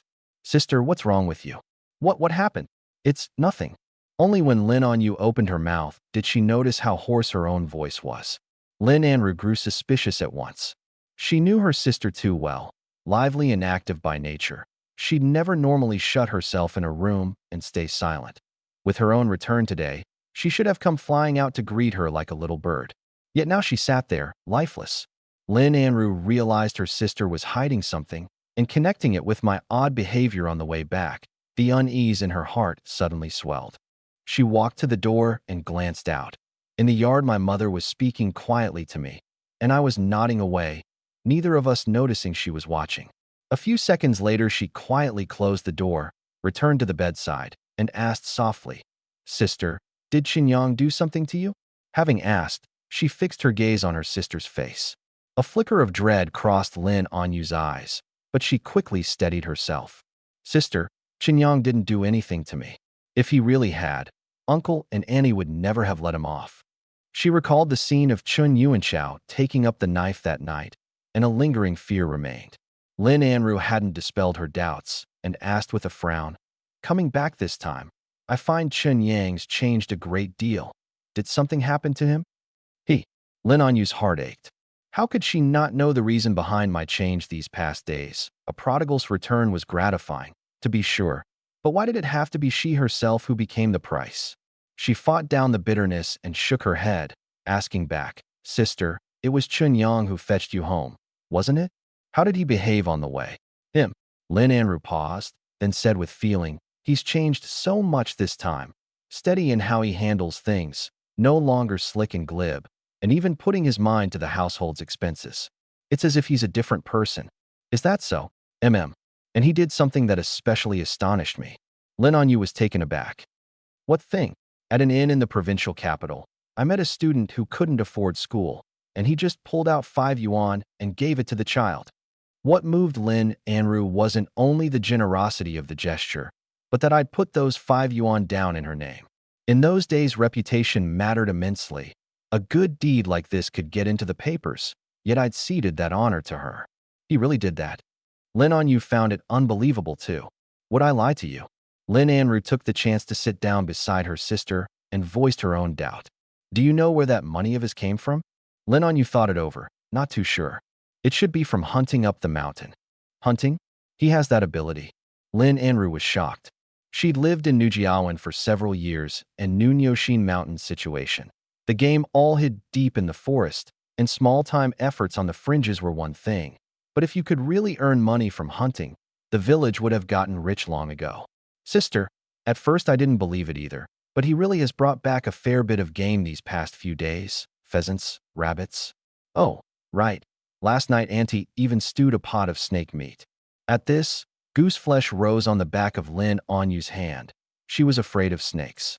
Whether it was this fear, or because she'd gotten to talking with her sister, before she knew it, she'd said a great deal, and that deadpan still mood of hers finally began to stir.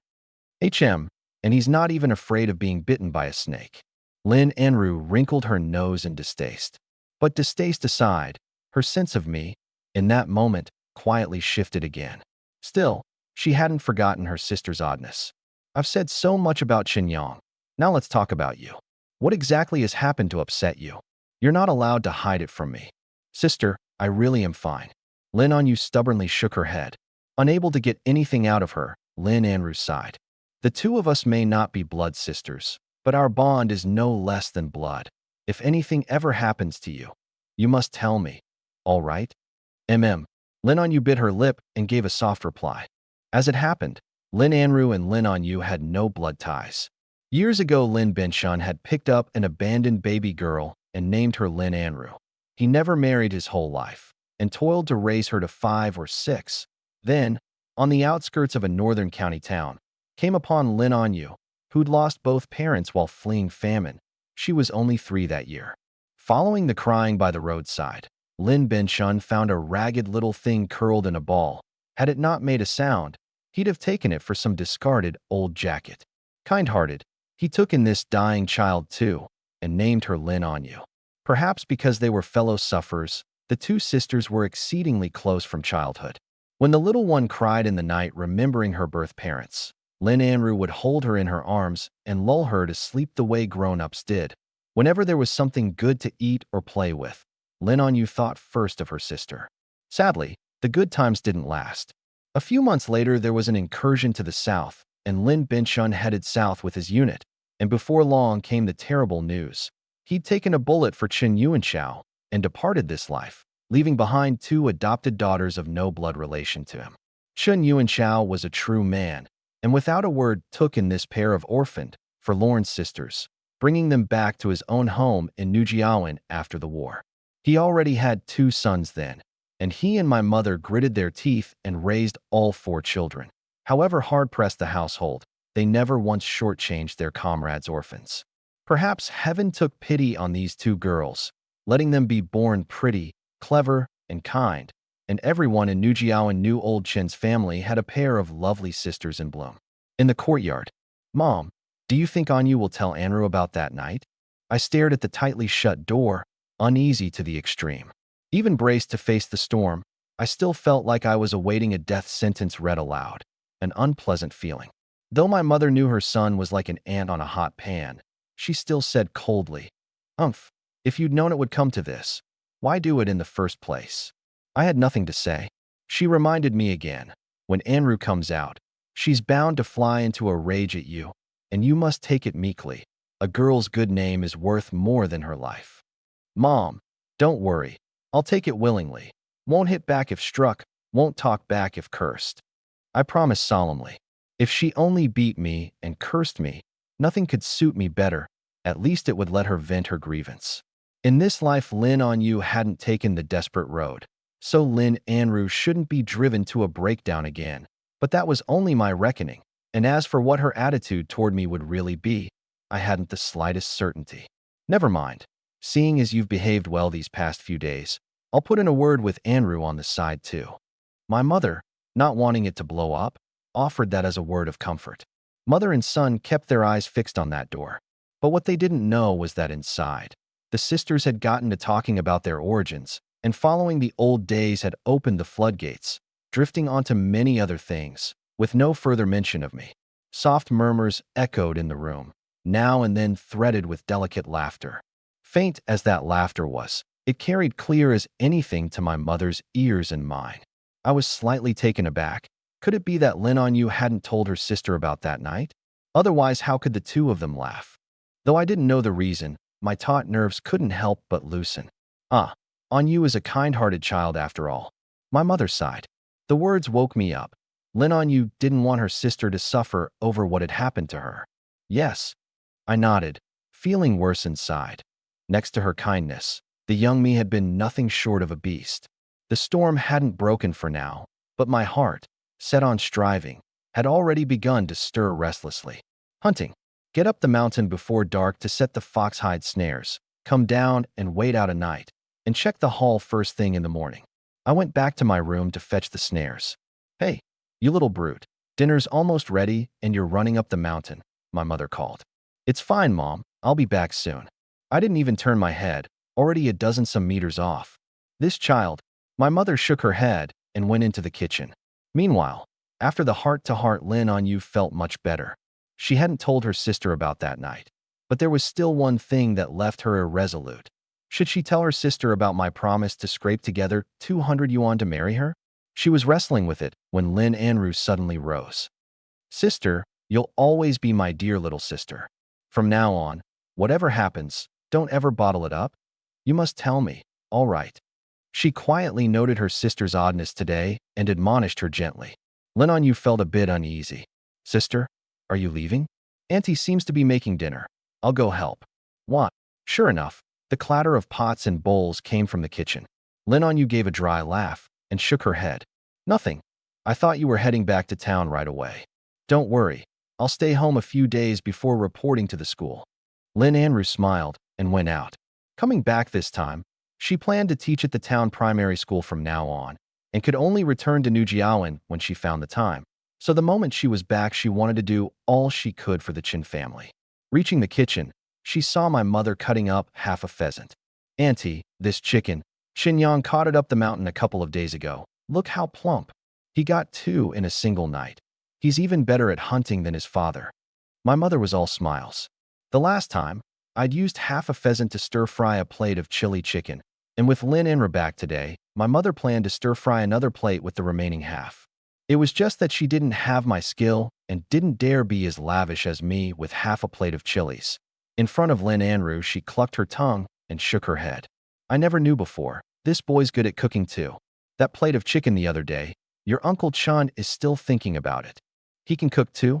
In Lin Anru's impression, the old me had been idle in all 4 limbs and never set foot in a kitchen. My mother sighed too. "These past few days I've sometimes wondered whether this is even still my son." "Auntie, what do you mean by these past few days?" Lin Anru grew suspicious. Could it be I'd only changed these past few days? And on account of what? My mother realized she'd nearly let it slip and cut the topic off, concentrating on cutting the meat. Lin Anru tactfully didn't press, and went to help wash the wild greens and rinse the rice. In the kitchen, the water splashed, and the cutting board thumped. The back mountain. The setting sun spilled down. With 3 foxhide snares, I came again to the spot where I'd caught the hare last time. To verify whether the lack of a catch before had been the krite's doing, I made a point of setting 1 snare each at the top and bottom of the slope on the downwind side. Hares are creatures of habit and normally run 2 paths, upslope and downslope. So setting them this way, I should catch at least 1. Once done, I walked to the little earthen gully. Crossed this gully, and I'd be out of Nyoshin Mountain's 1-kilometer fringe, as good as graduating from a hunter's novice village, a psychological breakthrough. I drew a deep breath and stepped across, went 20 meters on, and tied the last snare between 2 eucalyptus trees, hoping luck would favor me once more. Having set all 3, I quickly came down the mountain. By the time I got home, my father was back from the field and dinner was ready too. With Lin and Ra back after 2 years, the Chun household hadn't been this lively in a long while. My father had me go to the village entrance to buy half a caddy of edamame. He meant to have a couple of cups tonight. When I came back with it, I was startled to see Lin Anyu had come out of her room too, in a thin floral blouse washed pale. Paired with her bloodless face and slightly disheveled hair, she looked altogether listless. Seeing her, my mother and father both looked somewhat ill at ease. My heart wrenched, shame nearly welling up onto my face. I quietly went to the table, set down the edamame, picked up a little folding stool, and made to eat in the corner. A square dinner table. Back when there were 5, I took one side, my father one side, my mother one side, and the 2 sisters squeezed onto one side. Now that I'd voluntarily ceded my place, it became mom and dad each a side, and the sisters each a side. Already sensing the strange mood, and now seeing me not even come to the table, Lin Anru finally couldn't hold it in and looked to the 2 elders. Uncle, Auntie, did Qinyang commit some grave wrong? As the words came out, the hand Lin Anyu was reaching toward her chopsticks gave a slight tremble. My father, the head of the household, should by rights have taken up the thread. He opened his mouth, then in the end looked to my mother. My mother shot an imperceptible glance at Lin Anyu, then looked at me holding my bowl in the corner and shook her head with a sigh. This little brute never lets anyone rest easy. Anru, pay him no mind. Eat. Right, eat. My father quickly picked up a piece of chicken and put it in Lin Anru's bowl. Today's a happy day, your homecoming. Don't bother about that little wretch. Lin Anru glanced at Lin Anyu and said with a smile, That's right, today should be happy. Uncle, Auntie, I've missed you so. Haha, come dig in. The meal was eaten through amid talk and laughter. That night, Lin Anru went to Lin Anyu's room, and the sisters, lying in bed, naturally had plenty to say. Sister, I still think Qinyang is strange, and Uncle and Auntie seem to be hiding something from me. She looked at her sister expectantly. Lin Anyu unnaturally turned her head away to dodge her gaze. Her heart was in turmoil. Besides that night, there was also my promise to scrape together 200 yuan to marry her, and she didn't know whether she should say it. Though I'd promised not to force her, she knew clearly that her whole life was already staked in my hands. Sister, I'm a bit sleepy. She wrapped the quilt tight and buried her head. Lin Anru gazed at her sister's small, delicate back and sighed helplessly. All right, sleep then. The night passed without a word. Early the next morning, my mother steamed coarse flour buns, tossed a basin of wild greens, and was just pouring the soy sauce when I came into the kitchen, grabbed 2 buns, and turned to go. Mom, I'm off up the mountain. Just 2? Will that fill you up? She stuffed a few more into my hands. I didn't refuse, went out of the kitchen and put the chicken cage into the back basket, packed in the sickle and herb hoe as well, and on my way out thought that just in case I ran into a pheasant, I'd tuck the slingshot into my waistband, then shouldered the basket and headed for the back mountain. Up the mountain, I made straight for the woods where I'd set the snares the night before. Before I'd even parted the grass and leaves, I heard a shrill gee-gee. My heart stirred and I grew excited. Sure enough, ducking out of the shrubs to look, the 2 snares upslope and downslope each held a hare fast. The one downslope lay still, snared by its forelimb, ears drooping resignedly, panting hard. Rabbits are short-tempered and easily frighten themselves to death, so I quickly lifted it by the ears and stuffed it into the chicken cage before undoing the snare on its foot. Master Yi in town had said live ones went for 5 yuan a caddy, and this one was a good 4+ caddies, 20-some yuan. GG, the cry came again. I looked up and saw, On an earthen bank a few meters high, a black shape darting back and forth, running like the wind, yet always spinning in place.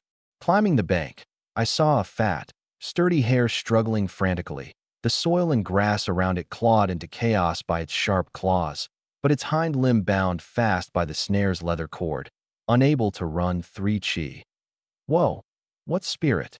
The creature was tough enough.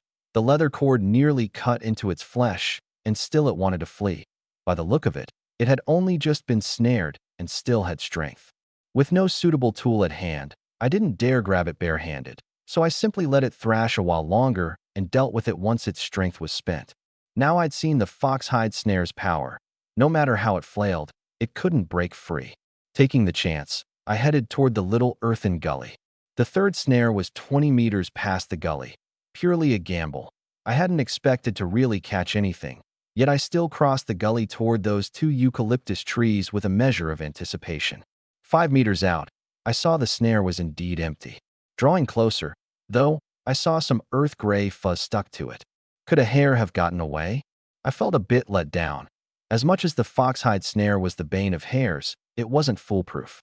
Never mind. I wasn't going to be picky. Catching 2 in one night was proof enough of its power. Those 2 together came to nearly 11 caddies, sellable for 55 yuan, and at the thought my mood brightened again. I was about to gather up the snare. Just then I glimpsed a pool of unidentified yellow liquid on the grass beside the leather cord. Curious, I leaned in for a sniff. A stench that drove straight to the crown of my skull nearly knocked me out, like stirring rotten eggs into sewer sludge until it foamed, and then pouring it down my throat. It took me a good while to recover. This was definitely not left by a hare. Those few tufts of earth-yellow fuzz most likely came from some other creature. Something even craftier than a hare had escaped from this snare. I quickly checked the snare, intact, which let me breathe easy. I searched around a bit more, but found no other clues. The more it went like this, the more my interest was piqued. I gathered up those few tufts of fuzz, meaning to go back and ask old Pijia. About a dozen some minutes later, I came back to the small slope. The fat hare, having struggled so long, had indeed worn itself out and lay there panting. I grabbed it into the chicken cage and undid the snare in a few quick moves. Hares may be creatures of habit, but they're not incapable of adapting in the face of danger. Running into both the traps and the crate one after another, I figured no hares would be active in this area for a while. So I crossed the little earthen gully and pushed my hunting range out into the 1-kilometer fringe, though I'd only gone a few hundred meters in. Hunting alone, with 3 snares, was just casting a net to feel things out. Whether there'd be another catch was still down to luck. I knew plenty of techniques, but my knowledge of Nyoshin Mountain fell far short of the local old hunters. After setting the 3 snares on the lower part of a sheltered, sunlit slope, I turned and headed down, cutting some wild greens on the way, and got home before noon. Just into the yard, I saw Lin Anru and Lin Anyu sitting in the courtyard chatting. I didn't know about what, but what set my mind at ease was that the shadow on Lin Anyu's face had lifted some. By the look of it, the storm hadn't come, or hadn't come yet. Seeing me with the back basket, Lin Anru called out to me. "And he said you went up the mountain hunting, and I didn't believe it. Let me see what you caught." In the past, she'd rarely spoken to me of her own accord, so naturally, I didn't let the chance slip. I went over, set down the basket, lifted the wild greens off the top, and took out the chicken cage. Eh. Seeing the 2 hares in the cage, Lin Anru cried out in surprise. Lin Anyu, who'd had her head turned away to avoid looking my way, heard her sister's voice and leaned over curiously too. "Chinyang, are we eating rabbit today?" In those days, even Lin Anru, with all her bookish air, couldn't resist the lure of meat. But I shook my head. These 2 rabbits can't be eaten. They're to sell in town for money. How much can they sell for? Lin Anru stared at the cage, curious. I considered a moment. The 2 are about 10 some caddies together, around 50 yuan. 50. Her mouth fell open in astonishment. Then she nodded in sudden understanding, drawing out the words. "Oh, no wonder you could pull out 5 yuan for that couple the other day. Only now do you believe me?" I raised an eyebrow. She blinked and stuck out her tongue. Seeing is believing. All right. I shrugged helplessly. The 2 hares lay in the cage with drooping ears. Lin Anru wanted to reach in and tease them, but I stopped her. Hares are wild-tempered. Careful they don't bite your finger off. Her expression changed and she pulled her hand back, smoothed the hair at her temples, and looked up to ask, "What do you plan to do with all this money you're earning?" Her face carried a note of caution, probably afraid I'd take the money off to fool around. I glanced at Lin On Yu and said earnestly, "Don't worry, this money won't be spent carelessly. If I spend it, it'll be on what matters." Lin On Yu caught the meaning in my words, recalled my promise that night to earn 200 yuan in a week, and turned her head away again. You really do seem different from before," Lin Anru said with weight behind it. Just then my mother came out of the kitchen to call me to lend a hand. I washed the freshly picked wild greens and tossed a simple cold dish. At midday, my mother, the Lin sisters, and I, the four of us, had a simple lunch. After the meal, my mother bustled off to bring food to my father in the field, hurrying out the door, and I shouldered the basket to head to town. 3 hours' walk brought me to the supply co-op restaurant. This time the braided hair waitress recognized me and didn't shoo me off, but didn't let me into the restaurant either. "Stand back from the door. I'll go fetch old Yi." In a moment, Master Yi ambled out, wiping his hands on his apron, gave me a nod by way of greeting without sparing me a second glance, and pointed at the basket on my back, commanding, "Set it down, open it up." I didn't mind his manner. In those days, supply co-op staff were a cut above everyone, never mind a head chef. I set down the basket and lifted out the chicken cage. The moment Master Yi saw the 2 hares inside, his eyes went wide at once. Dead or alive? Alive. I gave the cage a shake, and the 2 rabbits lost their balance and flapped about inside. "See? Lively, yeah. Not bad." A smile rose at the corner of Master Ye's mouth, and he walked into the restaurant without turning his head. "Come in, weigh them, and we'll settle up." "Is it 5 yuan a caddy?" I asked. He didn't answer, his steps brisk toward the kitchen, and I had no choice but to follow. Skirting the central courtyard and turning into a yard, I saw several stoves built along the side and vegetables and pork piled in a corner. I carried the cage to the corner, and Master Yi signaled a young kitchen hand to bring a scale over. The weighing was all done by the hand, while Master Yi reclined on a deck chair not far off, leisurely sipping tea, not so much as looking. "Master, 11 caddies," the hand called. "Have the front desk give him 55 yuan." Master Yi answered flatly, not even lifting an eyelid. My mood soared. With this 55 yuan, I now had 85 on me, nearly halfway to my goal, and my spirits surged. My steps were light as I left the kitchen. "Besides hares, you can bring in some other game. As long as it's not against the law, we'll take it too." Master Yi added at my back. I quickly answered right-o, settled up with a grin. Out of the restaurant, fortune tucked away, I didn't linger. Basket on my shoulder, I hurried back. 2 round trips, and by the time I reached Nujiao, the sky was going dark and my stomach was hungry. I knew the family had surely kept dinner for me, but I didn't go straight home. First, I turned off at the village entrance to old Pijia's gate. The several hunting dogs he kept had sharp ears, and before I'd even knocked, they were barking nonstop. The courtyard gate creaked open, and a few furry creatures made to rush out, only to be barked back by a full-throated voice. Old Pijia, full of vigor, came to the gate, and seeing it was me, smilingly let me into the yard. "Grandpa, I came to see you. You're beaming. Did those few cords of mine do the trick?" He dragged over 2 stools and, as last time, we sat in the yard to talk. Following his lead, I heaped praise on the foxhide snare's power, saying the hares in the area I'd set them probably wouldn't dare come back. He was pleased. "That's all kids' stuff. Catching hares hardly counts as a skill. Wait till you run into something rare. Now that's interesting." "Oh, interesting how?" My interest was piqued. "Now that's a long story." He counted on his fingers and began. Different quarry called for different methods, and the clever ones especially had to be outwitted in a battle of wits. Use a bow for what flies, a cord for what burrows, a gun for what bites, a dog for what hides. He talked on and on about many techniques, touching on the making of tools and traps, opening my eyes wide.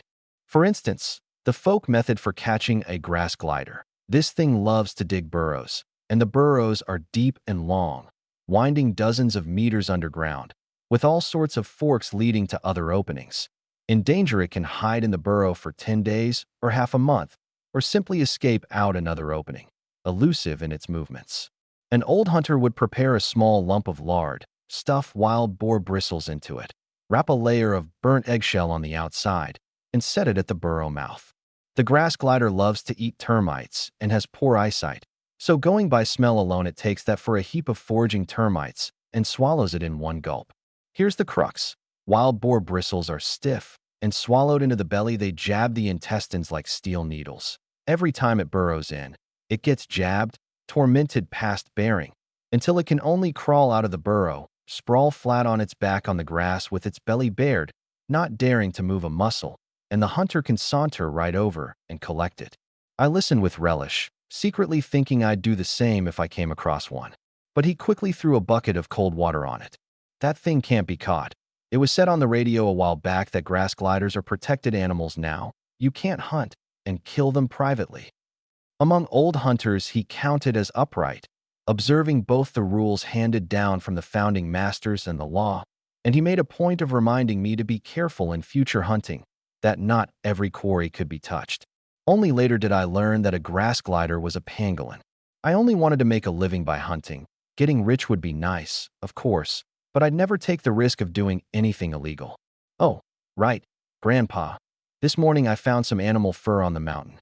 Could I trouble you to tell me what it is? I pulled out those few tufts of yellow fuzz.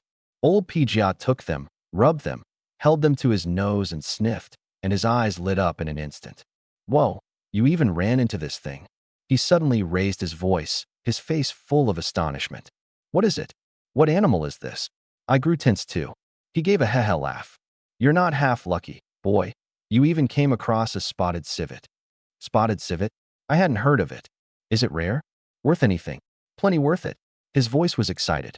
The spotted civet itself isn't worth that much, but its rear can secrete a kind of civet musk, and that stuff is worth big money.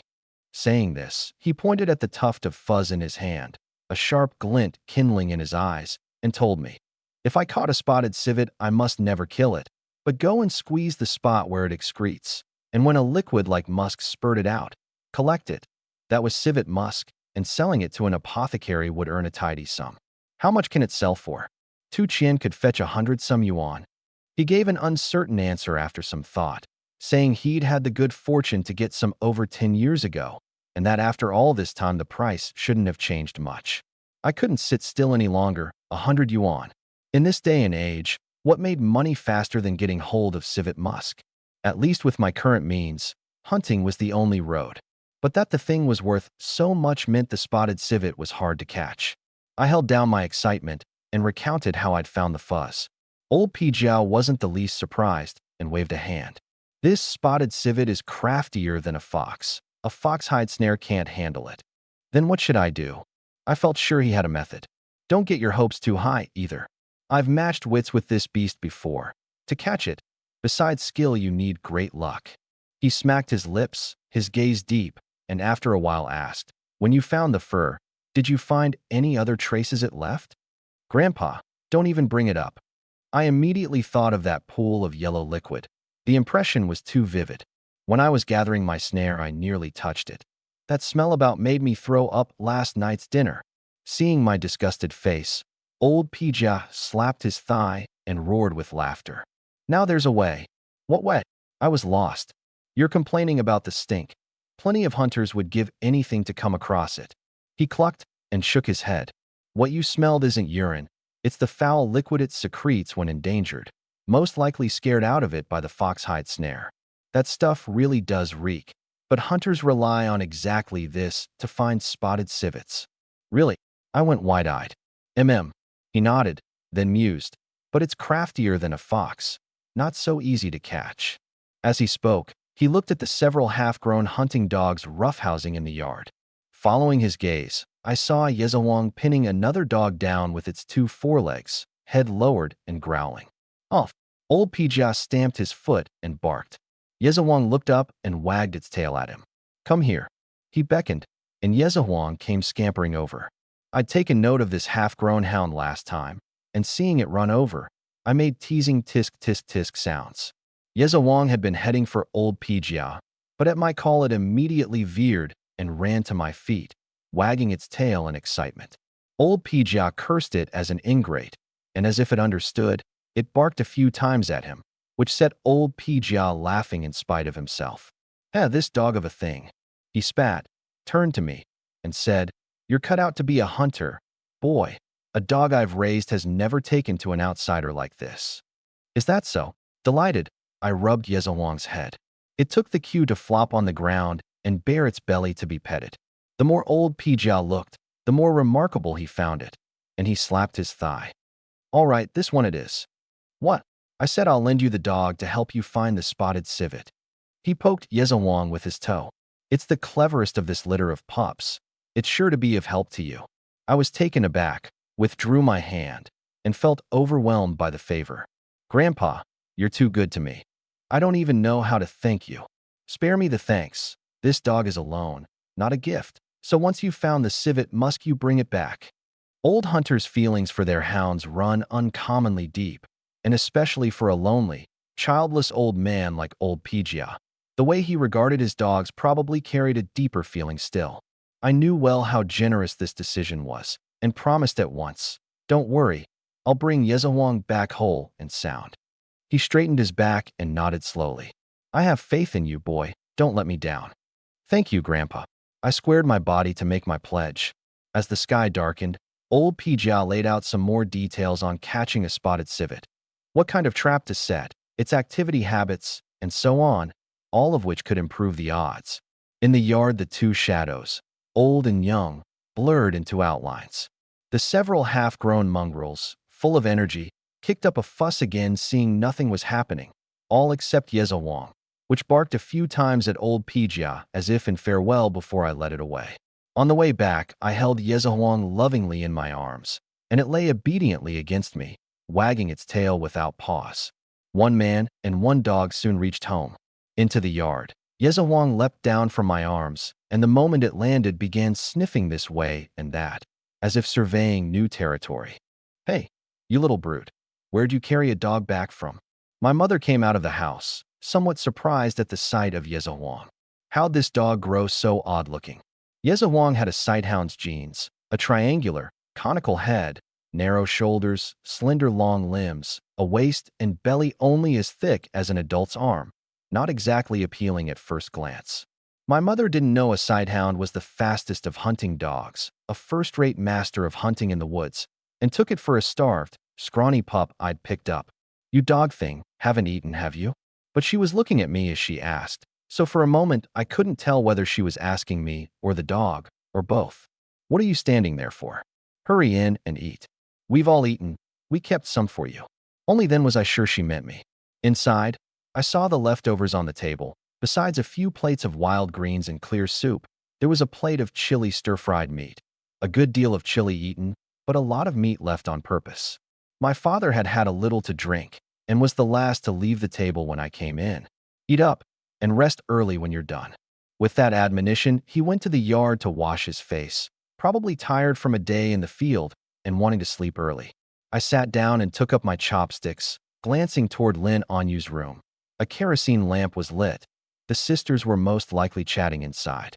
While I ate, Yezawang minded its manners well, staying in the yard and never coming inside without my leave. When my mother and father passed by, it was tactful too, only sniffing their trouser cuffs before trotting to an open spot and lying down. When I'd finished, I found a basin, poured the leftovers in, set it in the chicken coop, then carried Yezawang inside. This abandoned coop became its den for now. "Eat up. When you're done, tomorrow there's work."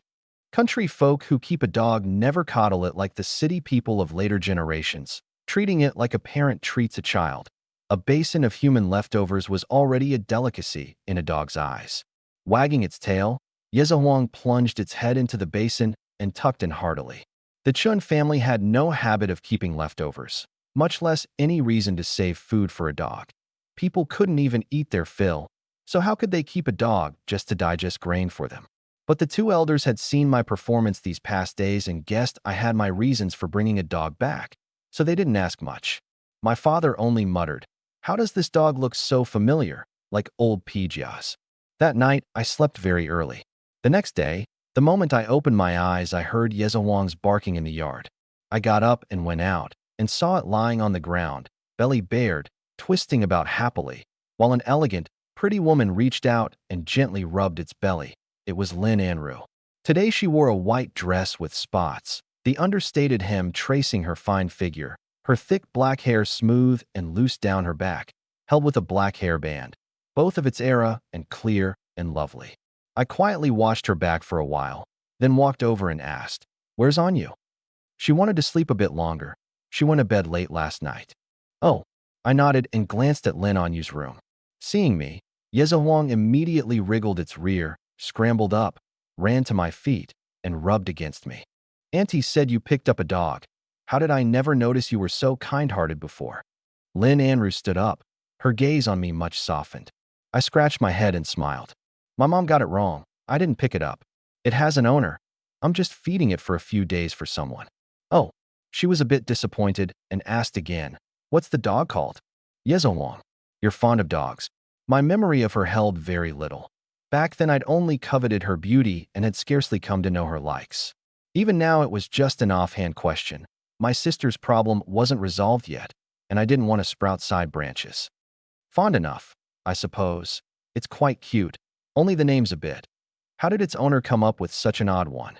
She bent slightly to go on teasing it, and Yezhuang obliged handsomely, turning its head to wag its tail at her. Just as old Pijia had said, this dog was clever and knew how to win people over. After washing up, I went to the kitchen and ate a little something haphazardly, and when I came out, Yezhuang had already coaxed Lin Anru into giggling. "Andrew, sorry. I have to take it out for a bit. If it weren't that I had to bring it along to catch the spotted civet today, I wouldn't have wanted to break up this good time between dog and woman. You're taking it up the mountain to hunt." Seeing me shoulder the basket, she understood at once. Seeing she was sharp, I didn't hide it. "Yezhuang's a hunting dog. I need its help." "Oh." She let go of the dog and stood up to caution me. "Be careful. The back mountain is a mess. Don't let Yezhuang get hurt." "Don't worry." I scooped up the dog and headed out. Just at the gate, her voice came again from behind. "You be careful too. Don't get hurt." I paused, turned to look at this woman as pretty as an iris, and smiled. "Will do." It was the first time she'd shown concern for me. Surprised as I was, it stirred few ripples in my heart. I just chalked it up to basking in Yezhuang's glow. A few steps out the gate, I set Yezhuang down. A hunting dog isn't a pet. You have to let it walk on its own so it can learn the way, especially the way up the mountain, which is a hunting dog's true home. A little over an hour later, I led it across the small earthen gully, 20 meters on, to the spot where I'd gathered the snare last time. I lowered my head to look for yesterday's pool of spotted civet secretion, and before I'd found it, the keen-nosed Yezhuang had already found it. After a day and a night, that pool of yellow stench had dried up, leaving only a patch of pale brown. "Woof!" Yezhuang sniffed and gave a bark. I remembered old Pijia's instructions and immediately commanded, "Take me to find the spotted civet." A hunting dog's nose can very effectively help a hunter find a trail. This was exactly why old Pijia had asked whether I'd found any other clues. As foul as that stinking liquid was, at this moment I wished I'd come across it often in the future. Yezhuang put its nose to the ground and sniffed a while, then followed it off toward the grass at the side, and before long ducked in. My first time hunting with a dog, I was eager to see its tracking ability and quickly parted the grass to follow. Having ducked in, Yezhuang didn't rush to give chase, but waited for me. Only when it saw me catch up did it go on sniffing this way, and that with its head down. After another stretch, its movements slowed, and it sniffed repeatedly at one spot, as if getting its bearings. My heart rose into my throat.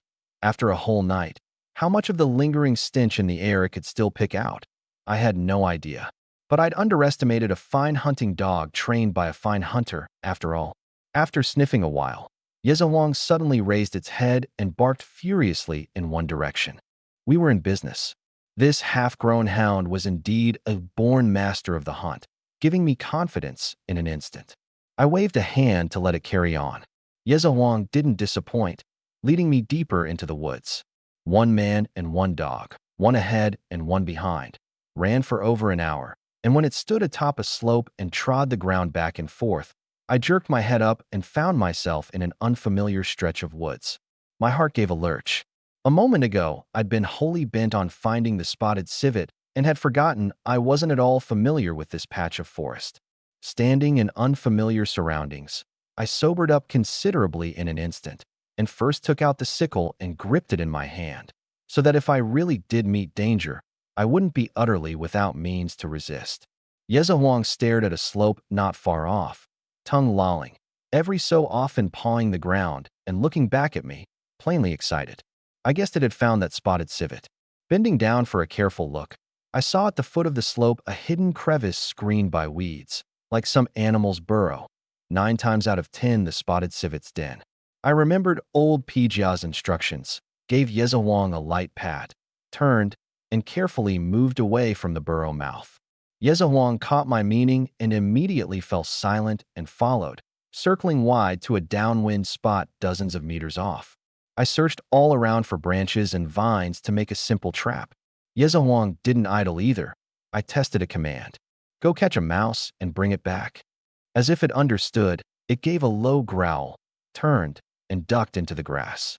Uncanny. I began making the trap. Old Pijia had said the spotted civet was about the size of a cat, and, like a cat, loved to eat mice, so the trap for it had a peculiar shape, a pouch net like a gourd's mouth, the opening as small as a mouse hole. The setup had its tricks too. The net mouth had to face downward, propped open by 2 movable vines that could open and contract like an elastic band. Once the spotted civet ducked in through the net mouth, by the time it realized it was too late, its own weight would drag the pouch net downward, and at that instant the net mouth formed by the 2 vines would rapidly contract and close. So the pouch net had to hang 2 chi off the ground to give the mouth enough room to drop. More ingenious still, the spotted civet wasn't just dangled in midair. Its limbs would poke out through the gaps, so it had no purchase to struggle against, and with the pouch net able to contract, it would be further bundled up and rendered nearly immobile. I was no stranger to making traps, and with old Pijia's guidance, in half an hour I'd made a respectable pouch net, roughly able to bundle up a cat. I found 2 trees close by, tied the 4 vines on the net along with the 2 at the mouth separately to the trunks, and a pouch net hanging 2 chi off the ground was set. I'd just finished when the grass beside me rustled, and a nimble, earth-yellow shape flew out and landed steadily before me. It was Huang, setting down a fat mouse it had carried in its mouth. I looked.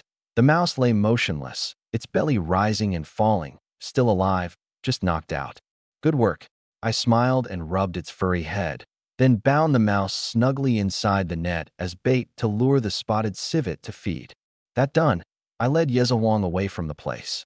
The spotted civet was nocturnal, hiding in its burrow to sleep by day and not coming out, so all I could do was set the trap first and come back to check the haul tomorrow, after tonight had passed. Whether I'd catch it still came down to luck. Hunting, besides being a matter of skill, depended most of all on luck. Ancient people filled their bellies by hunting. Why then did they gradually move into the age of farming? Precisely because hunting alone was far less stable than tilling the land, and risk and return were hard to match. And it was precisely because the investment carried risk and the return could far exceed it that this near-gambling business was so especially thrilling. So hunting was both a means of obtaining food and evolved into a sport. I've digressed. I wasn't at all familiar with the surroundings and dimly guessed I'd gone 700 or 800 meters deeper into Nyoshin Mountain after crossing the small earthen gully. Don't underestimate those 700 or 800 meters. In old forest, so long as you don't know the terrain, even a range of a few hundred meters can trap a person to death. Luckily, Huang's nose was keen, and sniffing the scent of the way in the whole route, it led me back with great ease. Another half hour, and the surroundings grew gradually familiar. By memory, I found the spot where I'd set the 3 foxhide snares, hoping to see whether a hare had been caught over the night, but all 3 were empty. A great letdown. No hares frequented this area, but I didn't lose heart. I'd already settled into a hunter's state, and as a hunter you had to have an awareness of bearing risk. Besides, I had no real risk to bear. This wasn't the hare's turf, and another spot would do. As long as I had the 3 snares in hand, I could catch hares once I found their range of activity. All I had to pay was the time of trial and error. But time was tight too. By my reckoning, there were still 2 days until the day I'd promised to give Lin on you 200 yuan. I didn't dare dally. I gathered the snares, took Yezawang along, walked a few hundred meters west along the small gully, reset the 3 snares beneath a dense thicket, marked the spot, and prepared to head down. With nothing to show for today, I felt a bit unwilling and went down the mountain deliberately slowly, slingshot in hand, watching all around, hoping to bag another pheasant. Yezawang was a born hunter. I'd been sure of that ever since I saw it catch a pheasant with my own eyes. It was a half-grown pup after all, brimming with energy, leaping up and darting down the whole way, interested in everything in the woods. If a passing branch or blade so much as grazed it, it would refuse to let the matter rest and bark at it furiously, and seeing the thing ignore it, pounce and tear into it.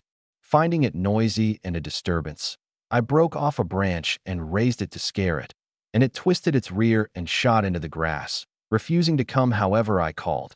Yet the moment I took 2 steps, it sprang back out of the grass and wagged its tail at me happily. I said crossly, "Silly dog, I've no time to play with you." As if it understood, it gave a low whine, turned its head, and ducked into the grass again. The little thing had a real feel for people, and afraid I'd worry, it made a bit of noise now and then in places I couldn't see. I thought to myself that if it went on horsing around, I'd get no pheasant even down off the mountain. But things soon took a turn. 1 man and 1 dog crossed to the edge of the woods, and as we passed the thicket where I'd first shot pheasants, I suddenly heard the familiar stirring. Goo goo goo. Pheasants. I came alert and gripped the slingshot. With no grain on me, I turned to go pick a few silver berries to lure the pheasants out like last time. But turning, I didn't notice and stepped on a dead branch. Crack, and the thicket went quiet at once. Bad. Now that the pheasants had heard the noise, they'd be even less likely to come out. To my surprise, a ball of yellow suddenly shot out from under my feet and, quick as lightning, dove into the thicket. I immediately raised the slingshot and aimed left and right. Cluck cluck, cluckta! Urgent shrieks of pheasants rang out from the thicket, and then a black shape flew out. A pheasant, wings beating, lifting 2 or 3 meters high. Just as I made to aim, Yezawang sprang out of the thicket with a woof. Frightened by the dog's bark, the pheasant beat its wings and flew toward the woods. In a flash, I saw Yezawang push off with its hind legs, scale a spot 2 meters up a nearby tree trunk, push off again, and leap through the air to 3 meters up, lunging at the pheasant. Heavens! I'd never seen a hunting dog catch quarry like this. In midair, it bit down on the pheasant's wing and dragged it down. The pheasant, landing, still tried to struggle and beat its wings frantically. Whether it was how old Pijia had trained it, or the hunting dog genes in Yezawang's bones taking hold, its jaws clamped the pheasant's neck like pincers, pinned it fast beneath its body, its limbs constantly shifting position, its half-grown frame bursting with the ferocity of a tiger, pressing the pheasant down so it couldn't lift its head. I watched, dumbstruck, slingshot raised but forgetting to loose the band, only staring at this pheasant and dog grappling on the ground. I don't know how long it was before 2 woofs called me back to my senses. Yezawang spat out the chicken feathers in its mouth and wagged its tail at me, the pheasant lying stiff and prone, its neck drooping. The mountain wind stirred its disheveled feathers. I stepped up and lifted it by its limp neck, only then finding a length of neck bone already bitten through. I looked down at Yezawang, and it wagged its tail at me, barking as if claiming credit. On the way down the mountain, the pheasant in the basket wasn't heavy, yet it gave me a sense of weight from gaining without laboring. Catching this one, I'd put in almost no effort, relying entirely on Yezawang. Especially the way it borrowed the tree trunk to leap into the air, showing me the explosive power and adaptability of a fine hunting dog. I mulled it over as I walked. In future, I should get myself a formidable hunting dog too, or simply get old Pijia to give Yezawang to me. He probably wouldn't agree. I remembered clearly the look on his face when he lent me the dog, deeply deliberate and a touch hesitant. This matter would take careful planning. Chun II, watch where you're walking. Head down, what are you thinking about? On the road, I nearly bumped into a villager. Looking up, I saw an elderly woman from the village, somewhat familiar, though for the moment I couldn't place who she was. She glanced at my basket. Chun II, down from the mountain? My mom had me get some wild greens. I shielded the basket with my body. Oh ho, you'll do as your mother says? She curled her lip, taking me for the same idle layabout as ever. I didn't explain, just smiled and led Yezawang off. Little did I know that the moment I'd gone, she stared at my basket and muttered something, then turned to look toward the back mountain. I got home at 3 or 4 in the afternoon. My mother and father were both in the field, and Lin Anru and Lin Anyu sat side by side under the eaves taking in the sun. Seeing me back, Lin Anru's gaze fell on the basket, and she'd just made to stand when Lin Anyu tugged at the hem of her clothes. She turned back, puzzled, and Lin Anyu gritted her teeth, glanced about a while, and said, "My stomach hurts." "Then I'll help you back to your room to rest." Lin Anru thought nothing of it and helped her sister back to the room. I set down the basket, carried the pheasant into the kitchen, and boiled a big pot of water. When the water came to a boil and I was about to pluck it, Lin Anru suddenly came in. "Qinyang, not bad, caught another pheasant." In a mere 2 days, she'd come to look at me with new eyes. I glanced up at her and gave no reply. I understood that she still didn't know about Lin Anyu, which was why her attitude toward me had warmed. But once she learned, what then? Plucking the pheasant, I silently thought over how to handle it. Seeing I didn't answer, a faint smile rippled across her face instead. "Qinyang, you really have changed so much." She seemed to like me better silent, and came over of her own accord to watch me pluck, not minding the rank smell. Her white polka-dot dress set off her slender figure, strikingly out of place in the low, run-down kitchen. The pheasant's smell was sharper after the boiling water, yet I could catch the faint fragrance on her. I sniffed. "Anru, when do you plan to go back to the school in town?" "Tomorrow." Having answered, she glanced at me again. "Why?" "Oh." Hearing she'd leave tomorrow, I felt an inexplicable relief. She fixed a pair of bright eyes on me. A moment ago, when she'd helped Lin Anyu back to her room, her sister had suddenly grabbed her hand and asked a baffling question. "Sister, should I marry?" Lin Anyu was only 18. Plenty of country girls were married by that age, but Lin Anru was still puzzled. How could her sister, who'd been through high school, ask such a thing? She asked her sister why she thought that way, and Lin Anyu only said she was asking idly. But the perceptive Lin Anru had long since sensed something off. These 2 days she'd been quietly observing, and noticed her sister seemed to be deliberately avoiding me, and that I kept my distance from her sister too. "Qinyang, did something happen between you and Anyu?" She'd asked the very question I least knew how to face. My plucking hand paused as I weighed whether to tell the truth. Just then Yezawang came trotting into the kitchen and circled Lin Anru's feet, wagging its tail. She'd meant to ignore it, but it lifted its head, a pair of watery dog eyes fixed on her. "You pest, are you hungry?" She chided it helplessly and bent to pet its head fondly. Yezawang gave her a woof, tail wagging all the more. "When you're done with the chicken, hurry and get Yezawang something to eat." She gave the instruction and led the dog out of the kitchen. I went on plucking, but my ears strained toward the yard. Yezawang's joyful barks, Lin Anru's light laughter. She'd be going back to town tomorrow. I pinched the feathers one by one, my thoughts drifting off who knew where. Toward evening, I tipped the cut pheasant into the oil and stir-fried it, and the fragrance of oil and chili filled the small yard in an instant. Just then my mother and father came back from the field. Seeing me stir-frying chicken again, my father knit his brows and went inside with a grave face. My mother, too, wasn't all smiles like the past couple of days. She came into the kitchen and watched me wield the spatula without a word. "Mom, wash your hands. It'll be ready soon," I said with a grin, getting no response, and glancing up, saw her sigh. "Mom, what's the matter?" I asked while plating the chicken.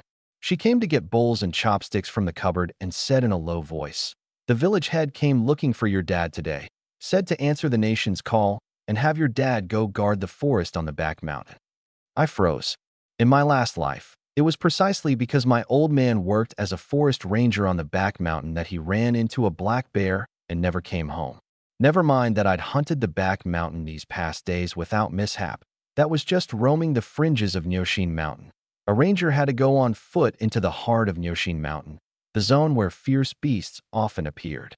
In those days, the nation was gradually refining its forest protection policy, and to prevent illegal logging, many places arranged for locals to go up and guard the forest.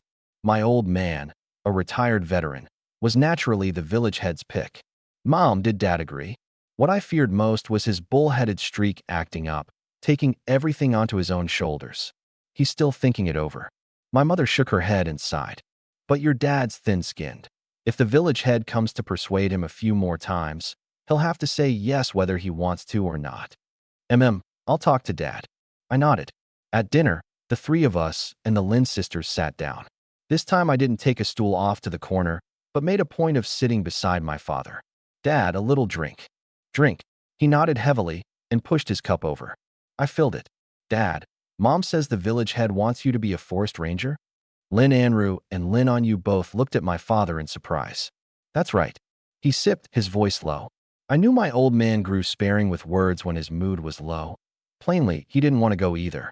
In those days, a ranger's conditions were hard. Eating and living in the deep mountains, sleeping in a wooden shed and drinking from mountain springs, rarely able to come home once in a year or half a year, and most of all there was the danger. You had to contend with illegal loggers and guard against man-eating beasts, and few were willing to do it. What my father could least let go of was the family's few mu of land. Uncle, why don't you not go into the mountains? I hear it's very dangerous in there. Lin Anru ventured to dissuade him. Lin Anyu's lips moved as if to say something too, but I spoke first. Dad, you're getting on in years. Just stay home and farm the land with Mom, and let someone else go be the ranger. Exactly, you've got one foot in the grave. Why go knocking about in the mountains? My mother chimed in. My father, already glum, grew impatient hearing the whole family pipe up. What do you lot know? A ranger makes 12 yuan a month, and plenty of people want the job and can't get it. 12 yuan a month was no small sum to the present Chin family. Lin Anru, teaching in town, made only 5 a month, and hearing my father say this, she instinctively glanced at me. I was now reckoned the Chun family's best earner, and naturally wouldn't think much of 12 yuan. But a thought suddenly surfaced in my mind. Dad, when does the village plan to send someone to guard the forest? Everyone looked at me, mystified. My father was at a loss too. After autumn sets in this year, I suppose. Why do you ask? Autumn meant after September, nearly half a year off. By that reckoning, the ranger work wasn't impossible to do. It was just that the one doing it wouldn't be him, but me. I knew clearly that sooner or later I'd have to go hunting in the heart of Nyoshin Mountain. In those days, a ranger could be issued a gun to guard the forest. For one, to deter illegal loggers. For another, since a person stayed deep in the mountains a long while, when food ran short, he could perfectly well take up the gun and hunt. The heart of Nyoshin Mountain was the true treasure trove rich in wild flora and fauna, and I didn't want to hand this opportunity to someone else. Besides, a ranger position counted as an official post. You could hunt, and you drew 12 yuan a month. Why not? Dad, how about, come September, I go be the ranger in your place? The words were barely out when the table was slapped hard with a bang, the bowls and chopsticks jumping. No, my mother, having slapped the table, glared at me. Chinyang, have you lost your mind? You think being a ranger is some fun job? It's so dangerous in the mountains. If something happens to you, you want your old mother weeping over you. Is that it? She hadn't expected that. With the father not yet talked round, the son on this side would instead want to leap into the fire pit. Mom, calm down first. Where am I not calm? She raised her voice and pointed at my nose, scolding. You little bastard, are you set on infuriating me? A few days of behaving and now you're off in Fantasyland. What? This family has no room for you anymore. Auntie, calm down. Lin Anru quickly served my mother some food and shot me a reproachful glare. Could you not stir up trouble right now? Stir up trouble? This was me contributing to the family. I didn't know whether to laugh or cry. I knew all too well. In this day and age, the undeveloped Nyoshin Mountain was a mountain of gold and silver, and the ranger work was my means to legitimately, right under everyone's eyes, build a fortune from Nyoshin Mountain. Yes, the job carried great risk, but the greater the risk, the greater the return. And at the table, apart from me, no one yet grasped this point. I resolved to win my parents over and tried a different tack. Dad, Mom, I'm this old already, never had a proper job, and I don't want the villagers gossiping about me forever. Just let me be the ranger. My tone was earnest. Humph, as if the villagers haven't gossiped about you enough already. My mother rolled her eyes. Only now you know to do something proper. Aren't the family's few mu of land enough for you to work? Seeing my mother wouldn't relent, I turned my gaze to my old man. He stared at me, frowning, convinced this boy was scheming something else, and said in a muffled voice, "This won't be decided for another half year. It's a long way off. We'll talk about it then." "Chen Yuan Chao, what do you mean? You really mean to let your son go be a ranger?" My mother was displeased and stared coldly at him. My father didn't dare meet her eyes, took a muffled sip from his cup, and, with the liquor's nerve, said, "I said we'll talk about it then. I didn't say it had to be this little brute who goes. Besides, there's more than one ranger, and it's not that dangerous on the mountain. It's still no." My mother raised her voice and shot both my father and me a hard glare. Tomorrow Lin Anru would head back to town, and once gone she wouldn't return for 10 days or half a month. My mother quickly shifted her attention to her, serving her food without pause and urging her to take good care of herself on her own. Lin Anru boarded at the school in town, sharing a single one-story room there with another woman teacher, and my mother urged her to be sure to lock the doors and windows at night, keep her key safe, and so on. Once a woman gets going with her chatter, there's no end to it, and the topic of the ranger thus died down. After the meal, Lin Anru insisted on helping my mother clean up, and Lin Anru loosened up a bit too and followed into the kitchen. The sisters were probably loath to part. They even talked in low voices as they washed the dishes. The spotted civet trap on the back mountain weighed on my mind, so I shouldered the basket, took the sickle, and prepared to bring Yeza Wang up the mountain under cover of night. Before heading out, I glanced at my old man. He sat on the steps puffing his pipe, and seeing I was about to go, shot a meaningful glance at Yeza Wang by my feet and admonished, "It's late at night. Mind your safety." I gave an and went out of the yard. Climbing the mountain, I recalled the look in my old man's eyes when he regarded Yeza Wang, and figured he'd already guessed my motive for wanting to be a ranger. By his reaction, he most likely supported me. "Yeza Wang, don't run off." Afraid of not being able to see well at night, I made a point of admonishing it. Woof! The pup had a feel for people and answered outright. Up the mountain it indeed didn't run off, leading the way out front the whole time. Honestly, crossing the small earthen gully alone at night, finding the spot where I'd set the trap in the daytime would have been far from easy, but with it leading the way, 2 hours of climbing brought me to the spotted civet trap without trouble. The weather was fine tonight, the moon brilliant. I stopped 20 meters from the trap to observe by the moonlight. Yeza Wang, tongue lolling, looked first at me, then at the trap, and finally plopped down on its haunches. In the dead of night, I couldn't make out whether the trap had caught a spotted civet, but seeing its unruffled manner, I knew it was most likely empty. A hunting dog is even more sensitive than a hunter. The spotted civet was crafty, and I figured wouldn't be easy to catch in any short span. But I decided to gamble anyway, and waited a night for it to take the bait. Yeza Wang, quiet, I instructed softly. As if it understood, the little fellow immediately lowered its forelegs and lay flat on the ground. I went to sit under a tree off to one side, my back against the trunk. Before long, drowsiness rose. I yawned, glanced at the prone Yeza Wang, and thinking that with the little fellow keeping watch I could close my eyes and doze with an easy mind. It was somewhat cold on the back mountain at night. A gust of mountain wind blew over. I gave a shiver and groggily opened my eyes. I don't know how long I'd slept. It was still pitch black all around, the woods quiet. Yeza Wang still lay there, tongue out, ears pricked for any sound. I rubbed my eyes and looked toward the trap. Whether it was that I'd just woken and my eyes were playing tricks, I dimly saw a dark shape stir beneath the trap. My drowsiness vanished, and just as I went to look closer, Yeza Wang suddenly rose, crouched low like a wolf, and crept toward the trap on all fours one step at a time. Its movements were exceedingly light, hiding its already small body in the night, and after slipping forward 7 or 8 meters without a sound, it suddenly went prone into the grass, vanishing without a trace. I widened my eyes and still couldn't find it. Looking again at the trap, the dark shape grew a bit clearer. Though I couldn't make out what it was, I was sure my eyes weren't deceiving me. It raised its head, plainly fixing its attention on the trap. Could this be the spotted civet? I didn't dare move rashly. I fished out the slingshot and trained it on the thing. If it didn't go into the trap, I'd try my luck with the slingshot. Besides, Yeza Wang was there, and I had particular faith in this clever little hound. I glanced toward the grass again, still no sign of it. Time ticked by minute by minute.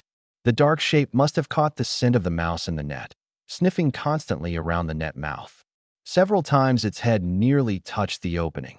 It had only to stretch its neck up another 2 inches to duck in, but it was so cautious it stubbornly wouldn't. This was a test of my patience. I didn't dare make a sound to startle it, holding the slingshot's posture, and after a while both shoulders ached, yet I still didn't dare move. After another while, sweat beaded on my forehead, my eyes fixed dead on it.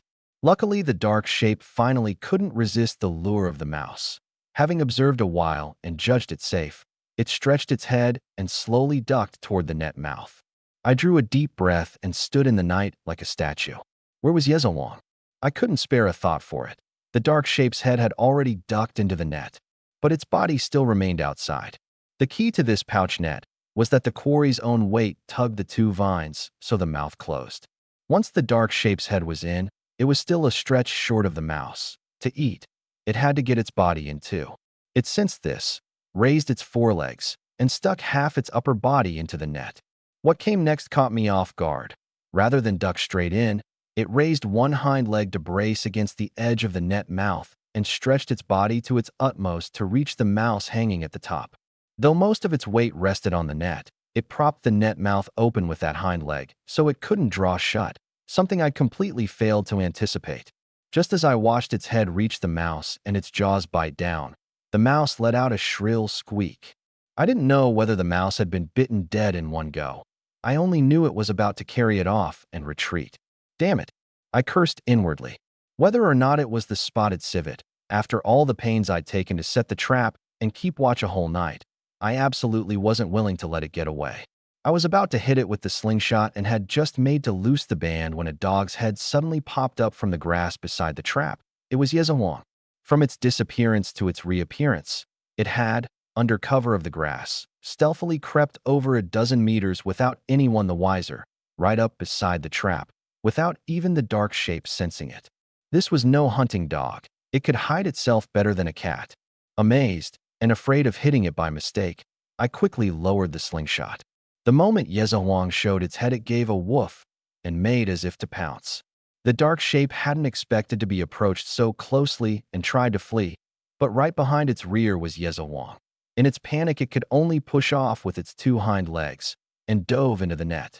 The next second, it ducked entirely into the net, its body weight forcing the net down, drawing the two vines tight, the mouth snapping shut in an instant and trapping it. Got it. I was overjoyed and ran to the trap with the basket on my back. Yezawong was bouncing around the net, wagging its tail and barking at the thing inside, dog barks echoing through the still mountain woods. Yezawong, good work. I rubbed its head. Knowing it was snared, the dark shape immediately spat out the mouse and writhed and thrashed frantically in the net.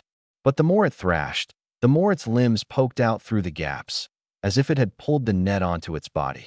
Human ingenuity showed itself fully in that moment. The net bound it fast like a sickness clinging to the bone. The more it struggled, the less it could break free, and it cost it a great deal of strength besides. Before long, realizing it was hopeless, it simply stopped moving and stared at me with a pair of perfectly round eyes. I looked it over by the moonlight.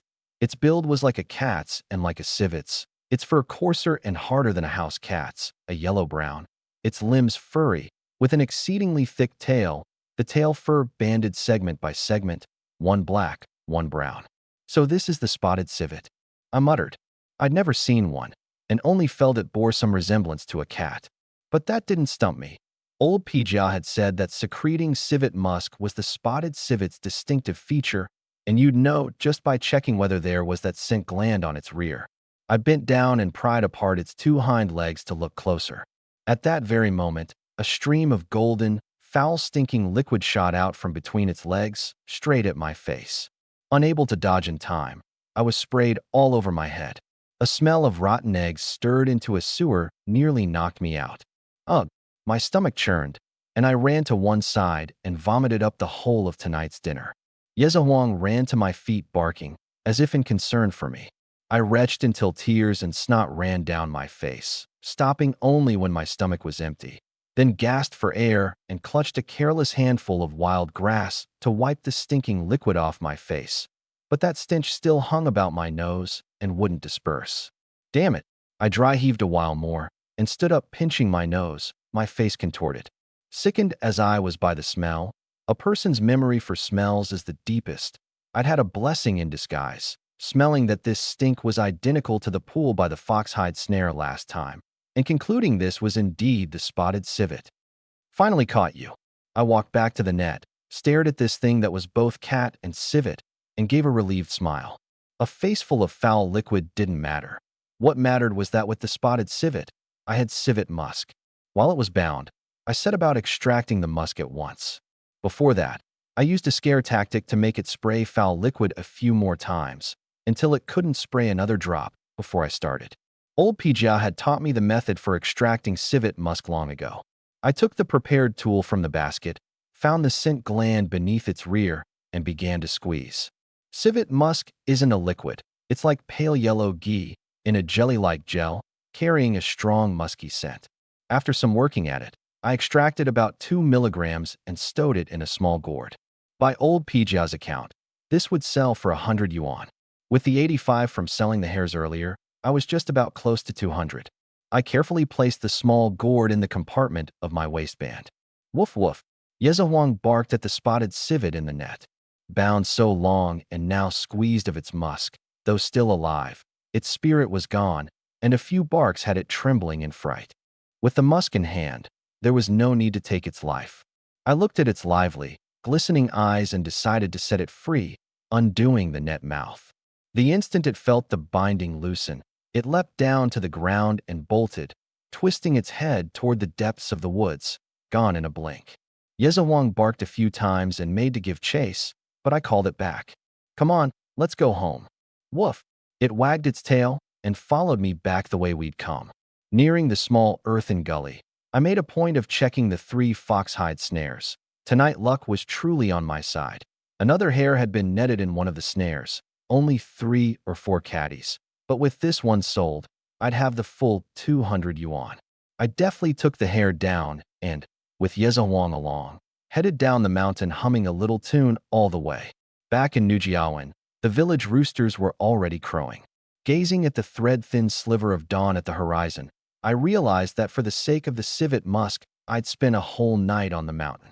Home, I caged the hare and hurried inside to catch up on sleep. But not long after I'd lain down, just as my consciousness drifted to the edge of a dream, the door was knocked by my mother. Stop sleeping. Andrew's leaving today. Get up and see her off. Okay, I answered in a low voice and shot upright. Woken after only a moment's sleep, that feeling was killing, my head muddled and heavy. But the thought of seeing Lin Andrew off to town today and selling the civet musk and the hare while I was at it put strength back into me all over. Down off the bed and into the main room. Day had only just broken. My mother had long since made breakfast and called me to eat. My father had already eaten and sat on the steps tapping the ash from his pipe. Dad, I greeted him. He didn't respond, shouldered his hoe, and made to head out. Passing the basket in the yard, he made a point of glancing at the chicken cage inside. Knowing I'd brought back another hare last night, he sighed with mixed feelings, turned, and went out of the yard. I washed my face and took 2 white flour buns to the yard to eat. Yezawang came bounding over to crouch at my feet, looking up longingly at the buns. I frowned, broke off a small half, and tossed it on the ground. You'll eat this too? Seeing it open its mouth and wolf it down, I was a bit at a loss for words. You little brute, all you know is to waste. Such fine white flour buns, and you do know how to spare the dog. My mother ran over and shot me a sidelong look. Mom, Yezawang's a hero of our family. We ought to be good to it. Oh ho, a hero now? Still, this dog really is less trouble than some people. At least it doesn't talk crazy and infuriate me. She rolled her eyes and turned away. I didn't know whether to laugh or cry. She was surely still sore about my wanting to be a ranger, and a whole night hadn't cooled her off. But I'd hardly said it idly. My mind was made up, and from now on I'd work on her bit by bit. Yezawang, which had been eyeing my bun, suddenly turned its head and barked at Lin Anyu's door. Following its look, I saw the door open and the sisters come out. Up early, both groomed. Lin Anru had changed into that blue floral platy, like an iris of serene grace, poised and unaffected. Lin Anyu wore the black polka dot dress with white flowers her sister had bought specially for her. The waist cinched design, tracing a waist you could circle with two hands, the pleated collar adding a touch of pertness. Though the sisters shared no blood, their skin was equally fair, one intelligent and sweet like a young lady of good family, one lively and spirited like a pretty maid of modest means. It was only that after the incident, Lin Anyu's face had lost a girl's innocence and gained a certain heaviness. These past days, with her sister's company, her spirits had risen a fair bit. This morning the weather was fine, and as she went out she lifted her head to gaze at the early morning sky, a rare calm in her beautiful eyes. After that night, I'd stolen countless glances at her, each time silently reproaching the man I'd been. Today, seeing her with her temperament so changed, what welled up in me wasn't only self-reproach but an unspeakable weight. I knew she'd likely never turn back into that lively girl she'd been. The one thing I could do was make good on my promise and put 200 yuan in her hands. After that, the sky was wide for birds to fly, the sea broad for fish to leap. Once everyone had eaten breakfast, with my mother hurrying her along, Lin Anru was ready to leave. Partings are the sort of thing women can always color with emotion. With the basket on my back, I took the woven snakeskin sack from Lin Anru's hands and stood at the gate. In the yard, she held Lin Anyu and murmured something, and before long both their eyes reddened. Even my mother covered her nose along with them, making it seem as if they'd never see each other again. I thought Niujia Town wasn't far. She could come back anytime, so there was no need to be so sentimental, but with the three women caught up in their feelings, I didn't dare make a sound. Let's go. It's getting late. Be careful on the road. It was my mother who spoke up after all, and only then did Lin Anru set off with me. What surprised me was that Lin Anyu insisted on seeing us off to the village entrance and came along too. This put me on edge, but on second thought, after being cooped up at home so many days she could do with some air, so I steeled myself and walked behind the two sisters. At the village entrance, the sisters held hands and exchanged a round of admonishments, and only then did Lin Anru reluctantly release her sister.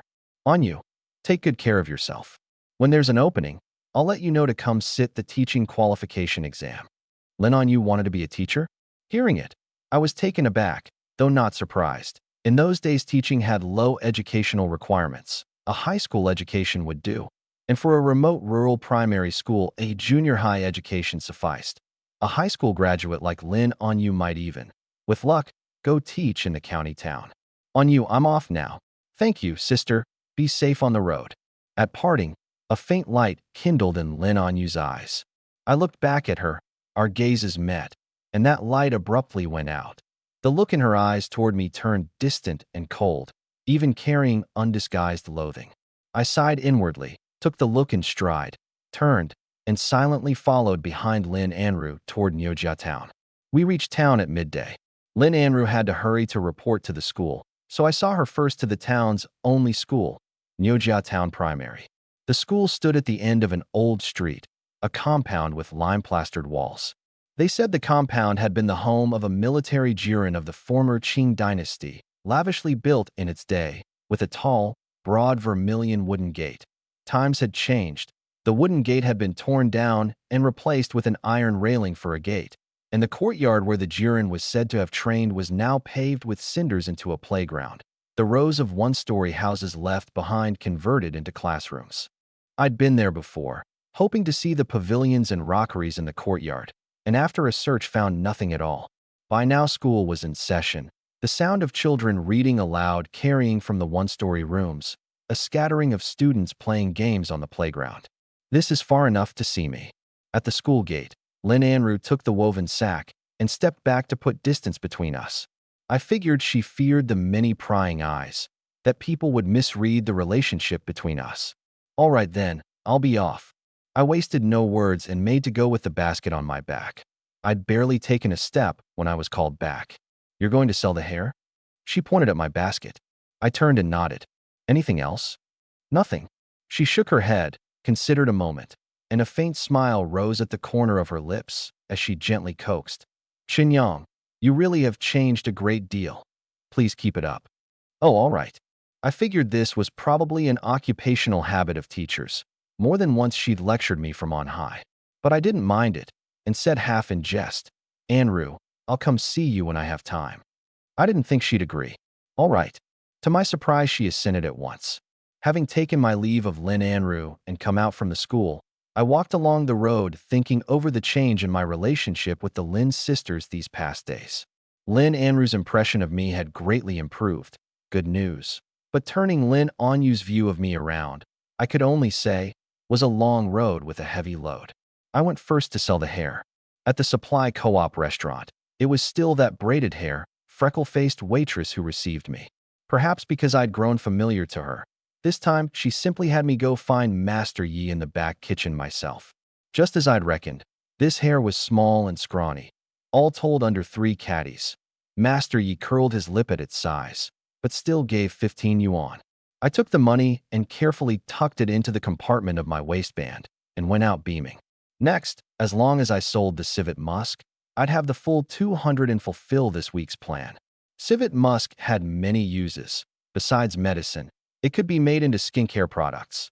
But in this day and age, beauty and skincare were still unfamiliar words, not yet a mainstay of consumption, and the best market was still apothecaries and clinics.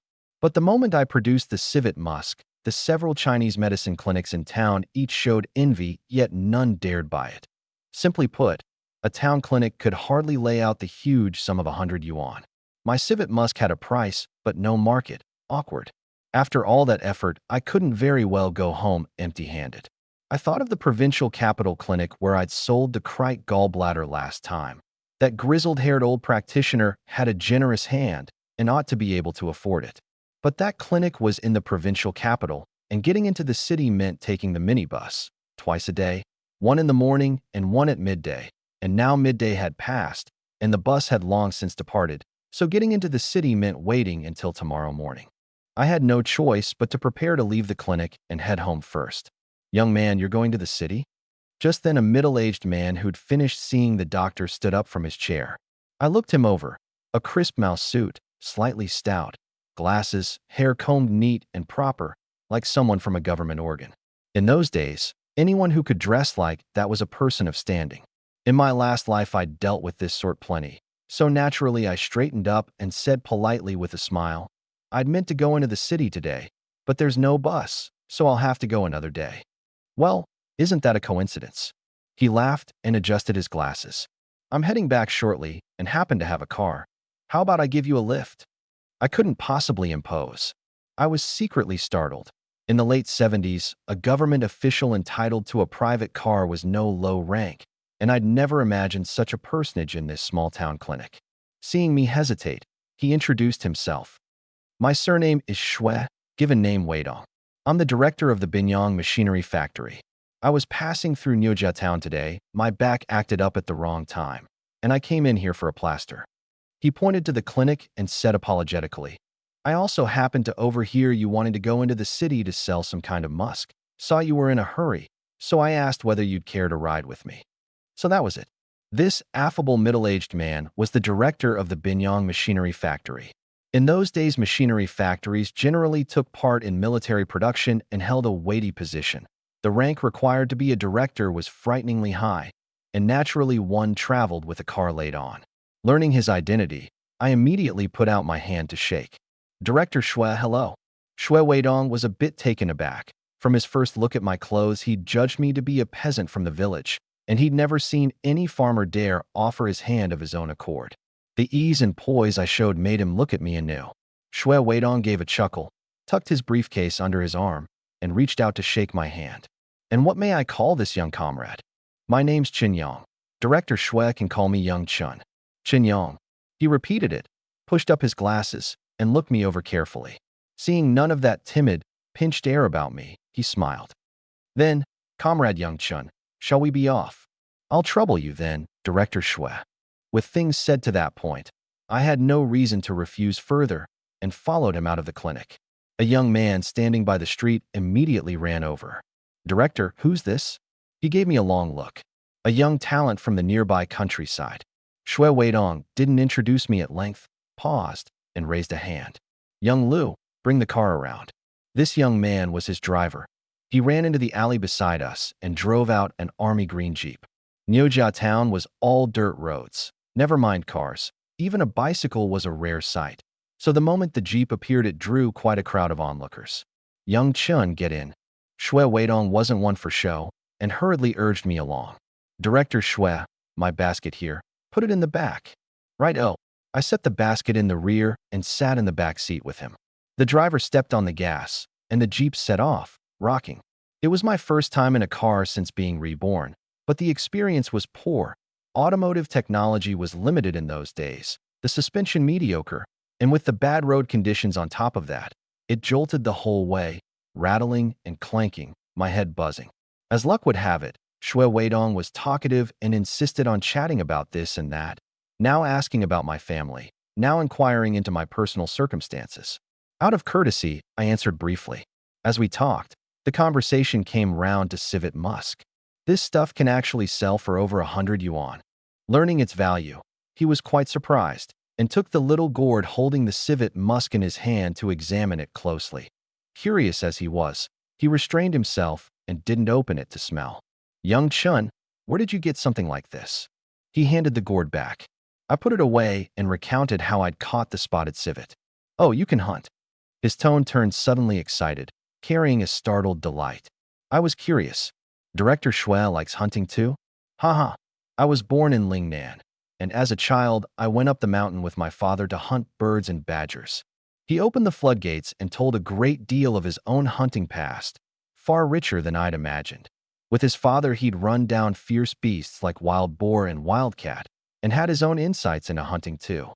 He made a point of describing the technique for catching badgers. First set a pouch net outside the badger's burrow, then light mugwort, and use the smoke to drive the badger out of the burrow.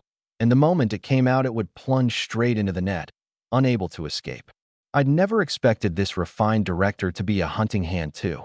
The more he talked, the more absorbed he became, holding forth with spit flying for the latter half of the trip, and only reluctantly wrapping up when the jeep drove into Binyang City District. Young Chun, where do you get off? The main bus depot, I suppose. All right. He told the driver to head for the depot. Soon the car stopped, and as I got out, he took out a notebook, wrote down his office telephone number, tore off the page, and pressed it on me. Young Chun, come have tea with me when you have time. All right, Director Shui. I took it carefully and said my goodbyes. Watching the jeep raise dust and drive off, I clucked and shook my head. I'd come to know a high-ranking personage who loved hunting besides. Today's luck was almost unbelievable, falling in with a benefactor along the way. Here's hoping this luck held, and I could sell the civet musk smoothly. I found that Chinese medicine clinic from last time. The white-bearded old practitioner recognized me at a glance and rose warmly. Young man, here to sell medicinal materials again. That's right. I produced the civet musk and waited to see his reaction. He took the gourd, gave it a sniff, and his eyes lit up. Good stuff.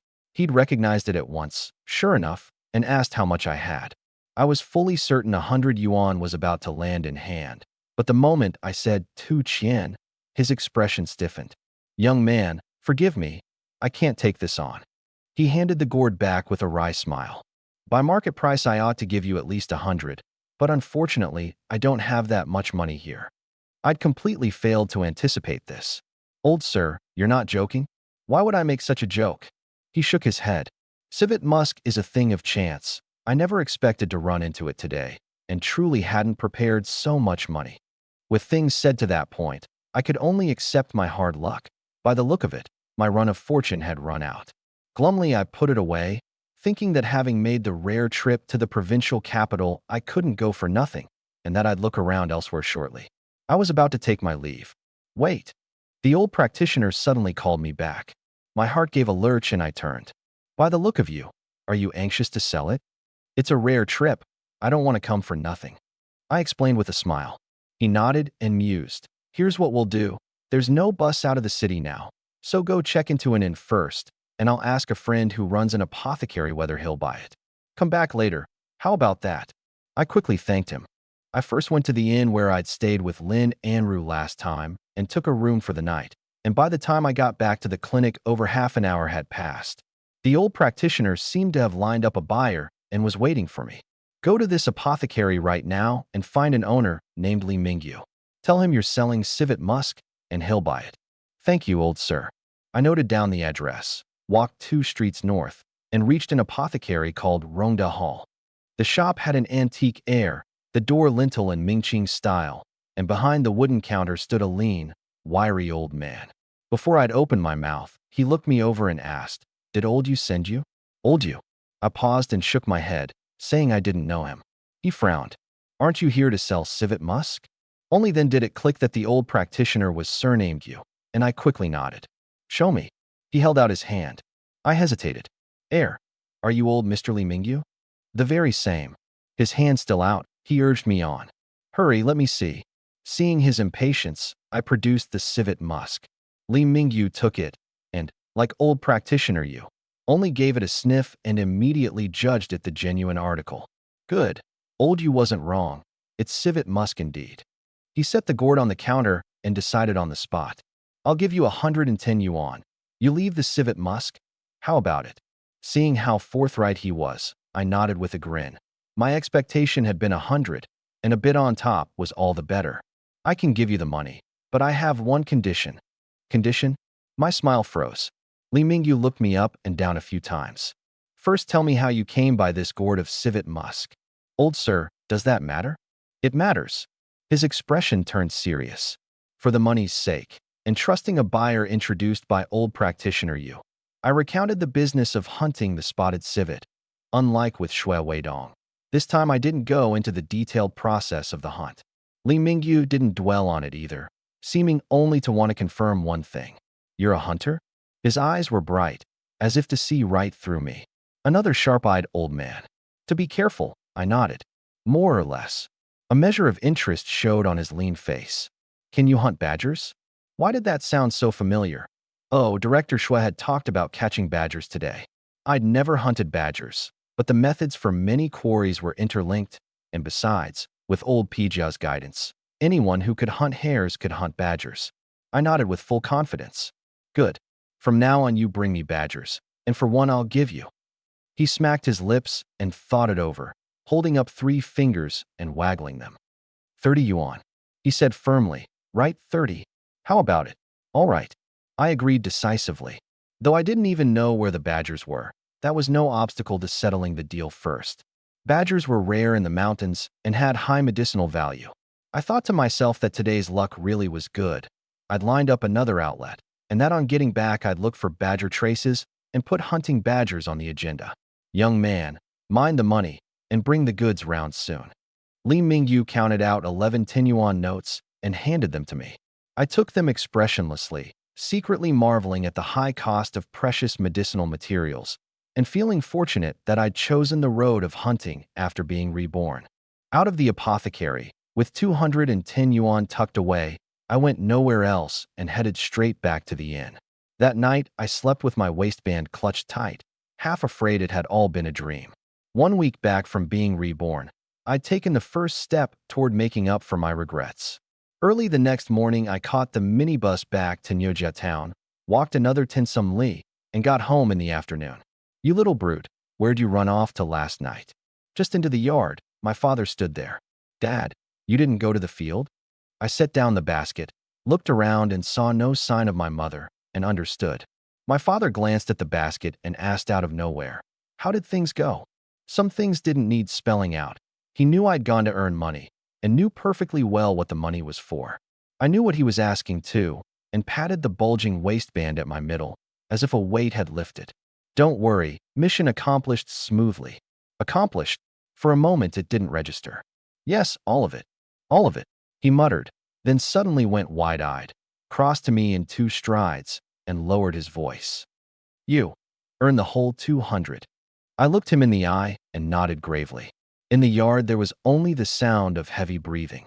My father picked up his pipe, sat on the steps, lit it, took 2 puffs, and looked up at the sun who now stood taller than him. This little brute had truly earned 200 yuan in a week. A dream. It really was like a dream. The unreality his son had brought him these past days took concrete form in that moment. He felt a touch dizzy, took a while to steady himself, tapped the pipe lightly a few times on the stone slab, rose, and headed out of the yard. "Dad, where are you going?" He didn't answer, only walking toward his own field. There was a certain woman there who might help ease his mood a little.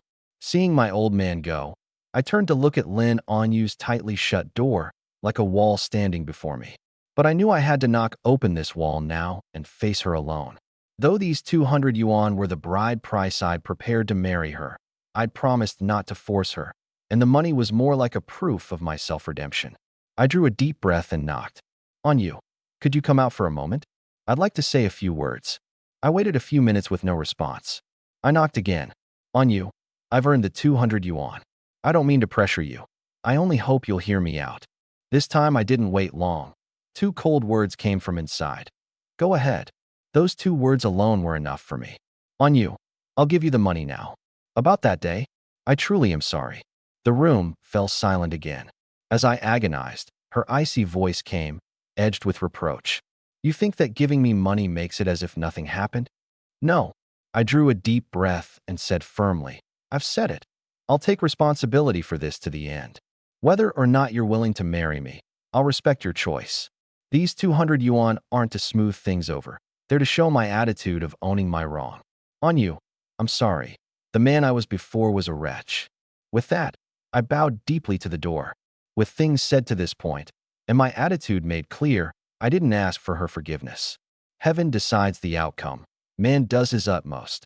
I only sought to make up for everything through concrete deeds, now that I'd been reborn. Inside, Lin Anyu sat at the head of the bed, staring at the door at a loss. The man outside was the source of all her pain. She should by rights hate him as a matter of course, but on hearing that I'd truly earned 200 yuan in a week, she found it hard to believe. Couldn't believe I was really changing for her sake. The resolve I'd shown over these days left her irresolute. Her feelings were subtle. She didn't want to accept these 200 yuan, and it had nothing to do with whether or not she forgave me. She only knew she wasn't ready to face me. No one had ever taught her what to do in a thing like this. In fact, when her sister was back, she'd had countless chances to tell her everything. But she hadn't, and even she didn't know why. What should I do? The room was so still the air seemed to congeal. She hugged her legs and curled up in the corner of the bed, her eyes silently reddening. Outside the door, in the end I never got a response. I put the 200 yuan away, not forcing her to accept it.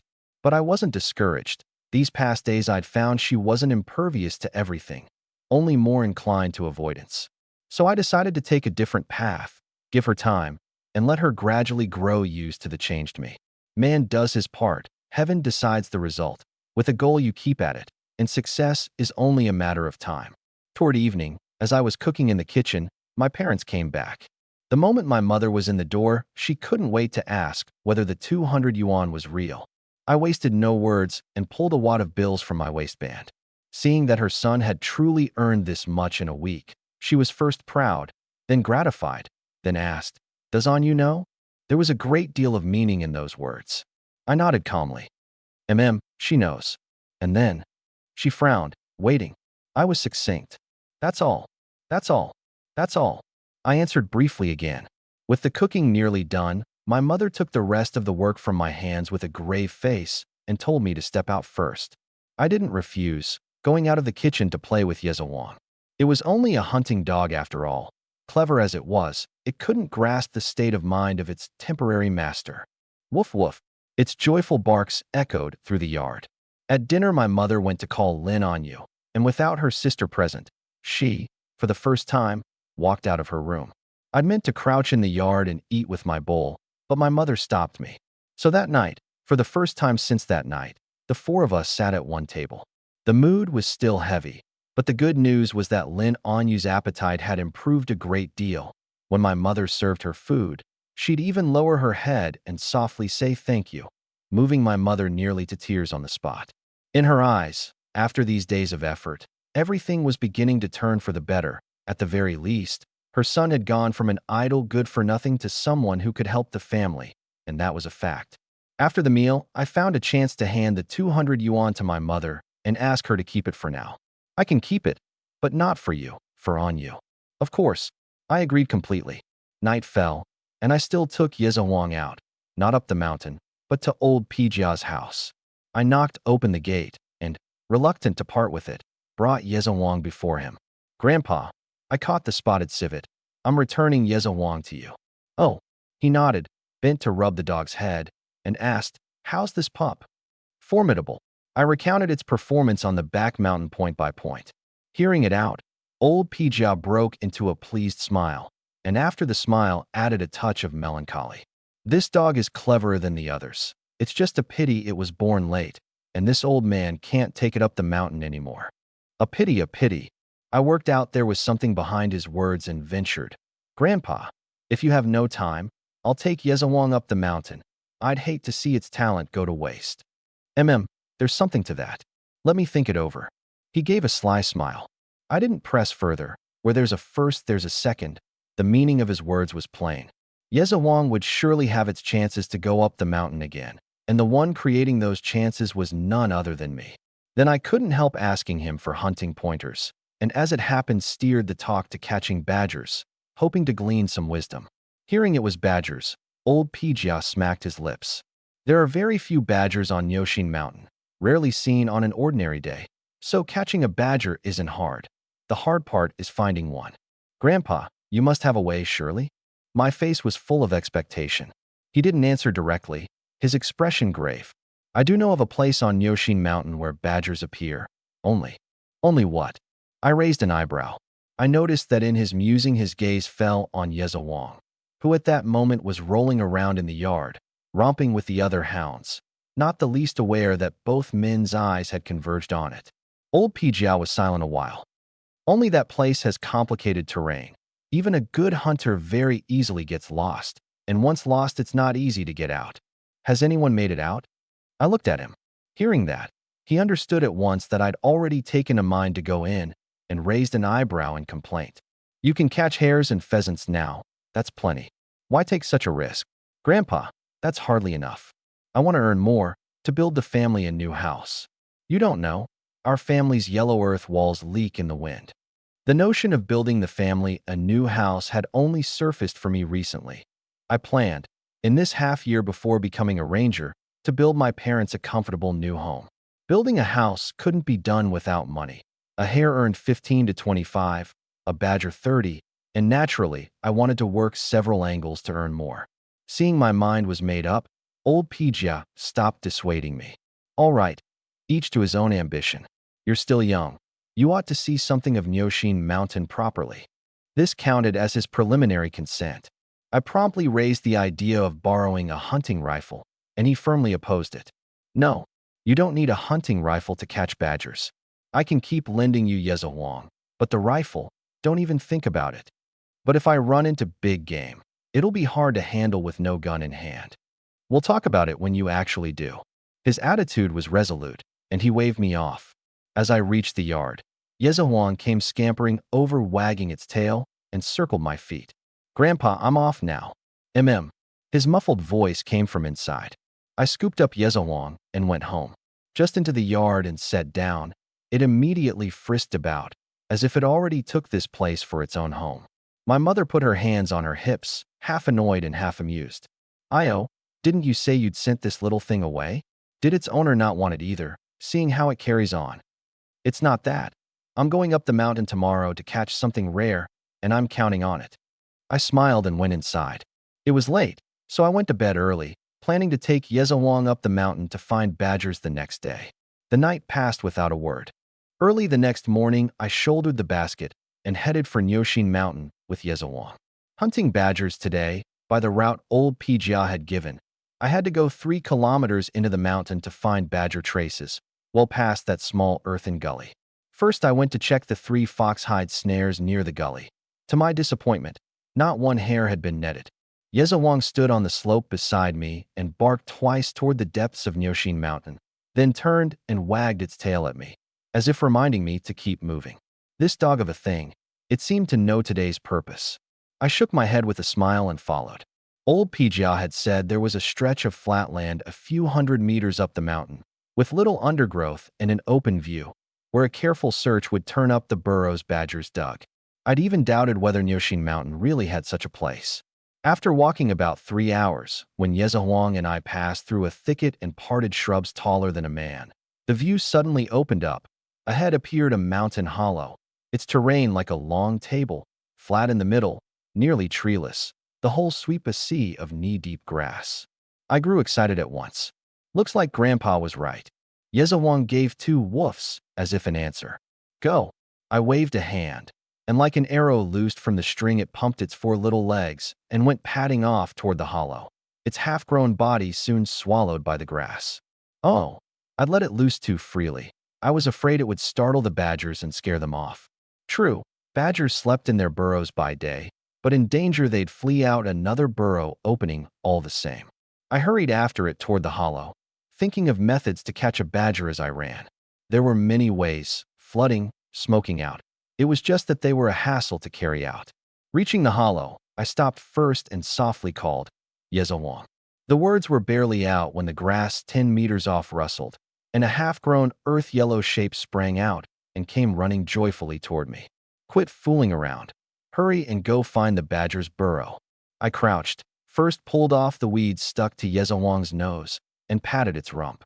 This clever thing was different. All right, it had a real feel for things. As if it understood, it bounded off into the grass again, and before long was out of sight. I knew it had gone to find the badger's burrow. Sure enough, before long a dog's bark rang out dozens of meters off. Woof, woof, woof. Crisp, with that credit-claiming edge.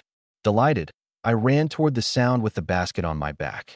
Yezawong had found a burrow and was pawing at the mouth with its 2 front legs, the bowl-sized hole scratched into a pitted mess. Stop digging. I quickly stopped it. A badger's burrow had more than one exit, and startling the one inside. Who knew which opening it would flee out of? Better to find the other openings first. Yezawong, steady.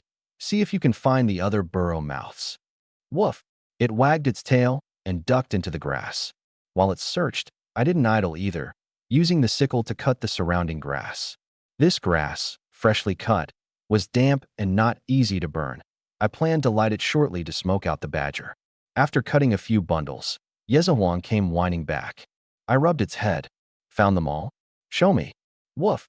It really did lead me to find several burrow openings nearby, one of them hidden very deep, invisible unless you looked closely. Good work.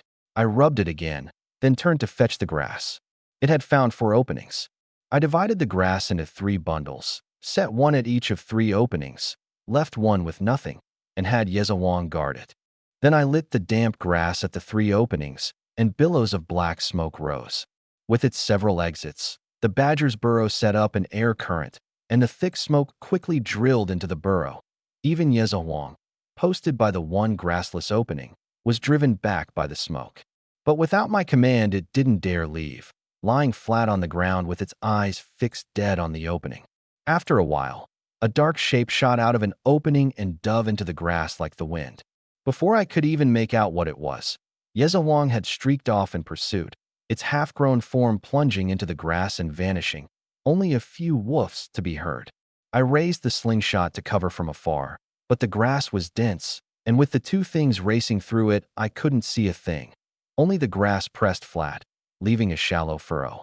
The mountain wind blew, the grass all around surging like waves, Yezawong's barks fading in and out within it. This was my first time letting it chase a badger. Whether it could catch one was a test for it, and for me both. I couldn't help at all, and could only place complete faith in a half-grown hound. I stared fixedly at the stirring in the grass, hearing it run far off one moment, then not far from my feet the next. At last its final bark died out 20 meters away from me. Then it was quiet for a while, and I couldn't make anything out. Tense, I gripped the slingshot, hoping only that it had succeeded. A few more seconds, and the grass ahead rustled toward my feet. A gray-mottled little thing curled into a ball ducked out, followed close by Yezawong's furry dog head, that gray-mottled thing held in its mouth. I quickly fetched the chicken cage, pried open the dog's jaws, and stuffed the thing inside, looking closely. Just like a badger indeed, its body round and bulging like a rubber ball, its head pointed. Whether smoked out or scared by the dog, once caged it clutched its head tight, not daring to move. Either way, the first badger was in hand. Count that your first merit. I'll catch a pheasant shortly and give you a drumstick. Woof! It sprang up happily. The damp grass at those 3 openings was still smoldering. Though there was no open flame, I wasn't easy about it. and fetched some water to douse the damp grass out before leading Yezawang away from the hollow. Walking through the dense forest with the heavy basket on my back, I looked up at the sparse sunlight and reckoned it was past midday. After a whole morning's effort, man and dog were both tired. I found a slab of bluestone to sit on and broke open the white flour bun I'd brought that morning, sharing a small piece with it. It was hungry and gulped it down open-mouthed. I tossed a few more pieces, and it ate them all clean. Lunch done, I took it to check the 3 foxhide snares, all empty. Yezawang, come, let's get a pheasant. Woof! It wagged its tail. By now I was old-hand at handling pheasants. Never mind my skill with the slingshot. Just having this clever hound along made dealing with a dumb quarry like a pheasant a breeze. Wandering an hour or so in the afternoon, we found a pheasant crouched at a treetop. I couldn't have seen it, but Yezawang passing by scared it into clucking. At its bark, the pheasant beat its wings to flee. Quick of eye and hand, I drew and fired a pebble in its direction of flight, missing, but startling it into tumbling from midair. Yezawang made a flying leap and pinned it beneath its body, and after a few flaps it was spent. I rushed over and lifted it by the wing, 6 or 7 caddies by heft, quite plump. Even without catching a hair, this pheasant counted as a haul. Come on, Yezawang, let's go home. Down the mountain and home. My father was in today, smoking his pipe in the yard. Dad, chicken tonight. I set down the basket and lifted out the pheasant to show him. He gave an How do you plan to do it? Chili stir-fry again. People who do hard labor like a little heat to feel up to it. His lips moved, but he said nothing. Dad, what is it? Nothing. He tapped his pipe on the stone step, rose, and went into the inner room with his hands behind his back. I glanced at Lin Anyu's room. The door was still half open as usual, and I guessed she was inside. I carried the pheasant into the kitchen and was about to pluck it when a devil-may-care voice sounded outside. Chin the second, you there? It was that deadbeat next door, Wang Wu. I found it odd. He didn't usually come looking for me, and I'd worked him over last time. Why was he at the door again today? I was about to go out when my father stepped out first and called to Wang Wu. What do you want with my boy? Brother Chun, don't be like that. I've got a bit of business with your son. Humph, what business does my son have with you? You're not welcome here, go. My father was being quite polite, all considered. I knew that wouldn't drive off a shameless sort like him, so I set down my work, went out of the yard, and called him outside the gate. Out with it. What do you want with me? I fixed him with a cold stare. He gave a smile that didn't reach his eyes. Heh, nephew, I saw you carry another pheasant home today. Hunting up the mountain feels pretty good, doesn't it? I frowned. What business is that of yours? It really isn't my business. But if the folks of the village were to find out you keep bringing good things down off the mountain, what would people think? I understood. He was here to set terms. Wang Wu, say it. What do you want? You catch on quick, boy. His laugh was full of sleaze. In those days, every household went hungry, and a family with meat every day easily drew envy. Thinking he had me cowed, he greedily spread all 10 fingers. Give me 10 yuan, and I'll keep quiet about your hunting up the mountain. Asking the moon. All I had on me was 10 yuan, and I'd never give it to him. Besides, a man like this had a bottomless appetite. 10 today, who knew how much tomorrow? Money? I don't have any. I shook my head. He grew anxious. Aren't you afraid I'll blow the whistle on this? Then a whole crowd will come mooching meals off your family. I gave a cold snort. Don't you want to come mooch too? He gave a heh-heh laugh. The sight of his laugh turned my stomach, and I didn't care to go in circles. Here's how it is. You come up the mountain with me, and whatever we catch is yours. Sell it or eat it yourself, I don't care. But I haven't a single coin on me, so if you want money, there is none. I said it decisively, with the air of one ready to let it all go to hell if he wasn't happy. Wang Wu, wanting the benefit after all, didn't want to push things to a breaking point either, and rolled his eyes. You wouldn't be tricking me? Believe it or not. I turned to go back into the yard, and he grabbed me. All right, I believe you. When do we go up? Tonight. At the word tonight, fear showed on his face. Scared? I sneered. Game is most plentiful at night. If you want to catch something, night's the best time to go. If you're scared, then don't blame me for not taking you. Scared my ass. Goated, he hollered. Tonight it is. I'll go up the mountain with you, and what we catch is mine. With that he turned and left. Once he'd gone, my father came over to stop me. What were you and Wang Wu talking about out there? He wants to go hunting up the mountain and asked me to take him. Really? Really? Up the mountain tonight? My face didn't change. As a man who'd lived through 2 lives, my temperament had long since matured, and I knew well that the cleanest way to handle someone like Wang Wu was to cut off this road of extortion he was on. But exactly how to cut it off was not for outsiders to hear, my old man included. I'd meant to do chili fried pheasant for the night, but my old man reminded me to keep a low profile, and remembering Wang Wu's mouth, I changed it to a pot of mushroom chicken soup. When my mother came back that evening, the 4 of us sat around the table eating and drinking the soup, while Yezhuang crouched at our feet gnawing the chicken bones tossed down, tail wagging happily. After the meal, everything was as usual, and I shouldered the basket to head out. My mother was surprised. What's this about tonight? We're low on meat. I want to go get a bit more from the mountain. I made up an excuse. She was displeased. Running up the mountain in the dead of night. Aren't you afraid of the danger? A bit of meat to eat is enough. Must you fret over it every single meal?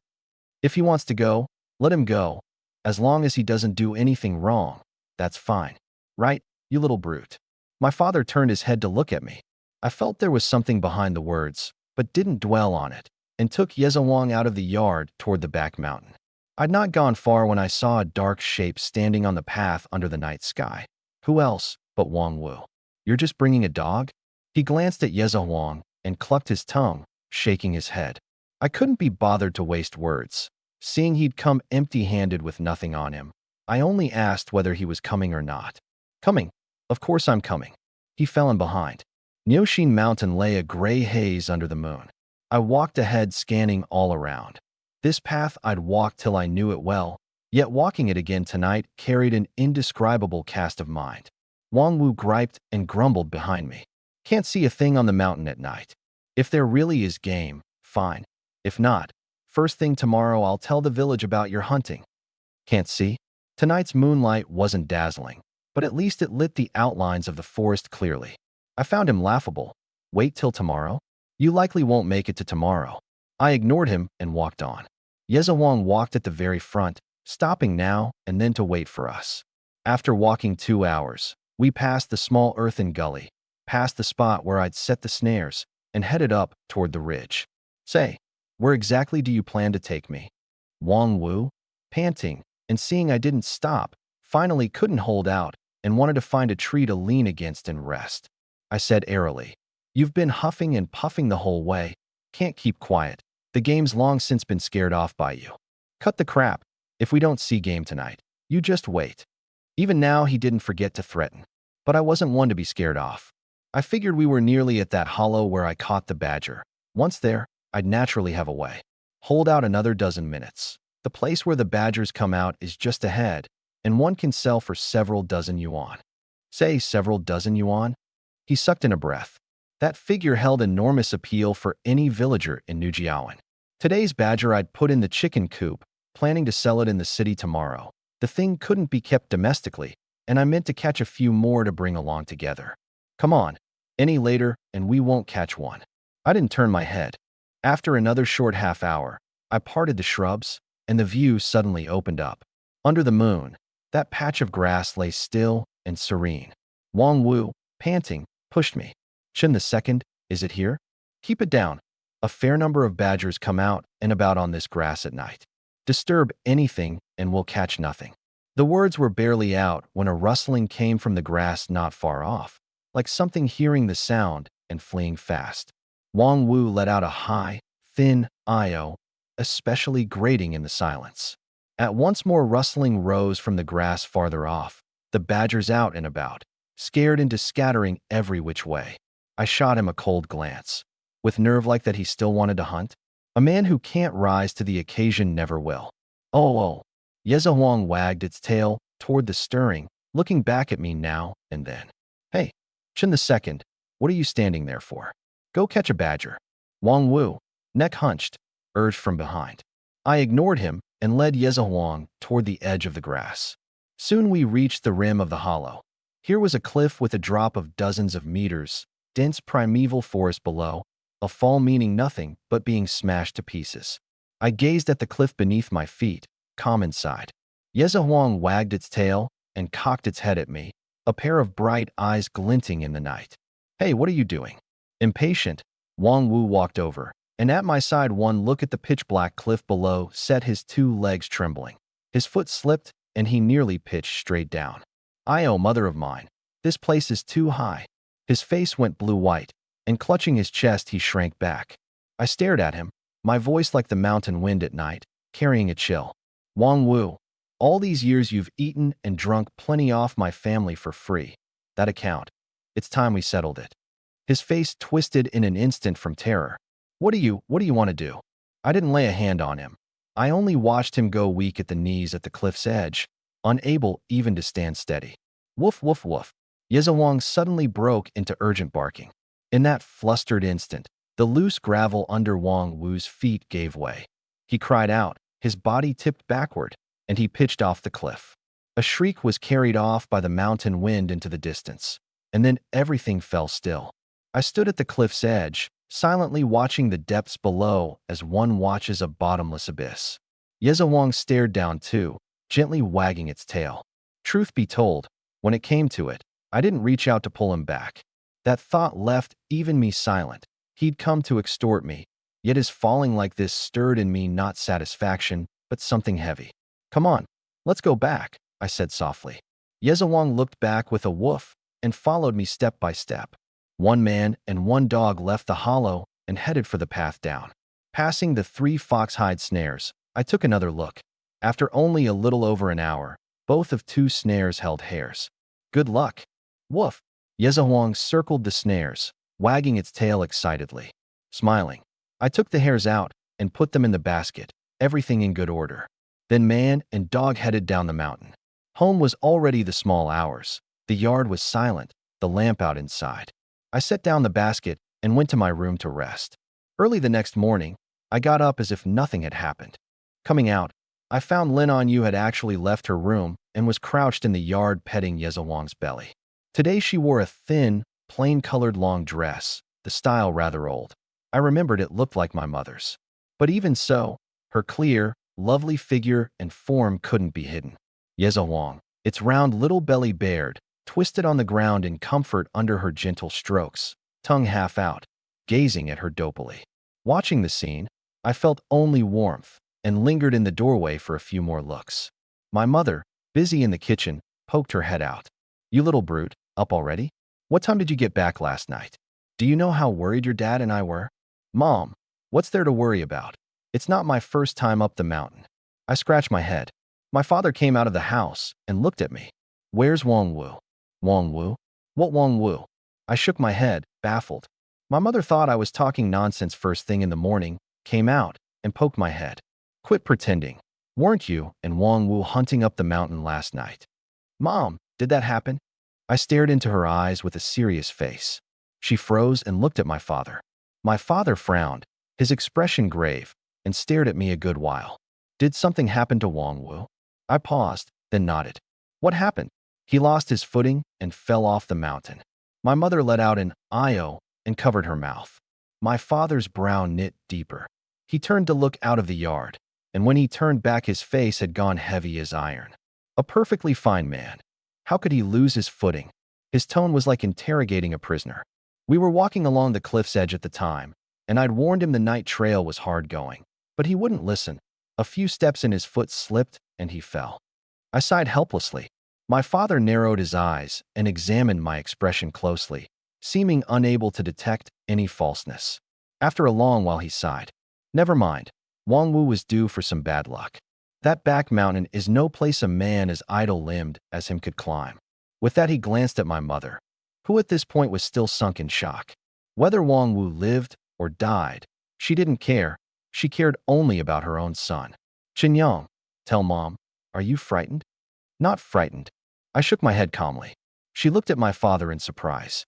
My father, his face heavy, waved a hand. "This little brute is bold. Anyway, Wang Wu's death has nothing to do with him. Let it be." Then he stared at me. "Besides our family, who else knows you and Wang Wu went up the mountain? Were you seen on the way up?" I caught the deeper meaning and made a show of recalling. Villagers in Nujiawan generally didn't go out at night, which was exactly why I'd arranged to take Wang Wu up the mountain after dark. Taking him up had a calculation no one was to know about, a step I'd reckoned into the plan from the start. And so it was. Last night the two of us hadn't run into a single soul on the way up. Don't worry, Dad, no one saw Wong Wu and me go up the mountain last night. I was very certain. My father smacked his lips and pulled out his pipe. I thought he meant to smoke, but instead he rapped me hard on the head with it without warning. I clutched my head. My mother quickly shoved him aside, shielding me, and glared at him. You having a fit first thing in the morning? Why hit your son? He did nothing wrong. Humph. My father lit the pipe, took a puff, and exhaled the smoke. Last night's business. No one is to breathe a word of it outside, understand? He gave me a meaningful look, took his pipe, and went to sit on the steps. My mother just found him inexplicable, grumbled a few words, and seeing I was fine, went back to the kitchen to make breakfast. I walked into the yard, and Yezahuang flipped over, stood, and wagged its tail at me. Seeing this, Lin Anyu rose and went back to her room, never once looking at me from start to finish. I planned to sell the 2 hares and the badger, and after breakfast I shouldered the basket and headed for Nyojia town. The 2 hares sold to the supply co-op restaurant for 37 yuan, and it was nearly midday. I caught the minibus to Binyang and reached Ronda Hall. Only 2 days apart, and seeing me come again with a basket on my back, a flicker of doubt crossed Li Mingyu's lean face. You, what's this? Boss, weren't you after badgers? I walked to the counter, set down the basket, and lifted the badger out of the chicken cage. At the sight of the gray, pointy-headed, round-bodied animal in the cage, Li Mingyu paused and quickly fished out his presbyopia glasses and put them on. It really is a badger? He looked it over closely, clucking his tongue. If the goods are no problem. I rubbed my hands and waited for his reaction. He took off his glasses and looked me over in amazement, as if viewing some rare object. You're something, boy. Getting me what I wanted in such a short time. Old, you really did introduce me to a talent. Saying so, he rummaged about behind the counter again, and when he rose his hand already held 3 10-yuan notes. Take it. He was forthright in his dealings and paid on the spot. I took it and smiled. Thanks, boss. I'll bring you more badgers in a few days. I was about to go when he called me back. Young man, you best not come in a few days. Why? I thought he'd be away. He shook his head with a wry smile. I never expected you to be such a fine hunter, catching a badger this fast. My apothecary only needs 1 every half-month. Come again in half a month. With that he waved me off. The outcome left me not knowing whether to laugh or cry. Coming out of the apothecary, I could only slow down the badger hunting. But I didn't regret it in the least. Having caught so many pheasants and hares, small-scale stuff was no fun. I wanted to try larger game too. With an hour still before the minibus back to town, I wandered around near the bus depot.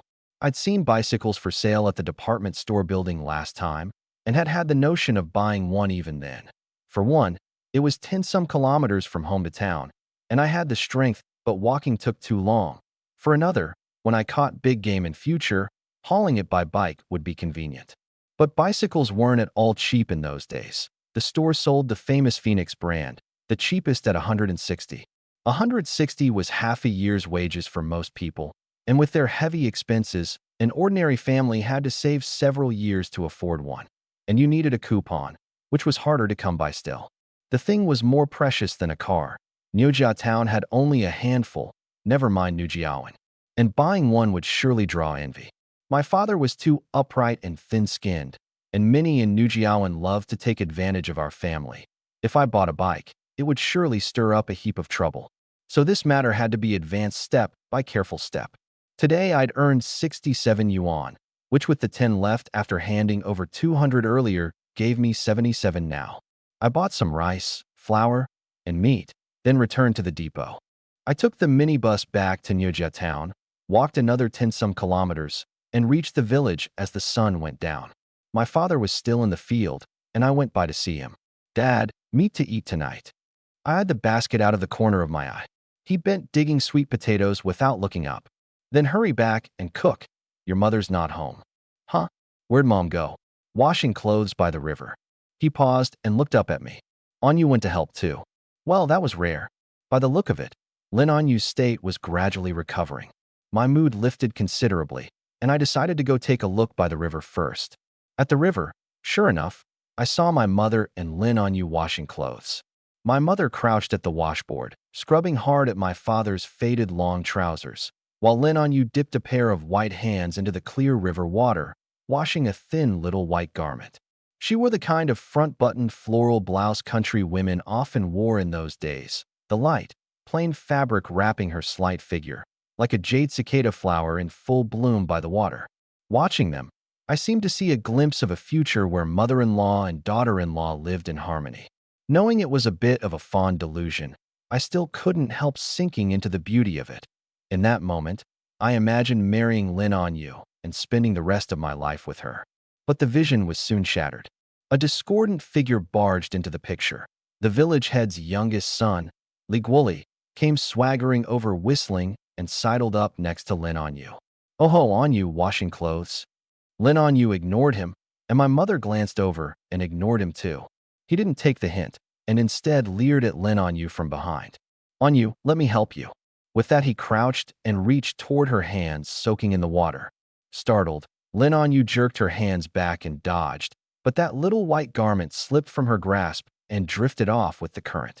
That was one of Lin Anyu's few pieces of intimate clothing, bought by her sister with her first month's wages after starting work. A silk fabric, precious in those days, that she normally couldn't bear to wear. Watching the garment drift away, her heart sank at once. She reached for it, but was a step too late, and could only watch helplessly as it floated farther and farther off. Ligwuli even deliberately blocked her view. Anyu, how'd you grow so pretty? How about being my wife? Lin Anyu's head snapped up, and seeing those ill-intentioned eyes of his, the feelings she'd suppressed all these days were suddenly pulled to the surface, touching that unbearable memory. Crack! It was as if a thunderclap burst in her mind. Get lost! She glared at him fiercely, her eyes full of hatred and resentment. Ligwuli was stunned by this reaction of hers. Normally, backed by his father the village head, he was the one who yelled at others and had never been yelled at himself. A fierce light flashed in his eyes, but seeing how pretty Lin Anyu was, he pressed down his temper. Lin Anyu, don't refuse a kindness offered to you. He deliberately leaned closer. As long as you're in Nujiawan, I've got ways to make you obey. You little brute. You think there's no one of the Chun family around. Is that it? My mother suddenly flung the trousers onto the washboard, rose, pulled Lin Anyu behind her, put her hands on her hips, and stood blocking Ligwuli. Oh ho, Auntie Lu, your Chun family's so tough? Ligwuli glanced at my mother's patched blue trousers and sneered. Wait till the second half of the year, when we send your family's man up to guard the forest. I hope you're still this tough then. Oh, right. I hear the old bear in Yoshin Mountain eats people. He deliberately broke off and stared at my mother with a mocking smile. My mother was already unhappy about my father becoming a ranger, and what she feared most was the bear on the back mountain. The bears of Yoshin Mountain really did eat people. Once an old man from the village who'd gone to guard the forest was killed by a bear, in a way too gruesome to bear mentioning. Go back and tell your father. Don't go scheming against our family. Your father hasn't kept his hands clean as village head either. And if you really push me too far, I'll expose every rotten thing he did back then and bring your whole family down. My mother's voice was loud, startling a flock of sparrows from the trees on the far bank. A few villagers transplanting rice seedlings in the field straightened up and looked this way. Ligwuli's face was ugly. Several times he opened his mouth to retort, but under my mother's sharp glare his lips worked a few times, and in the end, he swallowed the words back. Fine, you're tough. He stuck up a thumb viciously, dropped a, you Chun family just wait, and strode off. Seeing him go, my mother finally breathed out and turned to comfort Lin Anyu. Anyu, don't be afraid. Auntie will protect you. I wasn't afraid. Lin Anyu gritted her teeth and shook her head. More than fear, what filled her was grievance and hatred. These past days she'd tried her utmost to smooth over the matter of that night, and today Ligwuli's appearance had dredged that memory back up, that feeling of being coveted turning her stomach. Her eyes reddened. Anyu, are you all right? Auntie, my garment got washed away. I can't get it back. Sob, sob. She threw herself into my mother's arms and wept in grief. From a distance, I silently watched it all. I could understand why she was so heartbroken. The instigator of all this was me. But that little brat Ligwuli. I felt at my waist, and as it happened, I had the slingshot on me. I glanced in the direction he'd gone and went after him. As Li Guoli passed through the woods on the way back to the village, the back of his head suddenly went pop with a stab of pain. Ah! Clutching his head, he looked left and right in alarm. Before he could make anything out, a second pebble came at the bridge of his nose. Bang! His head buzzed, and hot, stinging blood gushed from his nose. The third struck his front teeth, knocking two flying on the spot. He convulsed with pain, covering his mouth and nose, blood streaming through his fingers without stop. Hidden in the dark, I sent several more in a row. Beaten bloody, Li Guoli finally cried out, "Io," and fled toward the village with his head in his hands.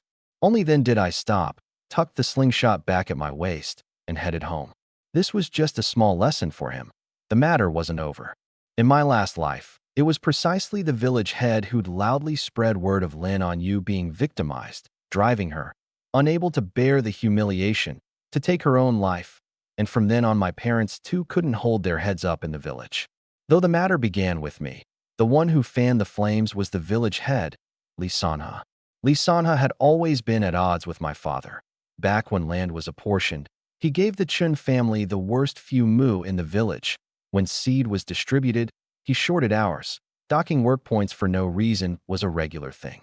He singled us out like this because my father was upright in character, had earned merit as a soldier, and commanded high prestige in the village, once nearly threatening Li Sanha's position as village head, and so he'd borne the Chun family a grudge all these years.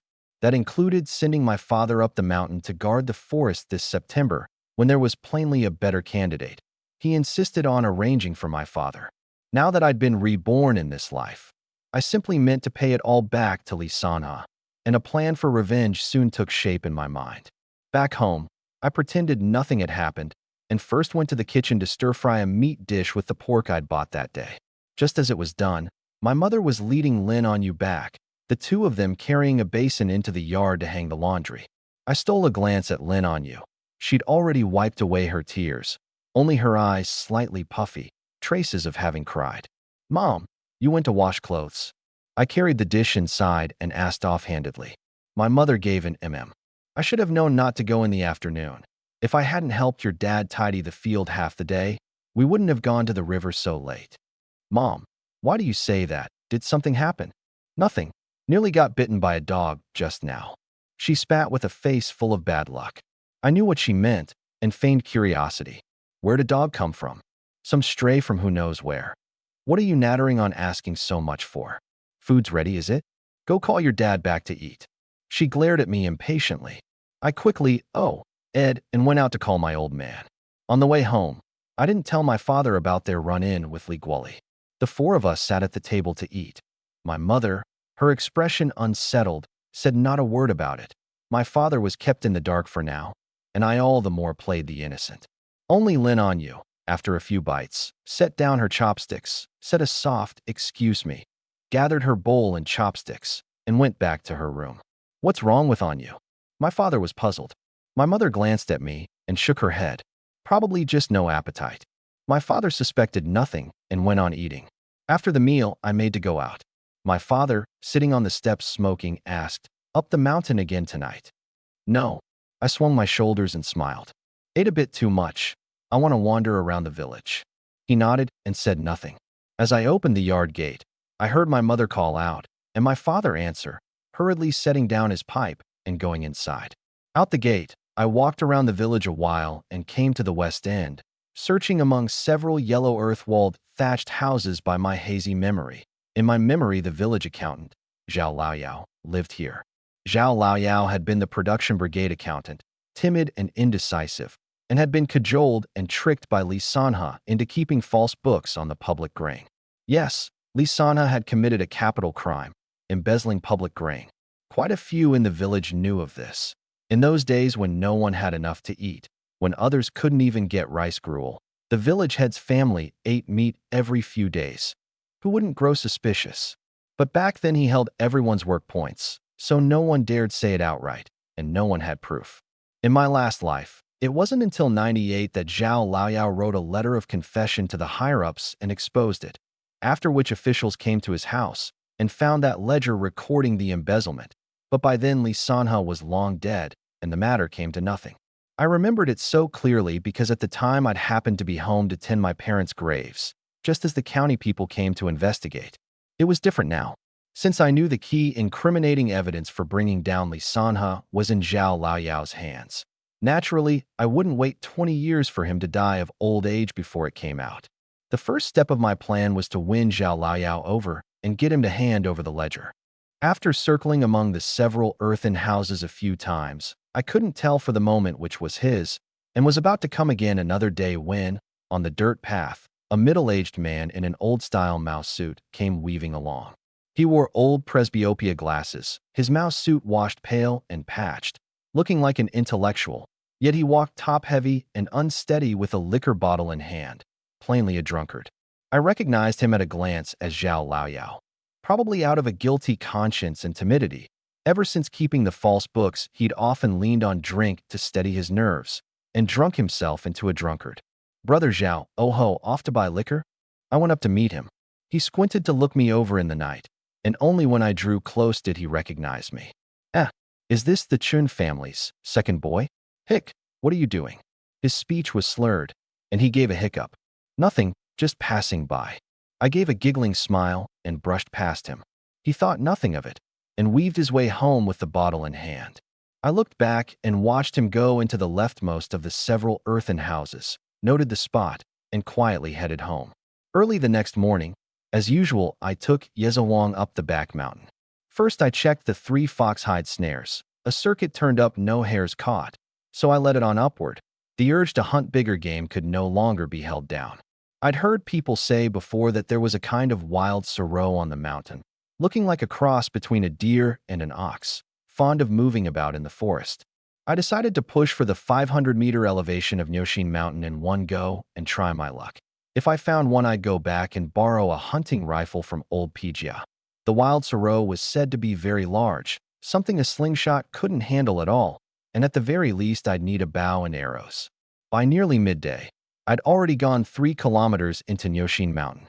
For the vast Nyoshin Mountain, this depth was a mere drop in the bucket, still the fringe, but for me it was a breakthrough in a hunter's range of activity.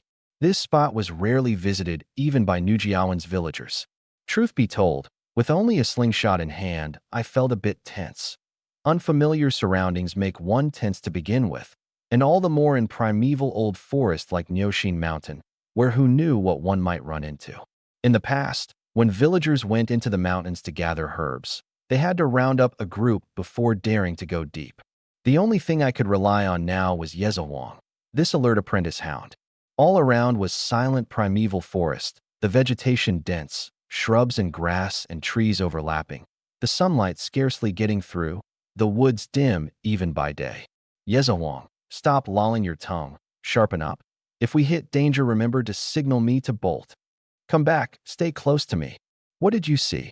The whole way I kept talking to it, whether or not it understood. For one, to bolster my courage. For another, mainly to keep my own mind active. Old forest like this easily breeds miasma, fogging a person's head without their realizing. And keeping the brain highly alert could effectively prevent straying into a miasma zone. Yezawang, leading out front, was different, though. Perhaps animals and humans have an innately different sense of danger. It climbed the whole way without the slightest discomfort, which was exactly why I dared keep going up. If it suddenly stopped or barked wildly, I'd turn back at once. There, just like now. Up ahead, Yezawang suddenly halted, no longer lolling its tongue, pricking both ears and looking all around. My heart gave a lurch, and I looked around too, finding nothing but trees beyond sight. But that didn't mean there was nothing around. A hound's nose and ears were far beyond a human's. Yezawang had plainly found something, and quickly locked onto a thicket to the front left. From its slightly crouched posture, it didn't look like it had found danger, but rather quarry. With a thrill, I gripped the slingshot, decided to head for that thicket, and pressed in step by step. Yezawang seemed to grasp my intent and followed, but trained sharp by old Pijia, it didn't walk the same line as me, splitting off a dozen some meters once inside the woods. One man and one dog walked about 20 meters into the woods when I suddenly heard a faint chewing sound from deep in the trees. Crunch, crunch. like something biting through twigs and leaves. At first I was glad, certain the thing was a grass eater. But after another 10 meters my heart went cold by half. That chewing grew crisper and more forceful, plainly a sizable herbivore, at least as big as a deer. A creature that size, the slingshot was useless against, and the half-grown Yezawong was no use either. Even if I saw it, I'd never catch it. But having come this far, I couldn't very well turn back now.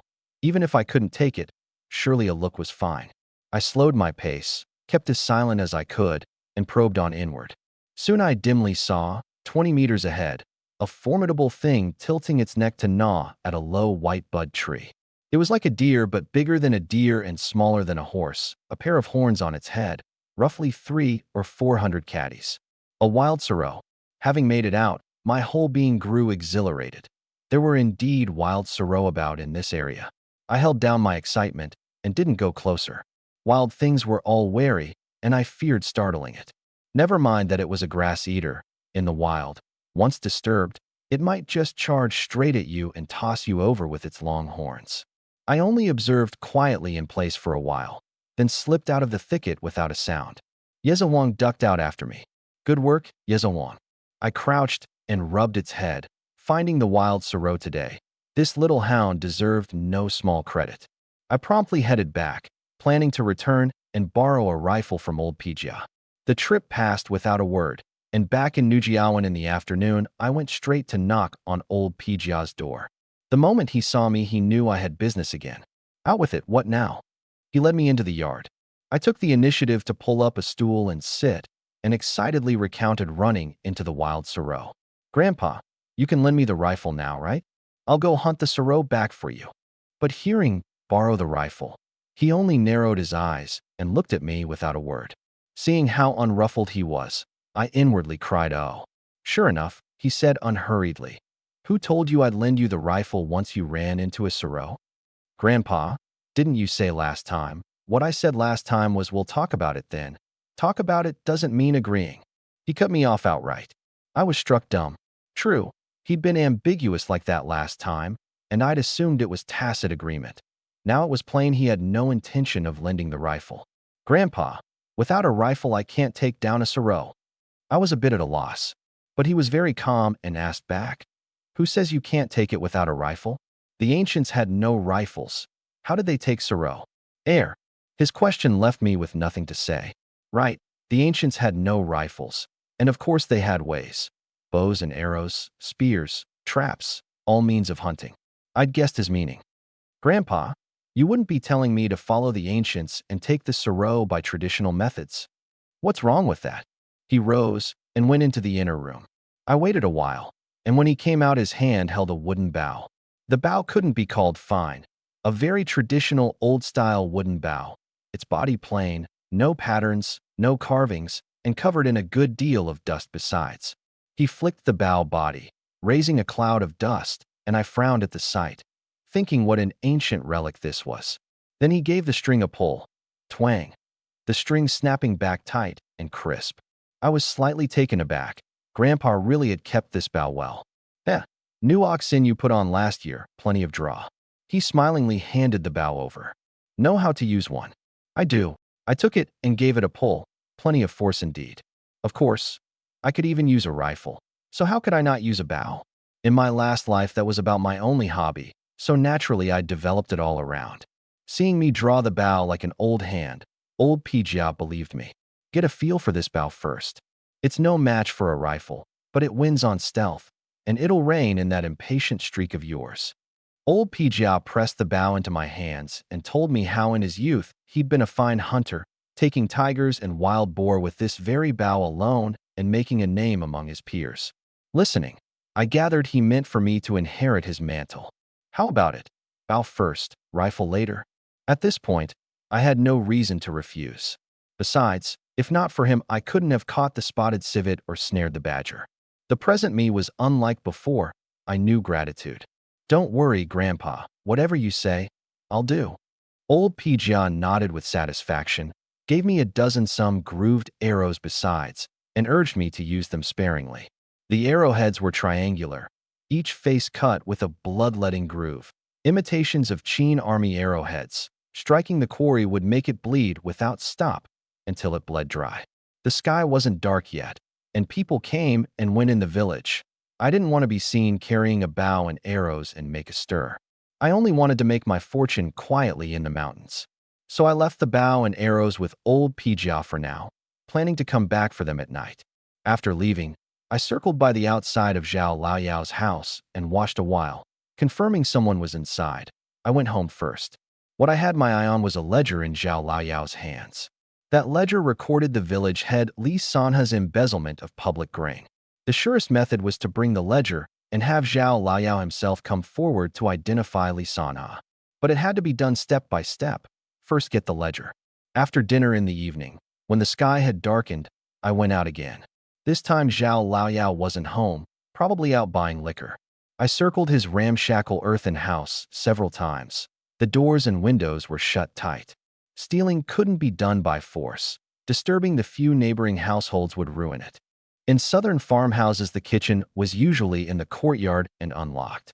I slipped into Zhao Laoyao's kitchen, meaning to wait for him to come back before figuring out a way. Bored with waiting, I cast an idle glance around, and that one look told me something. The stove was bare, coated with dust. I crouched to inspect the firebox. It was empty inside too. No ash accumulated for a long time. This showed Zhao Laoyao's home had been without fire for ages. In those days, there were no restaurants in the village. No fire meant no food. I opened the only cabinet, 2 bowls, also under a layer of dust. Zhao Laoyao was so poor he could barely keep the pot going. Before long, Zhao Laoyao came back without noticing me. He was quite drunk, jabbing for ages without getting the key into the lock, rattling the lock on the door. A notion formed in my mind. Wait until he was drunk again, then go in and dig out the ledger. The door opened with a bang. Hiccuping, Zhao Laoyao weaved inside without even shutting the door and went straight to sit at the table. I pressed to the doorway and looked in.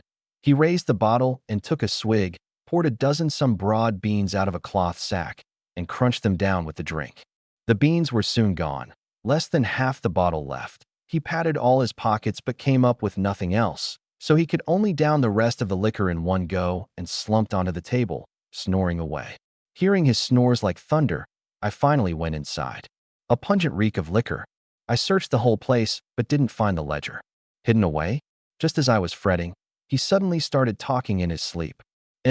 Roast duck smells good. Roast goose isn't bad either. Tisich, delicious. Zhao Laoyao was schooled and could keep accounts. Back in the big production days, he was the village accountant and had had his glory. Later, when work points were no longer recorded, his skills lost their use, and he couldn't farm or raise chickens, so he gradually lost his income, took to drink, and became a drunkard people laughed at. Truth be told, the old me, who'd loved his drink, wasn't much different from him. I saw my own shadow in him. Oh, duck leg smells good. Haha. He smacked his lips even in his dream. A way to get the ledger suddenly came to me. Tomorrow I'd go up the mountain and bring back a pheasant. No roast goose or duck, but he surely wouldn't refuse roast chicken. I quietly withdrew. The sky was fully dark, and no one in the village went out. I went to old Pijia's to fetch the bow and arrows and headed home. Just into the yard, I saw my old man with his pipe in his mouth, puffing away. Dad, smoke less. It's bad for your health. Heh, your wings are hard now, daring to manage me. Chen Yuanshao glared at me and took a hard puff, but having finished that puff, he actually put the pipe out. He looked at the wooden bow on my back.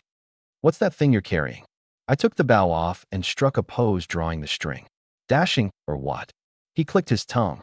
You really mean to feed yourself by hunting? Isn't that fine? Chen Yuanshao stared at me a while, then beckoned me over. Whatever you want to do, I won't stop you. As long as you don't go off the rails like you used to, I'll thank heaven and earth. He paused, lowered his voice, and pointed at Lin Anyu's room. You have to take responsibility for Anyu. Find a time and marry her, hear me? I smiled bitterly. How could I not want to make up for my wrong? But this depended on whether Anyu herself was willing. Only if she went into it gladly could she live at ease afterward. But that notion was too forward-thinking for my old man. He just took it as me dodging. Don't think shelling out 200 yuan settles it. Anyu is thin-skinned and won't find it easy to bring up. You can't play dumb. Marry her soon. I found it strange. He hadn't mentioned it all these days. Why the sudden urgency today? Dad, what's gotten into you today? If not now, when? Your mother says the village head's second son, Li Guoli, went and harassed on you again today. Why is this child's lot so bitter? Chen Yuan Chao grew more agitated as he spoke, then realizing his voice had risen, quickly looked back at Anyu's door and stopped. I understood. My old man was thinking that once Anyu was married, Li Guoli wouldn't dare set his sights on her again. Dad, I'll say it again. It's not that I'm unwilling to marry Anyu, but I have to consider her feelings first. I didn't understand this before and made mistakes. Do you really want me to make the same mistake again? Besides, can you be sure Anyu is willing to marry me? The question stumped Chen Yuan Chao. He opened his mouth and after a long while squeezed out a line. Feelings can be cultivated slowly. You should say that to Anyu, not to me. I'm going back to my room. Knowing I'd won, I took the bow and arrows and went inside. The night passed without a word. Early the next morning I was up, preparing to go up the mountain for a pheasant. A slingshot was enough for pheasants, so I left the bow and arrows in my room. Come on, Yezawang. Yezawang ducked out of the chicken coop and followed me up the back mountain, wagging its tail. With it along, a dumb quarry like a pheasant was all too easy. The hard part was only finding the trail. Pheasants liked to move about in low shrubs and couldn't keep still, either cooing or beating their wings, audible from a fair way off. I led Yezawang quietly probing through the thickets. But luck was bad today. After probing several stretches of woods, I didn't see a single pheasant's shadow. With midday approaching, I thought that if all else failed I'd get a hare to stand in for Zhao Liao. He was so poor he couldn't eat. With meat, he wouldn't be picky. As it happened, just then there came a flutter in the woods, a pheasant beating its wings. Yezawang immediately looked excitedly in one direction. I took out the slingshot and gave it a hand signal. It shot off in a flash, its earth-yellow form vanishing into the shrubs. I followed. Some 20-odd meters off, a pheasant was dimly foraging in the shrubs, not having noticed me. I slowed my steps and closed to 10 meters. Just as I made to raise the slingshot, an earth-yellow little thing sprang out soundlessly beside me. It was Yezawang, knocking the pheasant flat in one go and clamping its neck without letting go. I quickly ran over and pinned the pheasant, then bound its two wings behind it. In strength, I overwhelmingly outmatched Yezawang, pinning the pheasant immobile with one hand. Only then did Yezawang let go and wag its tail beside me. I wrung the pheasant's neck and put it in the basket. Before heading back, as usual, I went to check the 3 foxhide snares. Good day today. Both of 2 snares had caught hares. I took out the chicken cage and put the 2 hares inside. With a big haul, the basket was full. Before going down, I cut some wild grass to cover the top and keep prying eyes off, then led Yezawang home. It was only 3 in the afternoon when I got home. A notion struck me. I'd tidy up the idle chicken coop in the yard and use it from now on to temporarily keep live quarry. Once I'd amassed enough hares, I'd take them to town to sell together. But hares lived solitary and couldn't be crammed together like domestic rabbits. Caging 2 males together meant they'd fight to the death. Luckily, the chicken coop had a row of separate cages. Only that, long and used for poultry, they were a mess and had served as Yezawang's den for a while. While I had the time, I set about tidying the coop and reinforcing the cages along the way. My old man and mother were both in the field, leaving only me in the yard. Afraid of dirtying my clothes, I took off my undershirt to work. As I worked, I dimly felt a gaze behind me. Looking back, there was only Yezawang, cocking its head and wagging its tail at me. Following its direction, I looked up toward Anyu's room, but the door was shut tight. An illusion? I drew my eyes back and went on working. Soon the coop was cleared out, and I tossed the 2 hares into the cages. Checking the sky, it was time to make dinner. I carried the pheasant to the kitchen, boiled water to pluck it, cleaned the innards, and cut it into pieces, keeping the wings and drumsticks, cutting the rest into cubes. Chili chicken again tonight. I'd meant to braise the wings and drumsticks to take to Zhao Liao to get on his good side, but with no braising spices at home, I had to start another pot and steam saltwater wings and drumsticks instead. Zhao Liao surely hadn't tasted meat in a long while.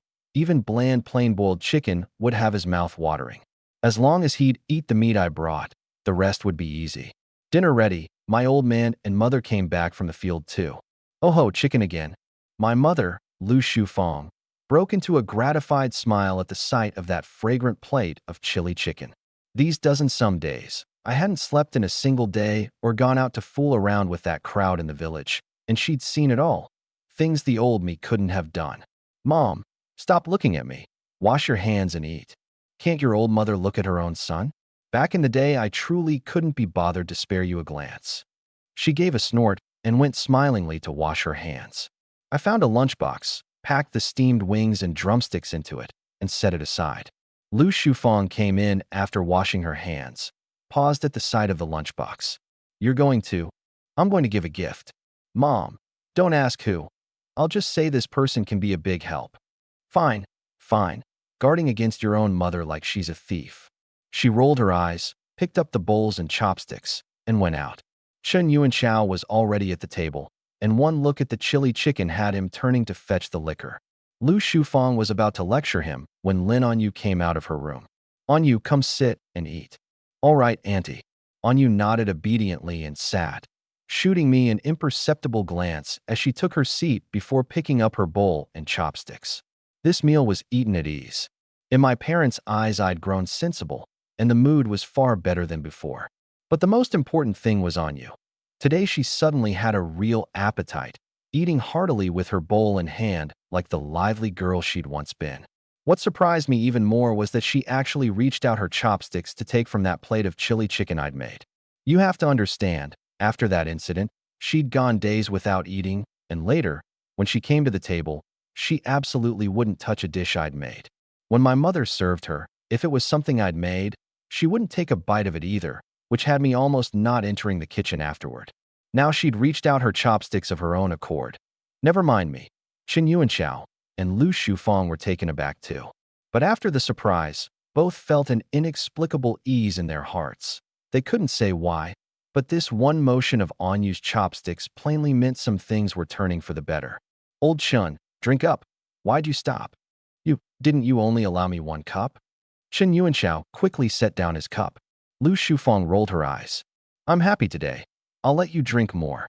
Chen Yuanchao immediately let loose, and ended up so muddled he nearly tripped on the steps going to the yard to smoke. Yuchen man, I never should have let you drink. Couldn't even fall hard enough to do you in. You useless old thing.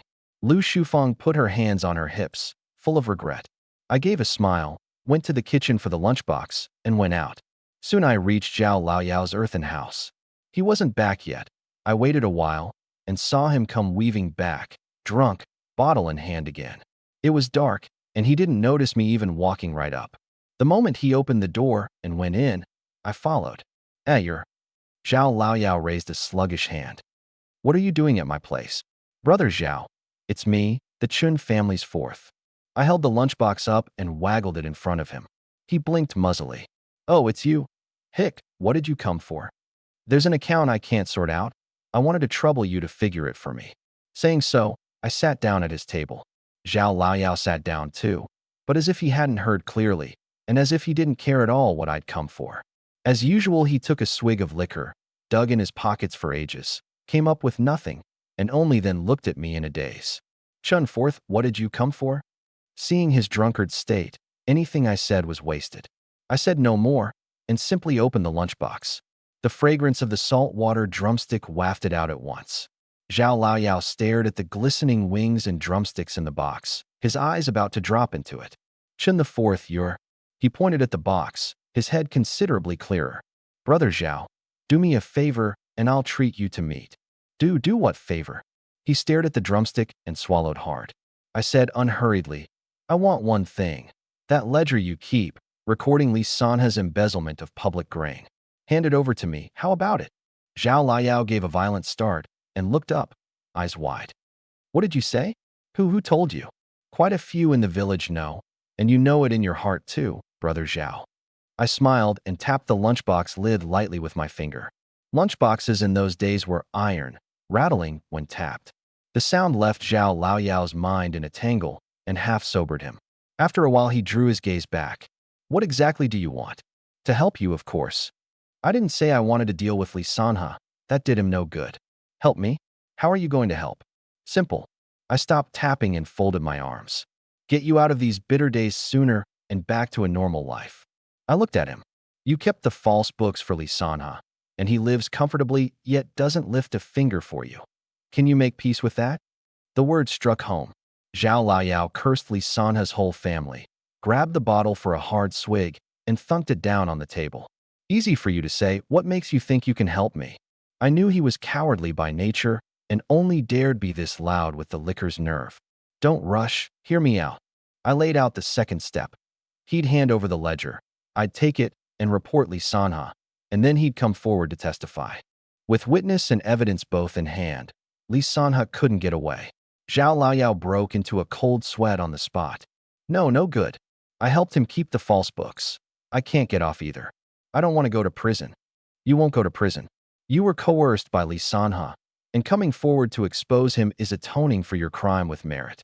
Once he's sentenced, at most you'll write a self-criticism and accept some education, and you'll be fine.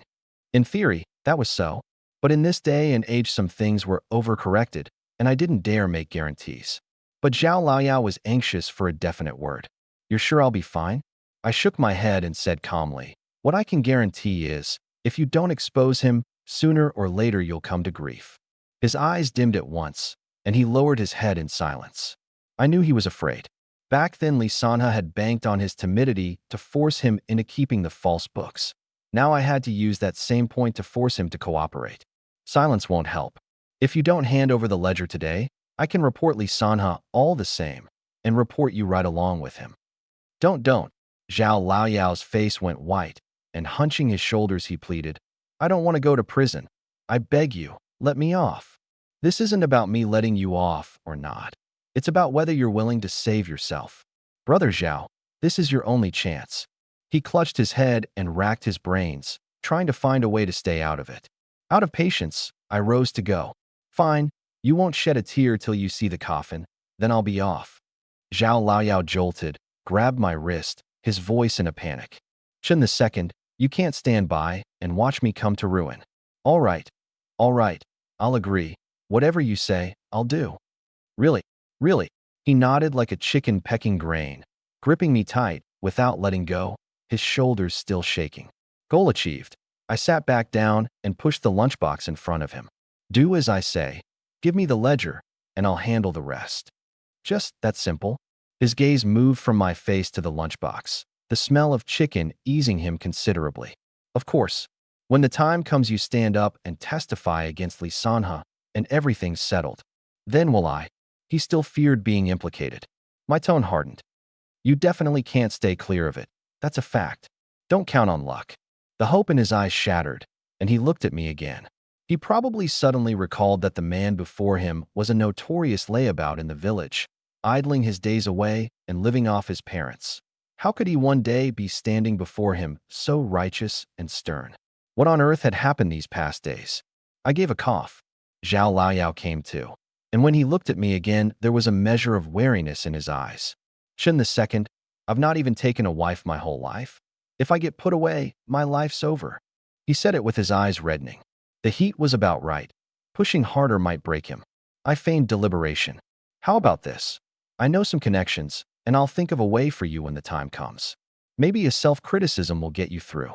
Zhao Liao's eyes went wide, so excited his words came out jumbled.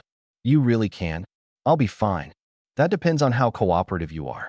I curled the corner of my mouth. He seized it like a lifeline. All right, I'll definitely cooperate. Won over. I smiled. Enough of that for now. How can you drink without something to go with it? Come, eat the meat. I pushed the lunchbox right under his chin. The smell of chicken drilled straight into his nostrils. But even with his belly churning with craving, Zhao Liao still gritted his teeth and asked, will I really be fine? Give me the ledger now, and you'll find out when the time comes. All right, I'll fetch it at once. He ran into the kitchen, lifted a brick pressed beneath the stove, and brought out the ledger hidden inside, cradling it like his very life and livelihood as he carefully handed it to me. I flipped through it, no problem, and tucked it into my breast. With the ledger in hand, the next step was reporting Li Sanha. Nujiawan was under Niujia Town's jurisdiction, and by rights I should report it in town, but I wasn't quite easy about that and decided to take a different path. Chen II, you? I. Zhao Liao started, then stopped. I caught his meaning and gave him one last reassurance. Remember, when the time comes you stick firmly to this, that Lee Sanha coerced and enticed you into helping him keep the false books. You didn't want to, but under the village head's bullying power you had no choice but to give in. Right, right, I understand. He caught a measure of soundness in it, and was so moved he nearly knelt. I'd already stood and was heading for the door.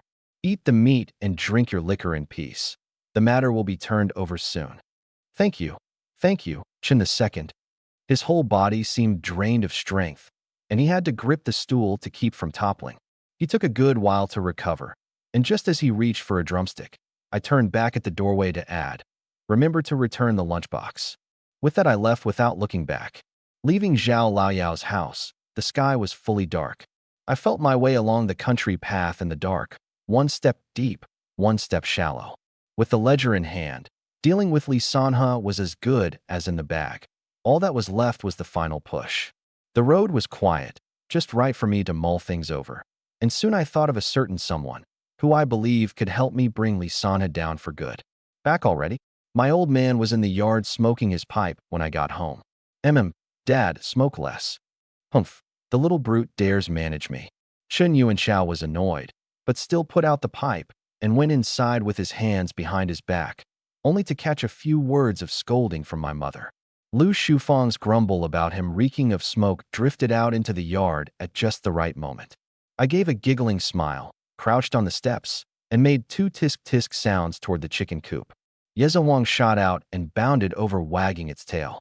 I held its head and gave it a thorough rub, which it loved so much it simply flopped on the ground and wriggled its rear, letting me play with it. The two hares in the coop were lively at night too, bouncing so the cages rattled. Looking over there, I thought, with the bow and arrows, tomorrow up the mountain I really had to try for something big. Woof woof, Yezawang barked twice. What? You want to challenge yourself too?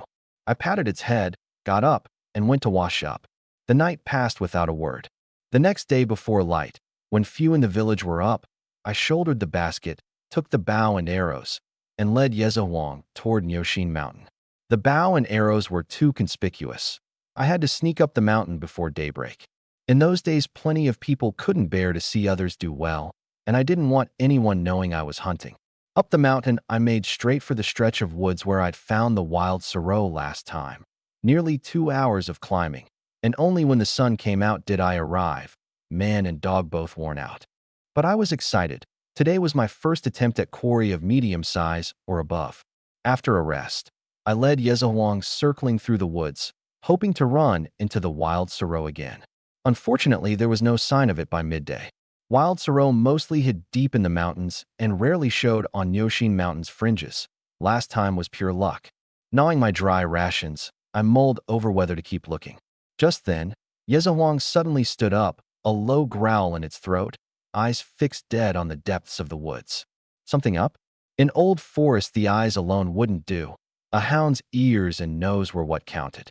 I bent and patted its rump, and as if receiving an order, it crouched low and crept inward on its toes like a cat, its steps steady, as if deliberately letting me keep up. I drew a grooved arrow and knocked it on the string at the ready. It proved a wise move. After about 200 meters, Yezawang suddenly stopped, its head thrust forward, both ears erect like antennae. Following its direction, my heart sped up. In the thicket 40 meters off, a gray shape was leisurely chewing grass and leaves. Not small, but a size smaller than the wild sorrow, definitely not some little thing like a hare. Yezawang even drew in its tongue, watching intently and awaiting my command. I didn't rush to send it off to give chase. The thing was much bigger than Yezawang, and provoked, it might bite back. For now, I could only rely on the bow and arrows in hand. 40 meters was too far. I had to close at least another 20 meters to be sure. But these 20 meters were truly hard. The woods had a thick layer of dead leaves. Stepping on them made a rustle, like an alarm in a wild thing's ears. I could only hold my breath, lifting a leg bit by bit and slowly setting it down, my leg muscles taut the whole time. A mere 20 meters, drawn so tight my legs nearly cramped. But the joy of hunting lay in overcoming such difficulty, and I had the patience for it, gritting my teeth and inching along step by step. A full 10 minutes. and I led Yezawang soundlessly through those 20 meters with almost no noise at all. Luckier still, the thing hadn't moved the whole time, still chewing grass in place. Against a tree, I finally saw it clearly, a wild goat. A gray, mottled coat, a size larger than a black goat. By my estimate, 100-some caddies, medium build, neither fat nor lean. 20 meters was precisely this wooden bough's effective killing range. Some say a good archer can pierce a willow leaf at 100 paces. Why be so cautious at 20? But I was a hunter and had to guard against the case where one arrow struck but the quarry fled and needed a follow-up shot.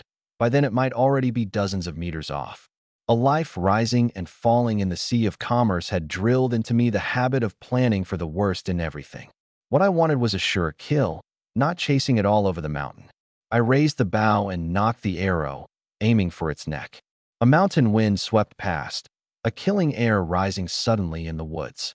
As if sensing something, the wild goat stopped chewing and lifted its head to look around. Whip! I loosed. The grooved arrow turned into a streak and drove straight into its neck, piercing flesh in a blink. Luck was good. It ran only a few meters before crashing to the ground. Woof! Yezawang flew over. I ran up after it. The arrowhead had gone clean through the neck, goat's blood gushing from the groove like a brook, staining the ground red in a moment. The wild goat wasn't dead yet, its eyes bulging like ping-pong balls, fixed dead on me. I crouched and covered its eyes, then steeled myself and pulled the arrow out. It gave a mournful cry and soon stopped breathing. I wiped the arrow clean and put it away, slung the bow on my back. Yezawang took the chance to lick the goat's blood off the ground. Drink plenty. Remember this taste. From now on I'm counting on you to find goats. This was the first medium-sized quarry I'd taken, 100-some caddies. Even skinned and boned, it'd be 40 or 50 caddies of meat, and a sense of accomplishment welled up in me.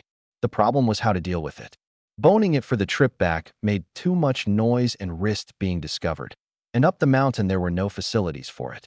After thinking it over, I decided to bring it back to deal with after all, but first I had to drain the blood.